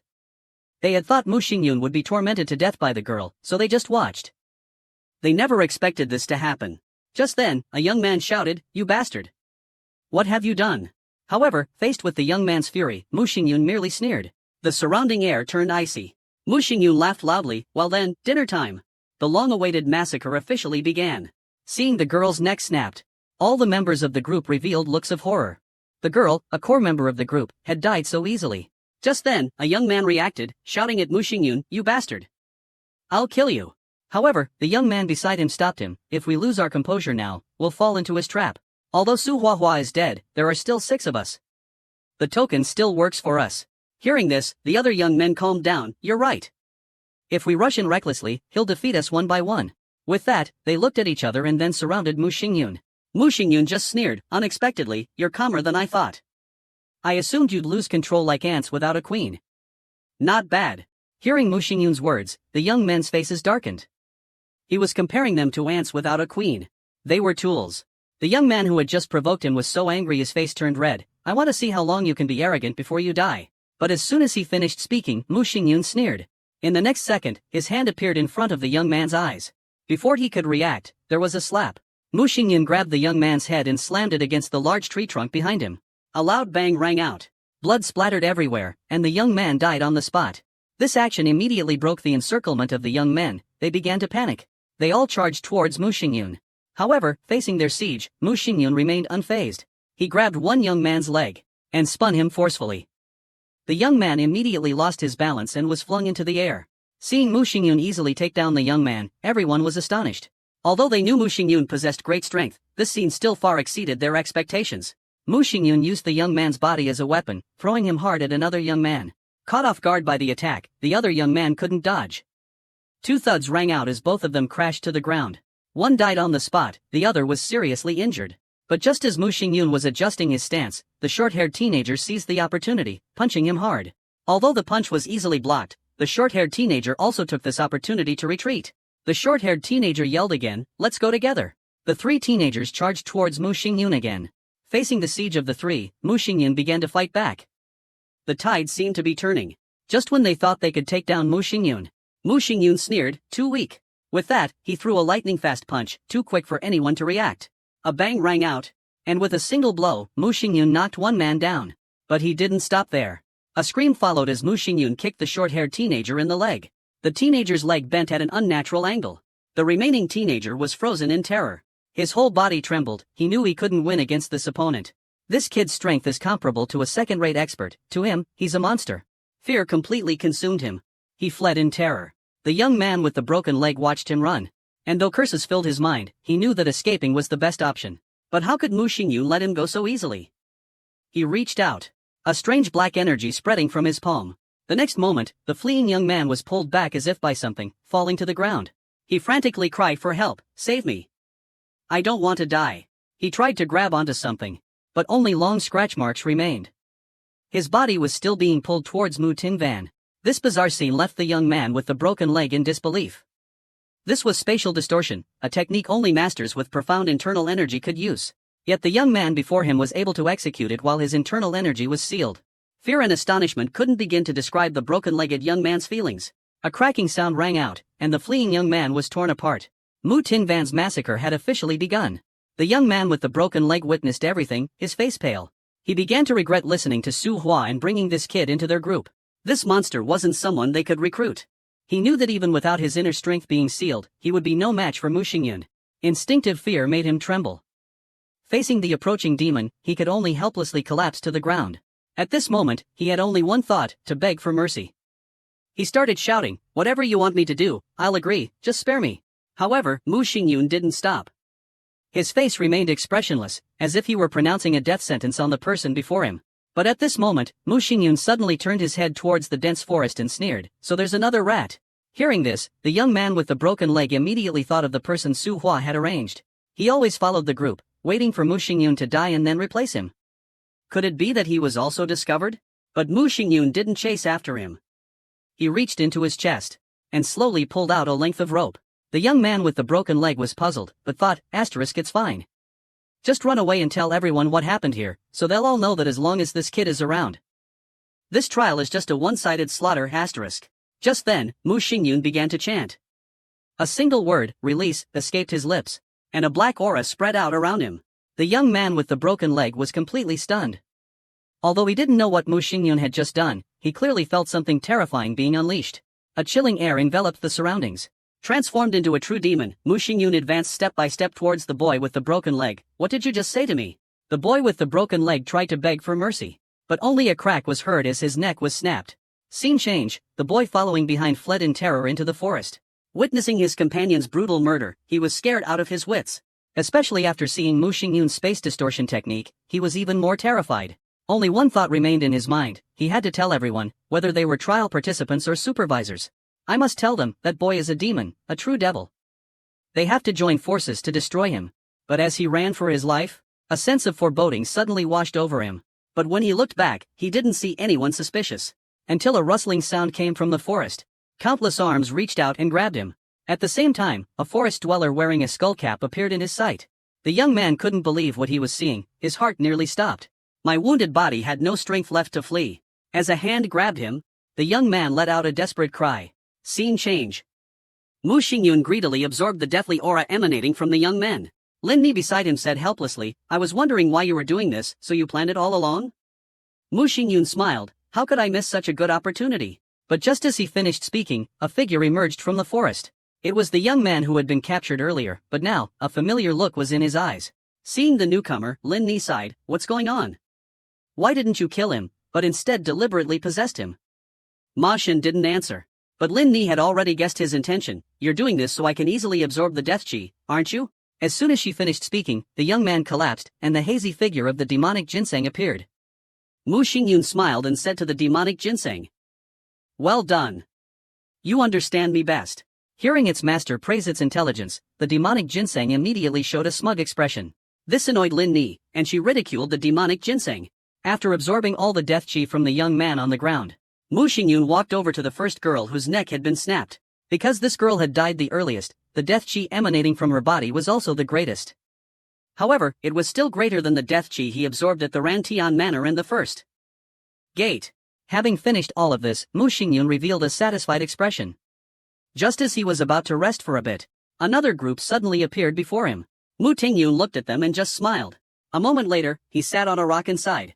"It seems I must enjoy this carnage before sunrise. Anyway, according to the rules, I only need to keep 7 people. It's starting. The hidden mission after the second stage has finally been revealed. At this moment, at the foot of the mountain, outside a dark cave, 2 warriors holding torches followed the person wearing a ghost mask. As soon as they entered the cave entrance, the two warriors became tense. They felt a strange aura, an aura so terrifying that it gave them goosebumps. But the masked figure showed no concern, continuing to stride into the cave. Just then, a voice echoed from within. An old man suddenly appeared, leaning on a cane, his eyes wide. "Death Valley Master, you've finally arrived." He then gestured for the masked figure to follow him. The masked figure signaled for the two warriors to stay behind, then followed the old man deeper into the cave. Moments later, the two arrived at the deepest part of the cave. A hairy monster was locked inside an iron cage. It emitted strange cries, sounding like a pig squealing. The masked figure asked, "I heard this time is more dangerous than the last. Are all the preparations complete?" He then approached the cage. However, the old man quickly stopped him. "Don't get too close.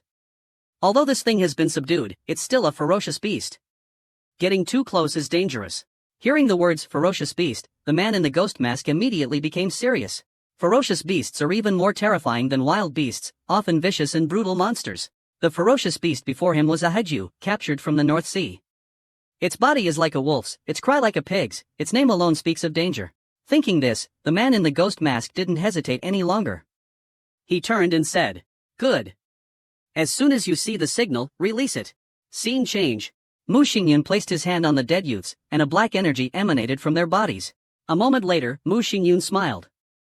Although his meridians were sealed, his internal energy had almost fully recovered. He had absorbed the death chi of 16 people, 11 of whom had died fighting each other, while he'd killed the remaining 5 with almost no effort. How easy. They were truly fools. Ling Er agreed with him. If it weren't for their infighting, he wouldn't have been able to kill these youths so easily. Then, Ling Er asked him what he planned to do next. Mu Xingyun walked over to the flag beside him, intending to pull it up. However, the flagpole was firmly embedded in a large block of iron, making it difficult to move even for a master of external martial arts. Taking it would require breaking it. Mu Xingyun fell into deep thought. If he broke the flag, he might ultimately fail the trial because the flag would no longer be intact. He hesitated. At this moment, Ling Er suggested he just break the flag. "Didn't you plan to eliminate all the other groups? Then, you only need to keep one flag intact." Mu Tingyun agreed, but as he reached out to break the flagpole, he suddenly noticed something unusual. Strange patterns were carved on the pole. 30 sword techniques, sword light destroys emptiness, no mutual connection, man and sword united, chi flows unhindered. Hearing Mu Tingyun read this, Ling Er immediately guessed it was a sword technique mantra. But when she urged him to continue, Mu Tingyun said that was all there was. Ling Er was puzzled. It seems this mantra is incomplete. If one only practices according to these moves, the 4 acupuncture points Shuluan, Xuanshu, Jiyang, and Dantian will be vulnerable. Why engrave an incomplete mantra on the flagpole? Ling Er quickly understood. From the arrangement of the moves, it can be seen that it emphasizes the basics rather than improving the realm. Moreover, there's no emphasis between the moves. These mantras seem to be specifically designed for a formation. It's a pity that the weaknesses of these moves are too obvious. Even if combined into a formation, they won't be able to unleash their power. After listening to Lin Ni's explanation, Mok Tin Van nodded. He thought this flag, like the numbered iron ball, was a token for this stage. Looking at the inscription on the flagpole, Mok Tin Van said, "The inscription on this flag is definitely not complete. The remaining techniques are likely recorded on other flags. It seems that only by collecting all the techniques will the task be considered complete." Hearing this idea, Lin Ni also felt it was reasonable. If each flag records a different inscription, the person who discovers it will definitely search for the other flags. This way, they're bound to encounter each other. In other words, from the very beginning, they intended for the participants to fight amongst themselves. The so-called flag protection is just a superficial task. So, for Mok Tin Van now, besides searching for other flags, he also needs to find 7 more teammates. However, now that I understand the current situation, things have become much more interesting. Having said that, Mok Tin Van waved his hand and snapped the flag. But at this moment, Mu Xingyun frowned. A strange aura emanated from the flags inscribed with sword techniques. The protagonist never expected that. By simply breaking a flag, he would unleash a terrifying beast. After learning how to reverse his cultivation technique and absorb deathly energy, Mu Xingyun became very sensitive to various auras. Therefore, when he broke the flagpole, he immediately sensed the restriction on it. Ling Er, being inside the puppet, couldn't sense this aura, so he asked, "Could this be a trap?" But Mu Xingyun immediately refuted. If it were a trap, the restriction would still be there. But when the flagpole broke, the restriction gradually disappeared, as if something had been lifted. Just then, a horn sounded, the sound like some kind of signal. Mu Xingyun looked into the distance, murmuring, "It seems this trial has other unforeseen events." Scene change. On a mountain not far away, 2 groups were fighting over a flag. However, the group of 8 defending were the youths from Vermilion Sand Valley. With just one kick, a young man was incapacitated. He fell to the ground, his face filled with terror. He initially thought everyone's internal energy was sealed, so even if the opponents were from Vermilion Sand Valley, he could at least put up a fight. But now it seemed their strengths were on completely different levels. Perhaps because the tattooed team constantly trains in external martial arts, his strength is extraordinary. This makes the other team regret choosing the wrong opponent. But unfortunately, it's too late. By now, his entire group has been thoroughly beaten. The tattooed teen also seems to realize the disparity between the two sides, and he mocks them. If you want to capture the flag, try a little harder. The provoked teen is furious but helpless. In the previous fight, 2 of their group were injured. If they suffer further losses, their whole group will be eliminated. Realizing this, they look at each other and simultaneously shout, "Retreat!" The entire group starts to flee. However, the tattooed teen is not one to forgive easily. He sneers, "Who let you run?" With that, he charges toward the fleeing teens with astonishing speed. The snake tattoo on his body seems to come alive, writhing around him. As a teenager was about to be caught, a strange black mist suddenly emerged from the bushes. Only a scream was heard, and the teenager vanished without a trace. Everyone stopped, the air falling silent. Both pursuers and pursued stared at the bushes with bewildered expressions. Just then, terrified screams erupted from within the bushes. Peering through the foliage, a wolf-headed, boar-bodied beast appeared before them. It had sharp claws and long fangs, but was twice the size of a normal wolf. Its eyes were blood-red like a rat's, but its sharp teeth resembled those of a wild boar. Seeing this beast, the teenagers' faces all turned grave, especially when they saw it gnawing on a human head. Their fear intensified. The tattooed teenager was no exception. Facing this monster, no matter how strong he was, if he didn't use his inner strength, death was his only outcome. This monster was far beyond their capabilities. The tattooed teenager even felt that if he were caught, his life would be in grave danger. So he signaled to his teammates, "Retreat carefully." The flag wasn't important anymore, their lives were. However, as they were carefully backing away, a snap echoed. A teenager had accidentally stepped on a dry branch. Everyone froze, not daring to breathe. But the sound still alerted the beast. The tattooed teenager turned his head, only to see Hiju lunging towards him with its gaping maw. He yelled, "Run," and turned to flee. But to his surprise, after running only a short distance, Hachiyu suddenly stopped. He looked at the teenager with a puzzled expression, then turned and fled in terror. What did he see? This scene confused the teenagers who had just been running for their lives. What's going on? The tattooed teenager looked in the direction Hachiyu had run, muttering, "Why is that?" He didn't understand why the beast had suddenly acted that way. But suddenly he seemed to think of something. He turned around, there was a flag planted there. Could it be afraid of this? The young man didn't expect that. His first encounter with a ferocious beast would make him feel unprecedented danger. At this moment, as the second stage entered a critical phase, 2 young men were running for their lives, pursued by Hiju. One of them couldn't dodge in time and was quickly attacked. Terror threatened to burst the young man's heart. He could only helplessly cry out, "Damn it!" His internal energy sealed, he couldn't use his lightness skill, so his speed was only slightly faster than an ordinary person's. But the monster wasn't like that. In the blink of an eye, it caught up to him. Just as he was about to despair, a figure suddenly appeared in front of him. He didn't know who it was, but anyone would do as long as they could save him. He joyfully ran towards Mu Xingyun, pleading, "Help me. There's a wolf-like monster chasing me." But before he could finish his sentence, Mu Xingyun strangled him. A cracking sound echoed as Mu Xingyun snapped the youth's neck. Just then, the bushes suddenly rustled, and a roar reverberated.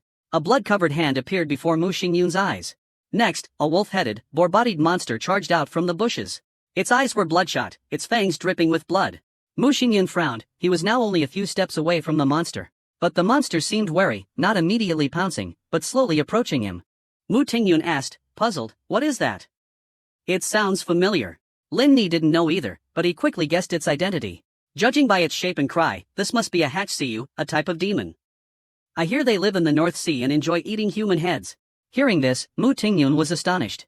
Just then, the Hachiyu attacked. It opened its gaping maw and lunged at Mu Tingyun. Mu Tingyun rolled aside, easily dodging the attack. At the same time, his hands swiftly formed hand seals. 4 beams of light descended from the sky, forming a barrier around Hachiyu.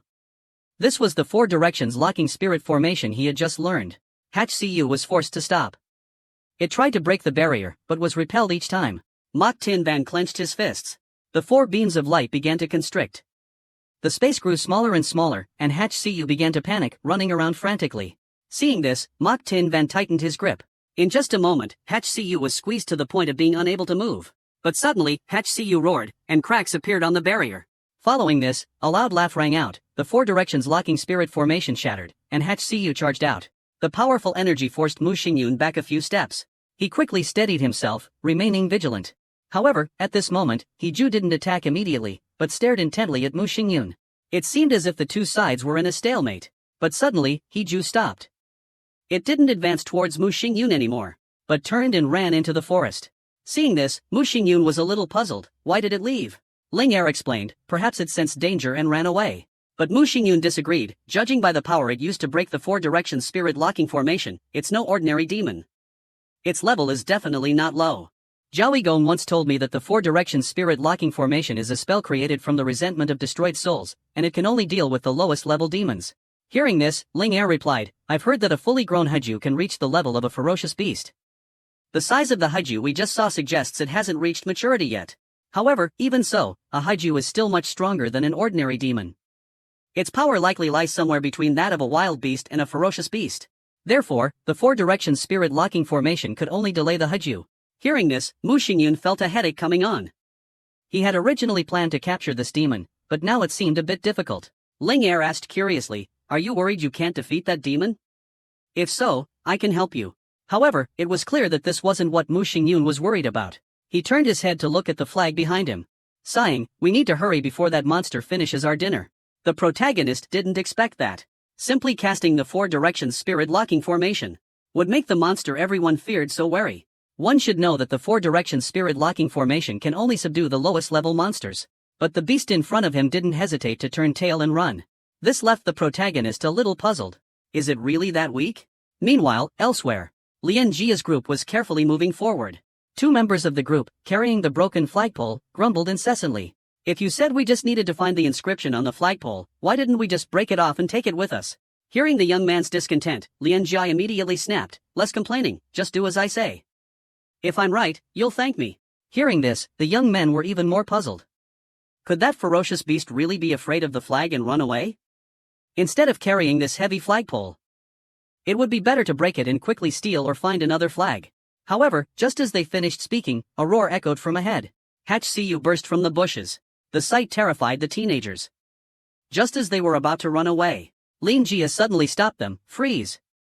Don't move! Faced with HCU's terrifying growl, the teenagers were so scared they could barely breathe. But then, HCU looked at the flagpole in their hands and turned tail, fleeing back into the bushes. HCU was actually scared of the flag and ran away. Although they didn't know why, the teenagers all breathed a sigh of relief. Lin Jia said smugly, see? I told you. After confirming this, Lin Jia suddenly had an idea. Right now, there definitely aren't many people who know about the flagpole's protective properties. We have to take advantage of this. Thinking this, he led the group to continue their ascent up the mountain. But he didn't know that. At this moment, other groups had also noticed the swordsmanship inscription on the flagpole. Scene change, Death Examination Valley, the first checkpoint. At this time, the place was filled with carriages. Martial artists were carrying the bodies of dead youths onto the carriages. After confirming all the bodies had been loaded, the carriages began to depart. Half an hour later, all the carriages stopped on a cliff. An old man in a robe walked to the front of the carriages. He took out talismans with the character lock and placed one on each body. Then, he instructed the warriors, throw these bodies down the cliff. And don't look down. Hearing this, the warriors said nothing and began throwing the bodies down the cliff. Seeing this, a new warrior was filled with questions. He asked the old man, why not burn these bodies? Why carry them all the way here? Isn't this just extra work? Hearing the new warrior's question, the old man snapped, don't ask so many questions. Just do as you're told. The new warrior hesitantly stepped forward.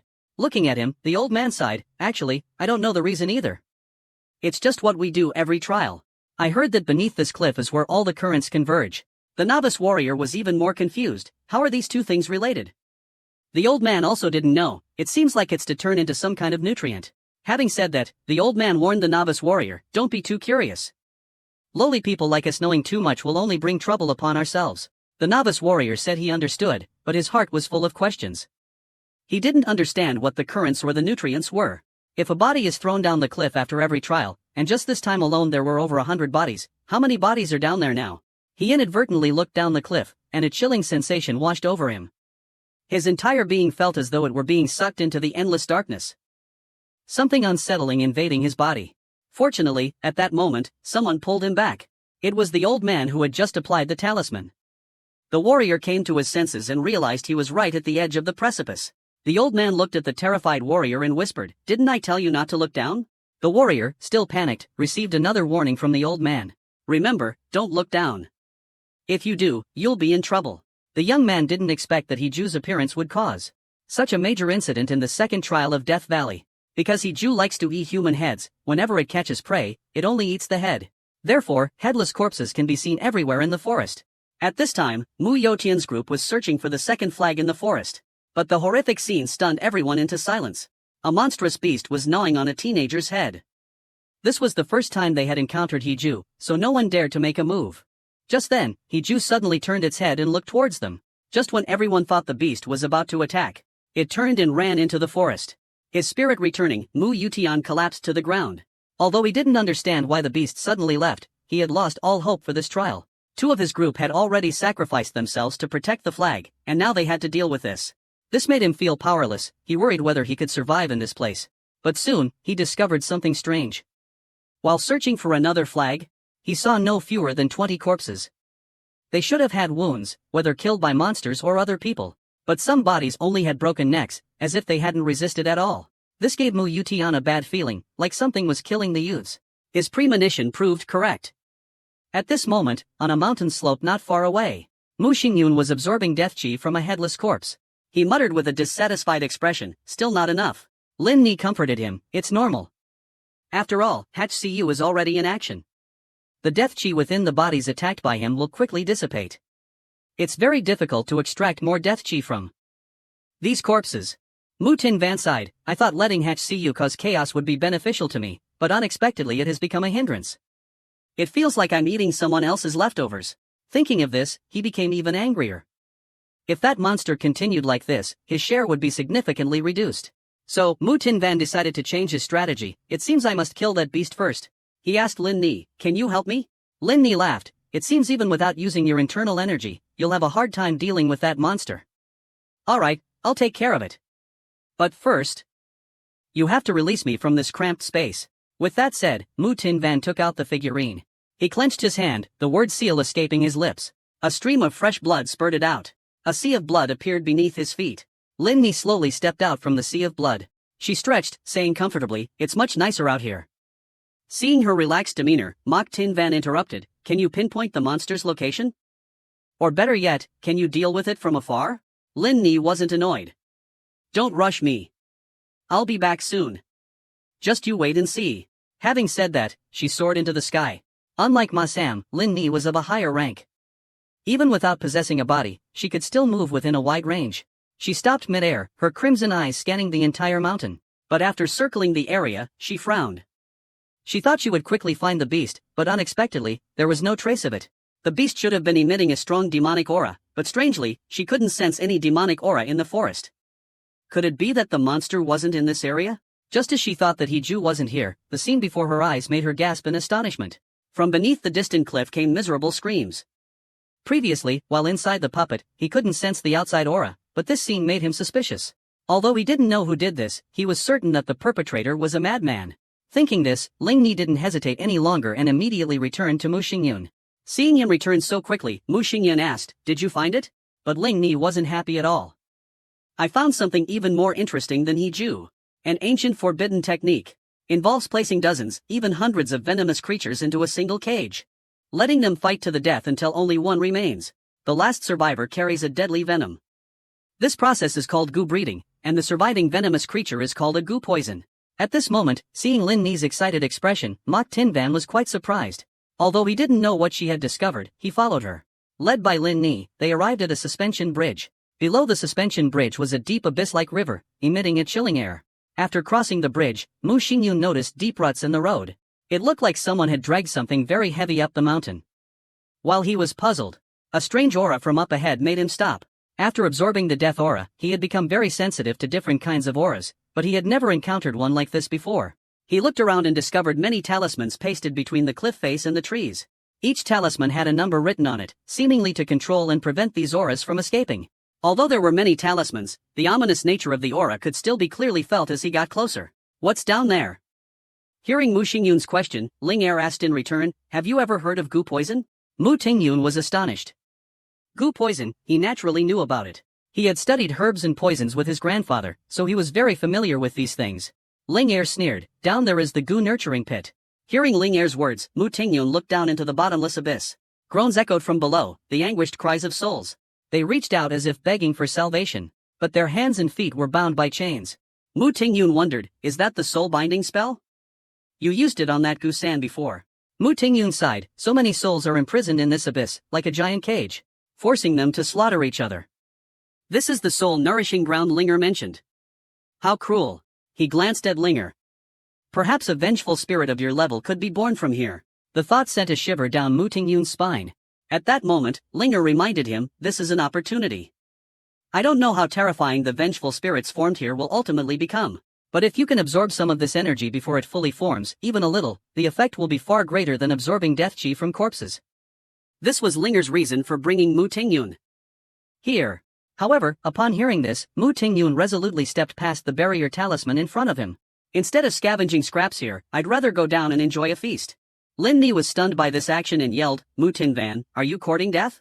Those souls below are slaughtering each other. You're a living person. If you jump down there, you'll be torn to shreds. Mu Tinvan was unconcerned. Didn't you say that with my current strength, I can't do anything in the Heaven and Earth Society? So, as long as it can help me get revenge, even just a little, I'm willing to risk my life. Hearing this, Lin Ni fell silent. But considering that he and Mu Tinvan were symbiotically linked, he still wanted to dissuade him. But Mu Tinvan laughed. Besides, how could I miss such a tempting opportunity? With that, he jumped down without hesitation. It was too late for Lin Ni to stop him. Mu Tinvan gripped the cliff face, sliding down quickly. The wails of the vengeful spirits grew louder. They rushed towards him, their eyes hungrily fixed on Mu Tinvan's delicate body. However, Mu Tinvan wasn't afraid. Before he entered the Death Valley trial, Zhao Gong had given him a ring, saying that as long as he wore it, he could cast spells without inner energy. Now was the time to use it. Mu Tinvan's hands swiftly formed hand seals. He chanted the incantation clearly and fluently. As the 9-syllable true words ended, a barrier rapidly expanded outwards, centered on his body. Then, a sphere formed, enveloping his entire body. The surrounding vengeful spirits that tried to rush at him were all blocked by the barrier. At this moment, Mu Tinvan sneered, the play has officially begun.